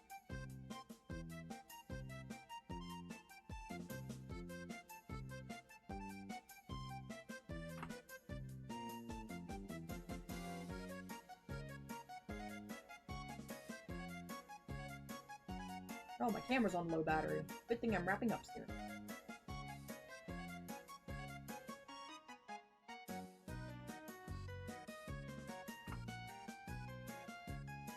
Yeah, still gotta make another appointment with this, with them this month. Yeah.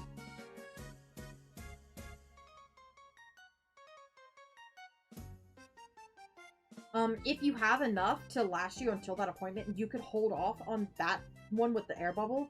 Wait until the appointment, ask them, and just say, hey, I have one more dose, but it's got a really, like got an air bubble in it, and I was concerned if it was still safe to use. Or hell, you could call the clinic and ask.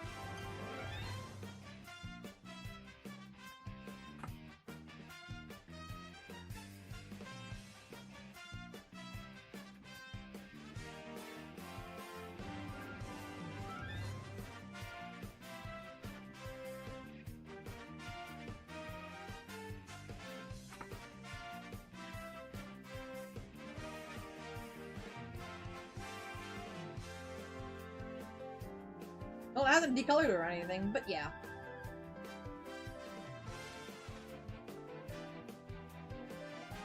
I like that we have that Yoshi emote, but I think I want to change the prefix name for it. So it's not showing up in normal messages. Gone ahead and snooze the ads again. And then I should be good Surely I'll get to 4096 in 10 minutes.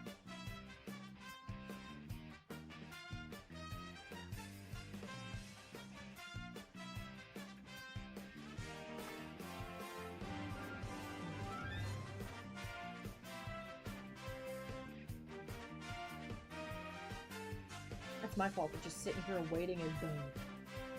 You're doomed. You got unfinished hunts that you want to finish before Safari Week, but you're running out of time and your luck just isn't happening. Same! Hey, Lucky. Good to see you. When you mentioned that, you haven't gotten a single ad this entire stream. Interesting. Interesting. Also, 4,000 encounters. Yeah, hi. Good to see you. Good luck on those hunts. Yeah, Safari Week loomed up on me faster than I expected, and I gotta get these hunts done.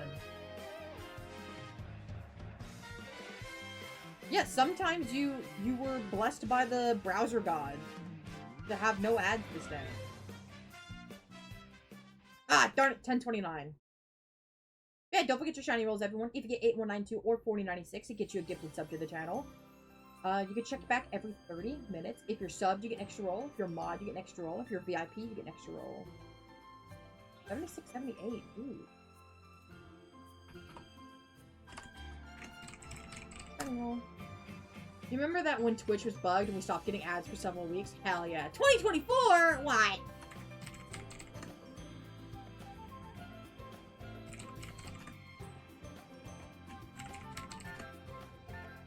No luck for me. Yeah, 2024 was just so last year. Gosh. Come on, bot. Get with the times.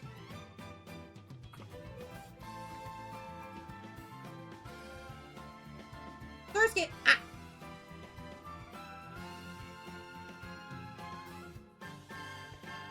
Yeah, I'm aiming to get to half odds before we wrap up for today. Because RJ and folks will be coming home soon. Where did those storm clouds come from? It was bright and sunny and happy today, and now it looks like the apocalypse is coming up. Good lord. Where all that rain clouds come from? We've had a lot of wind today, though, so I guess they blew in. Lucky brought the rain! Gosh darn it. Raining on our parades. Look at you. You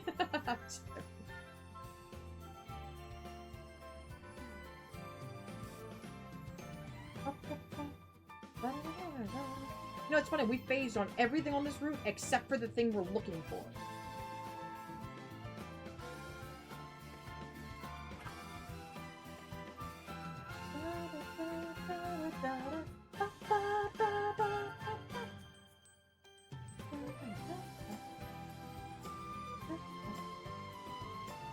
Alright, line back up.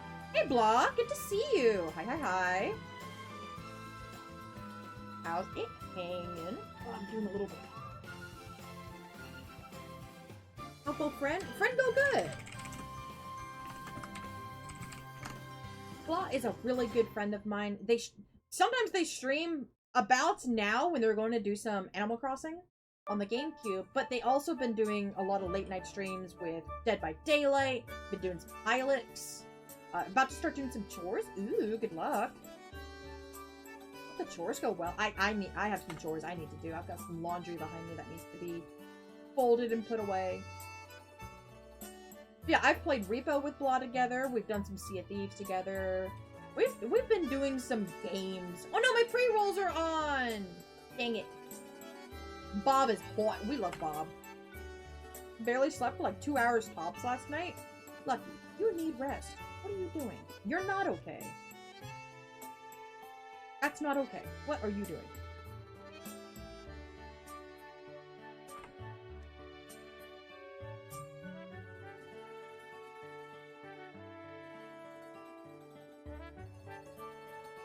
You didn't feel okay at the start of your day? No, I would think not. Only 2 hours of sleep?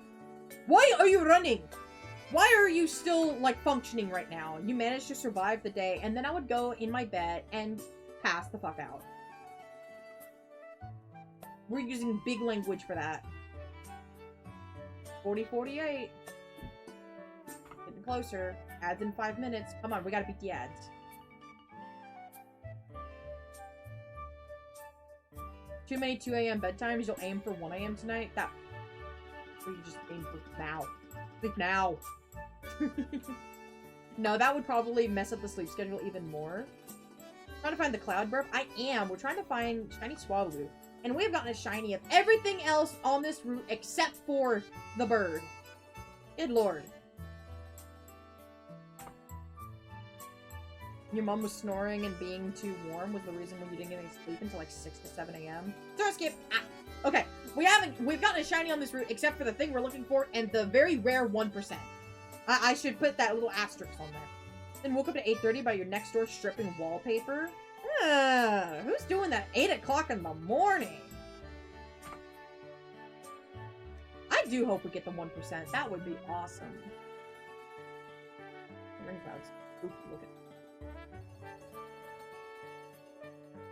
Yeah, too early for that. Absolutely. Yeah, the emote's really good, but I need to change the prefix on it so it's not, you know, injecting into sentences it doesn't need to be in. I might just change it to smug or something. You got another Quaxley today? 462 Masuda method eggs. Good luck, good luck, good luck. Oh, Nod! There was someone in my chat earlier, Michini-san, who was also doing Zygarde Dynamax runs. And I didn't know if it was possible if he ran a Dynamax run with you and was able to save that same seed that you're at. I'm not sure if that's possible, though. Omies! Recently made a Crash Bandicoot Omi spin-off called Womies. I would love to see Womies. Yeah, I don't know if it was possible to save your seed.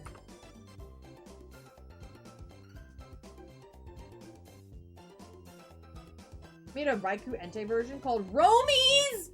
Ah! Oh, I love Romies!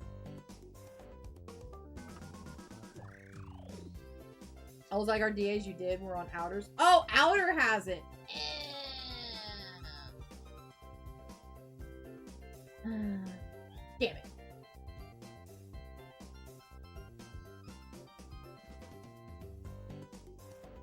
That's what I get for having the memory of a goldfish.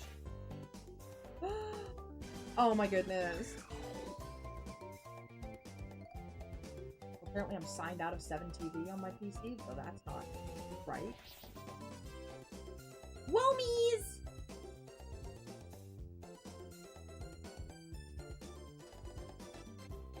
That's amazing. I'm gonna have to pull these up in my other, like, into a window tab, because it's not letting me do it on the website.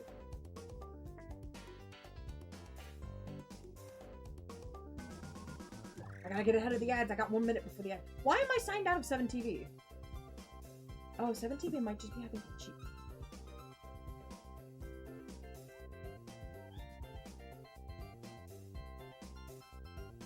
Yeah, I still have all my favorited.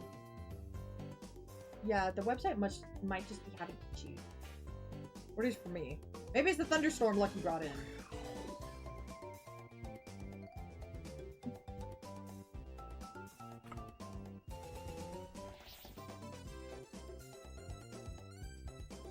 $14.92. All right, one more set of encounters. Go, go, go.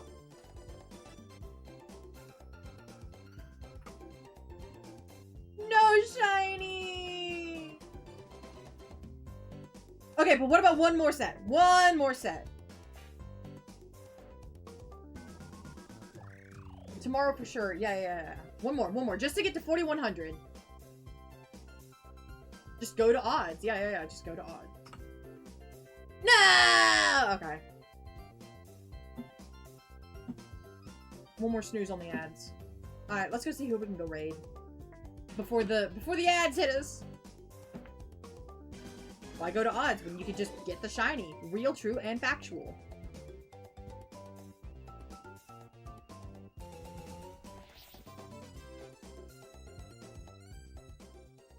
Let's see here.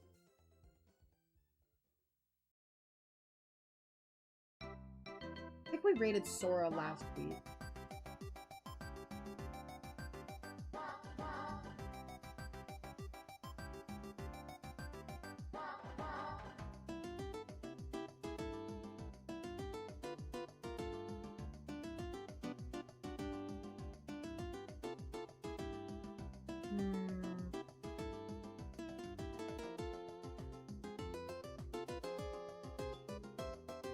You know what? We're going to Falcon. He's doing some Mario Kart World open lobby, as well as with 2 other EG Stream teammate friends, Reina and Yogi. My camera's lagging. Oh my. Alex, thank you for the head pats. Whoa, oh, I'm coming over there. Don't worry, we're coming. Don't tell Falcon. You tell Falcon, I'm gonna get upset. Don't tell him. But we're gonna take back the Holy Lands. If you guys have Mario Kart World, feel free to hop into their open lobby. They do have the room code posted. We're taking back the Holy Lands. My camera's no longer calibrated correctly. There we go. Thanks for stream. Thank you guys for hanging out. No shinies today, but we'll get them next time, Chief. Let's go watch Falcon fail at playing Mario Kart. He also is very pink today. Kind of looks like a thumb. Shiny next time? Surely shiny next time. Surely, surely, surely. We haven't even hit odds yet on this phase, so we'll be fine. We'll be fine. Alright, quick, go! Before you start the next round. Onwards!